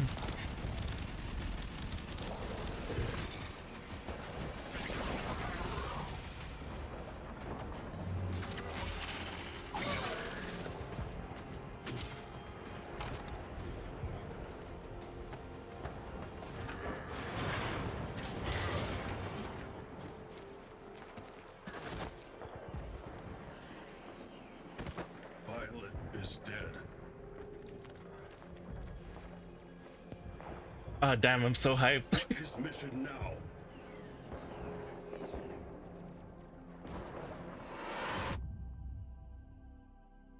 Okay. Oh, Corpus. Oh my god. Corpus, please.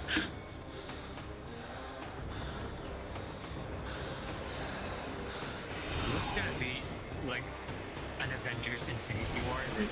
Yep. Like all of the factions come. Vessel. Nice. Hold fast to your stations, crews. Our glorious victory is close at hand. He has a fucking plinks. The dumbest weapon in the game, of course. Confirming tech aboard. Viso-R at your service. Most gilded director. I like how minimalist the UI is. Yeah. Command overrides aren't working. I need to break fire control from the fleet. Can you fix that, Vico? It's Viso, most lucrative and sagacious visionary. Yes, I can try. There's a trace conduit nearby. I can bypass it. Yes, do your thing. There's a nice bonus in it, if you can.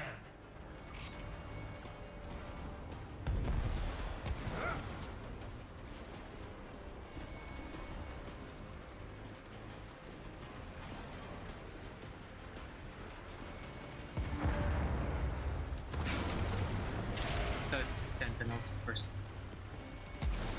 Yep.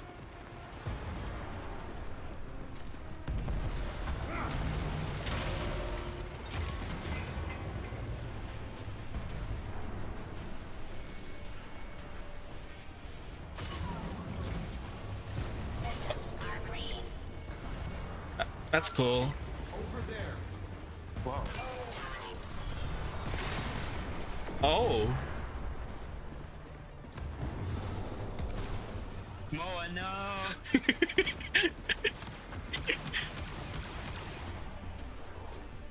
We just Sir, killed that Moa. Viso here. Our robotics have gone rogue.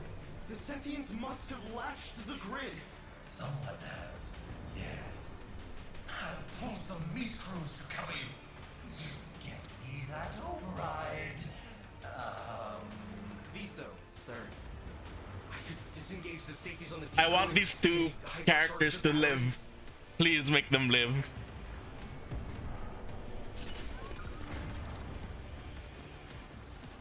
Is it game called ESO?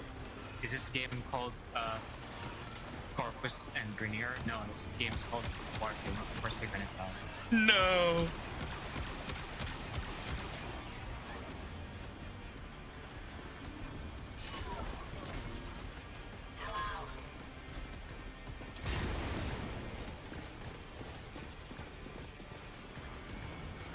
This unit is Move quickly now. glorious destruction.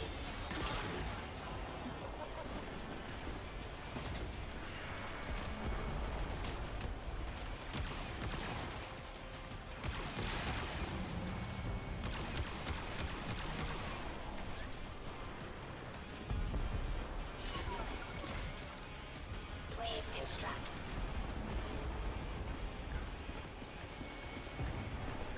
It's like a really different game altogether. I can't believe it. Go there. Oh, I love puzzles.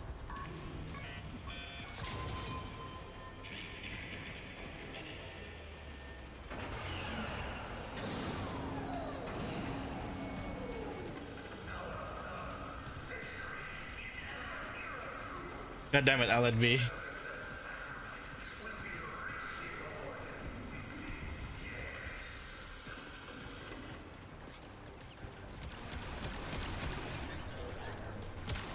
Now some of you might die, but that is a sacrifice on It's exactly that.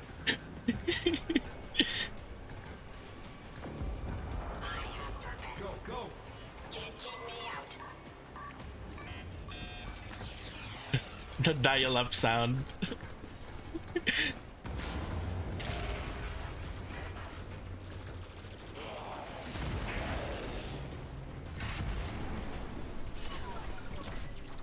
no. Oh, okay, okay. Off you go.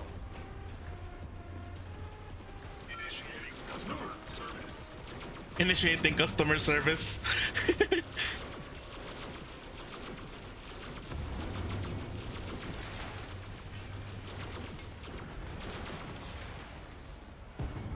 Okay, so don't just stand out.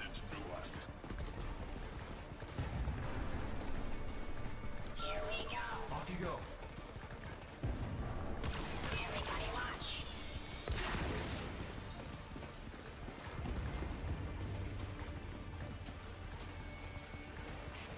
If I don't stand down fire control soon, we'll all be sucking vacuum. Tico, what's taking so long? Sir? You want to disengage fire control from the fleet? I don't understand. Look outside. We're all about to be under new management. Now do your part, or I'll find a more forward-thinking replacement.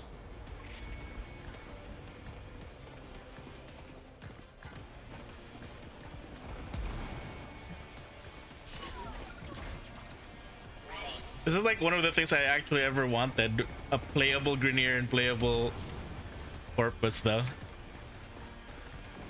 Hi Access Reality, I'm doing good.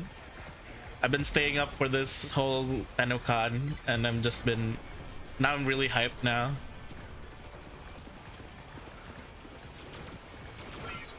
Over there.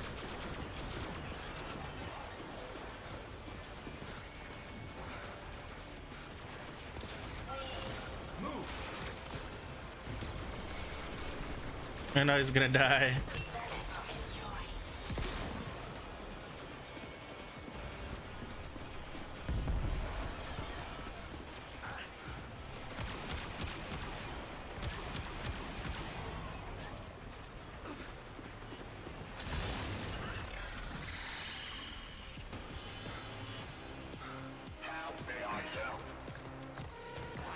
Preparing for an extreme stress test. We are doomed. Ready? Ready. Go. Is there more? Is there more? Please. Oh, are we back to the Grineer?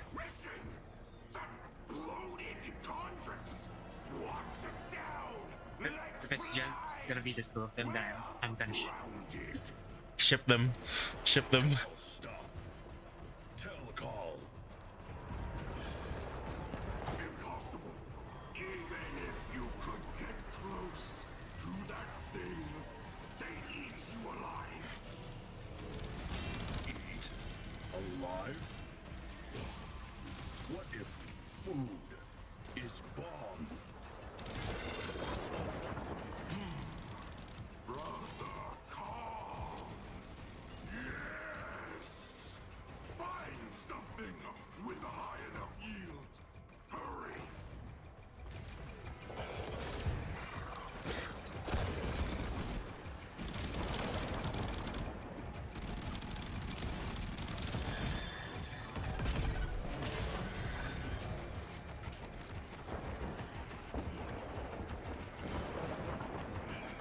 Right, he's Grineer, that's why he has no shields.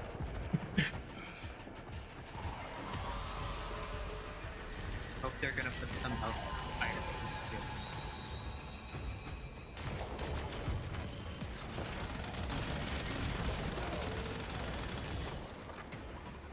Because I really wanted to see what it's like from their point of view.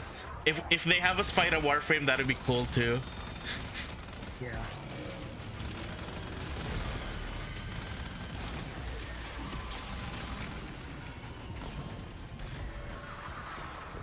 For the queens.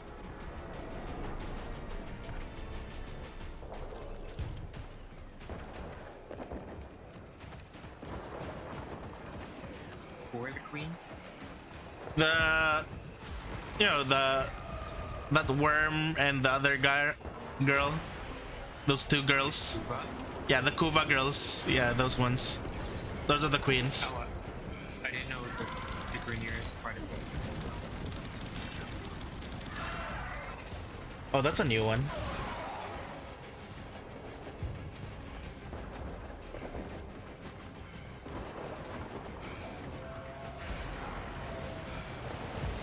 What the fuck is that?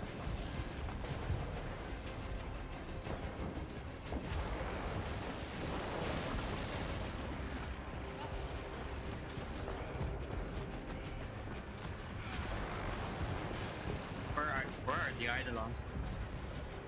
Oh wait, there's enemies. Yeah.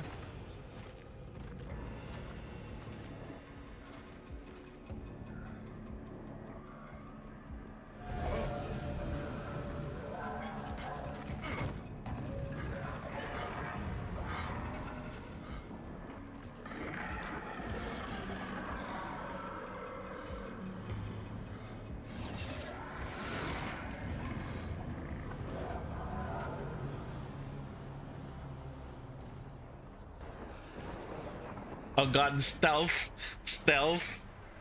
Are you kidding me? Searchers must not see call.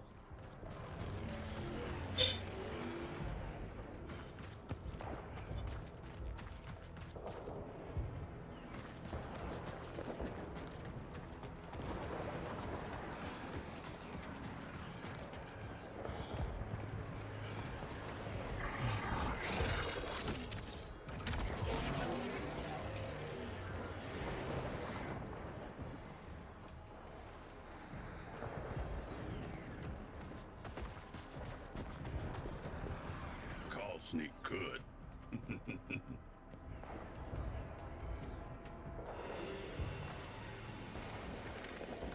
What are you doing around run?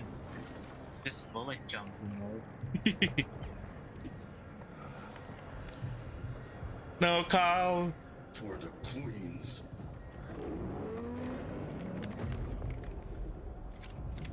Carl, no.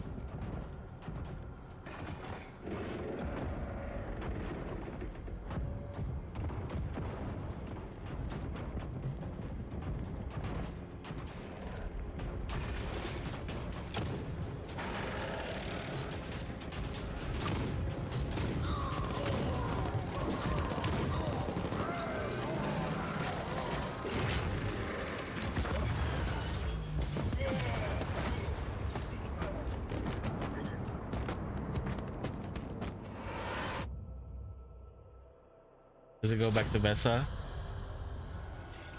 Oh? What is this?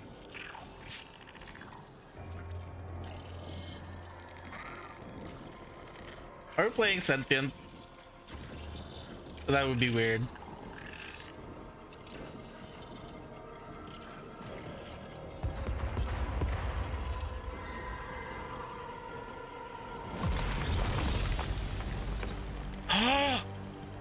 Session? This really is the Avengers. Please. Please. Oh my god. Oh my fucking god. Orphix fields will be scattered. The Orphix fields will be scattered. It's Ordis. Ordis can help you triangulate them. Quiet. I'm only trying to. I don't need your help. Switch off.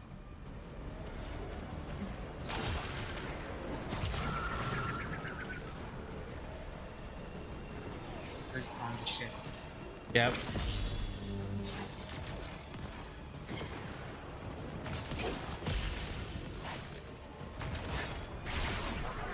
Dual wielding. Damn. Just elements. Please excuse Ordis.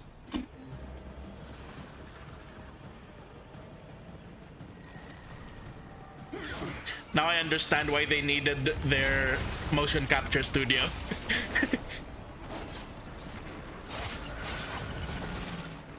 And that's why we didn't have New War because of the pandemic.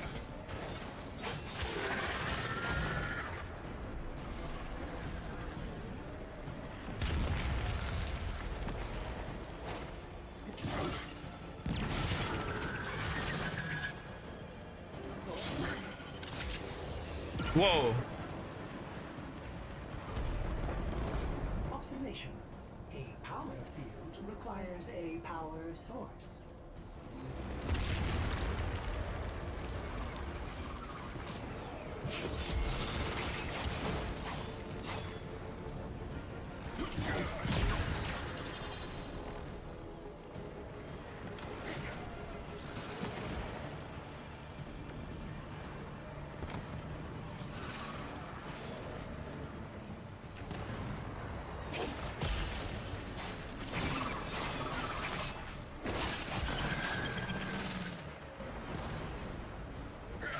But if they suddenly like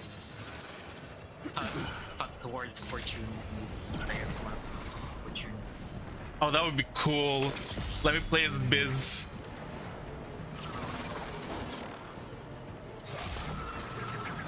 You know what one kind of plot twist I would want?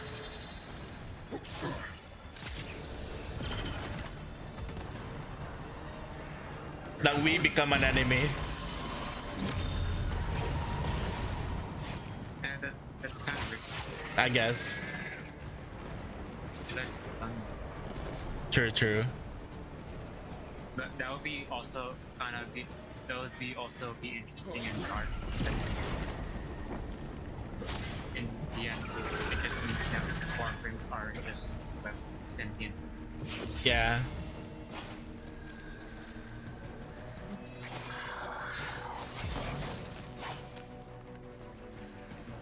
Grenier. Oh my. Maybe that'll happen to Otis wonders remember what we are the getting morality into. thing. Maybe. The morality thing finally would make sense. You shouldn't have come here. You have ruined us both. What?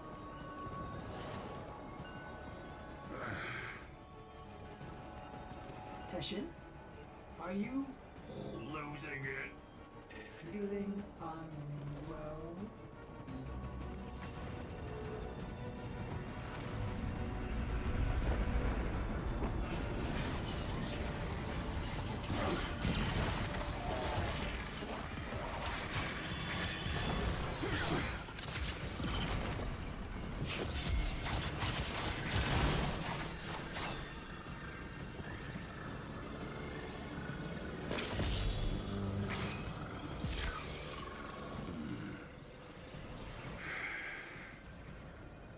Ordis. Yes. Would you like me to deface that for you?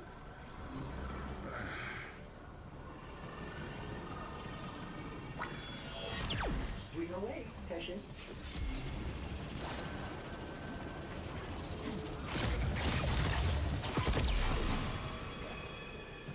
The devil sends their relic to do the deed. But then, we're both relics, aren't we, old man? Ooh.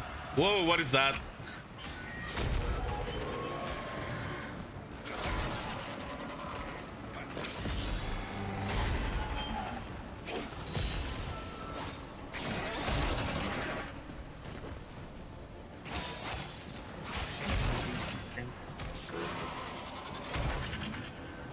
It's the bonking. It's the horny bonking.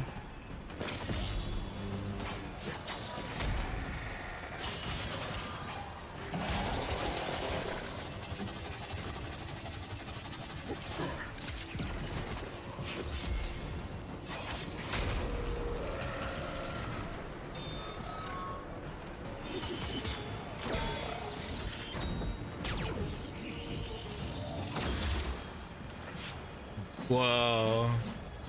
Too easy. Alright, we still haven't seen Art then now. Oh, we're back to this guy.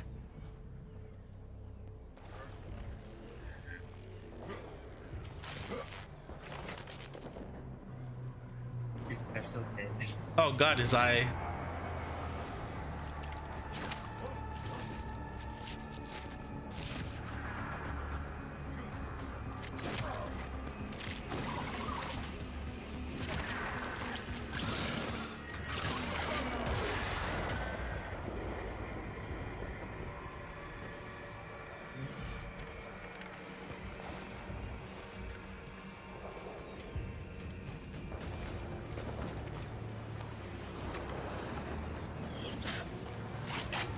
Oh shit!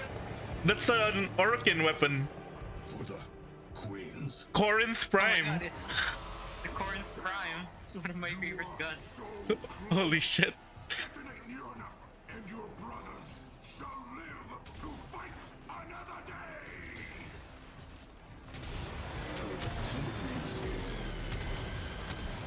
He's using a fucking Corinth Prime. Detonate at the base of that bloated contract. Get that.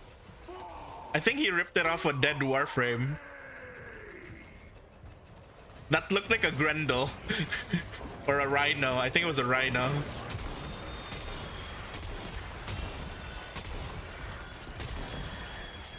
It was one of the players who died while doing this mission.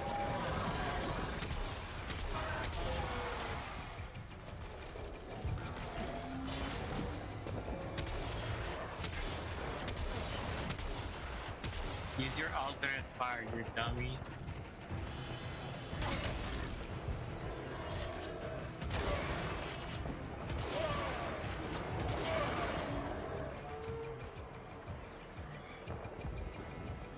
Okay, they finally got their Gears of War game.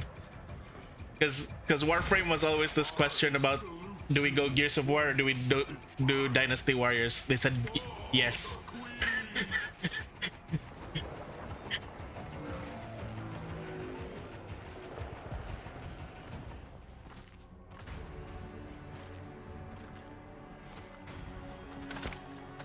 No. Did the Greeneer even know that one of their queens is dead?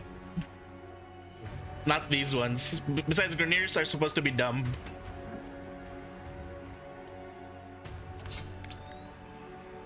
No. For the. I told you they were gonna. For my brothers. No.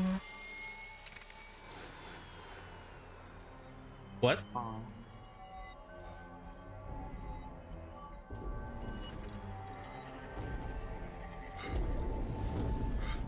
Era? What the heck? Don't be afraid. Is he collecting? He's recruiting the Avengers?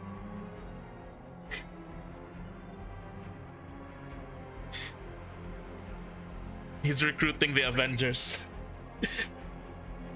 First champion. Yeah. Oh, and now we arrive. I know you.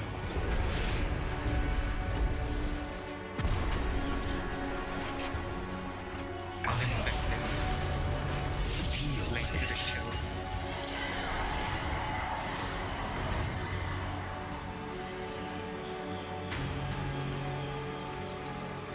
Ooh. It's time. Summon your devil.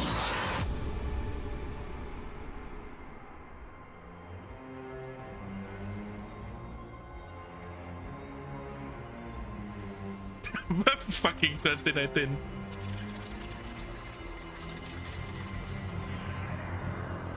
Okay, this year. Got it. My hands are so sweaty. Oh, I can unclench. It all worked. All right. All right. Good work, Megan, on Good playing work, Viso. Nice work, And Megan. Yep. Sheldon on Teshin. Nice work. Teshin, A Colin. little tense at the end finisher there. Oh, yeah. Oh, I wasn't Some sure. animation clipping. Yeah. He's in a bad spot. Yeah. Once Cal got his Corinth Prime, I feel really comfortable with the Oh, yeah, controller. just Not if you're caught in main, but Starting to feel more of like a this campaign. is the gameplay demo. Yeah. Person shooter now. As you can see, we have been working very hard. The team at Digital Extremes are absolute legends. Yep. Bringing everything together. so many places, so many people working hard on this demo. That's right, and we've And shown you just a small part of the quest. It is the biggest thing we've ever done by a lot, and this is basically the first mission, and maybe a little bit of the Sprinklings. ones to follow. Yeah. So really looking forward to, Yeah. shipping it to you guys. And Yeah, finishing you up. guys Hopefully that gets playing you it? guys excited for it. Yeah. I know. Genuinely, like, I'm kind of eager to get back to work. Yeah, exactly. Yep, we've got a lot more to So, cover yeah. and finish up. But No. yeah. Now we will, of course, thank you everyone for watching. We'll have a post up in our forums and social, just recapping all of the offerings that we had made available for this event. Just letting you know. Cal better live or I will scream. Everything, of course, will be covered in that post. Rest assured, there's no need to panic. Yeah, I see some Twitch drop questions in there, so we'll be looking into that Yeah, as well. please do not panic. Don't worry, we got you. Yeah, we got you, and yeah, you know, we'll work out the kinks on the relays. We might have to withhold some of those prizes to put them in the relay farm or something for a while. No, we will not steal your PC prizes. Okay, fine. But thank you to everyone at Digital Extremes. Yep. Thank you. Massive thanks. Yes. Yep. And I think, like, to the Warframe community. I know this is like I think we said something similar last year, but we were just like Scott said it yesterday too. Like this demo especially would have been so much fun to do to a live audience. Man. Yeah. We would have loved We it. do really miss that. Yeah. And so hopefully I'm still sweating, but you know.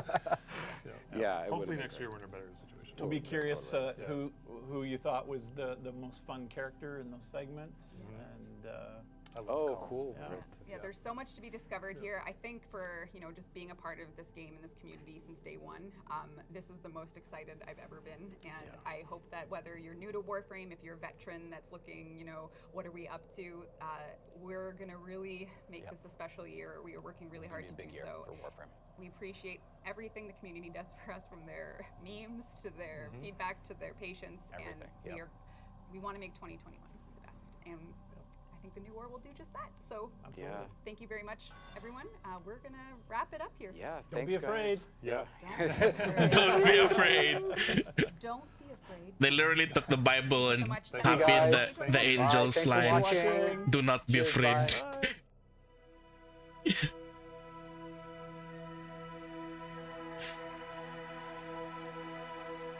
Alright, I'm gonna... Yeah, that's it. I'm gonna end the stream, and I think I'm gonna go sleep now. It's already 6.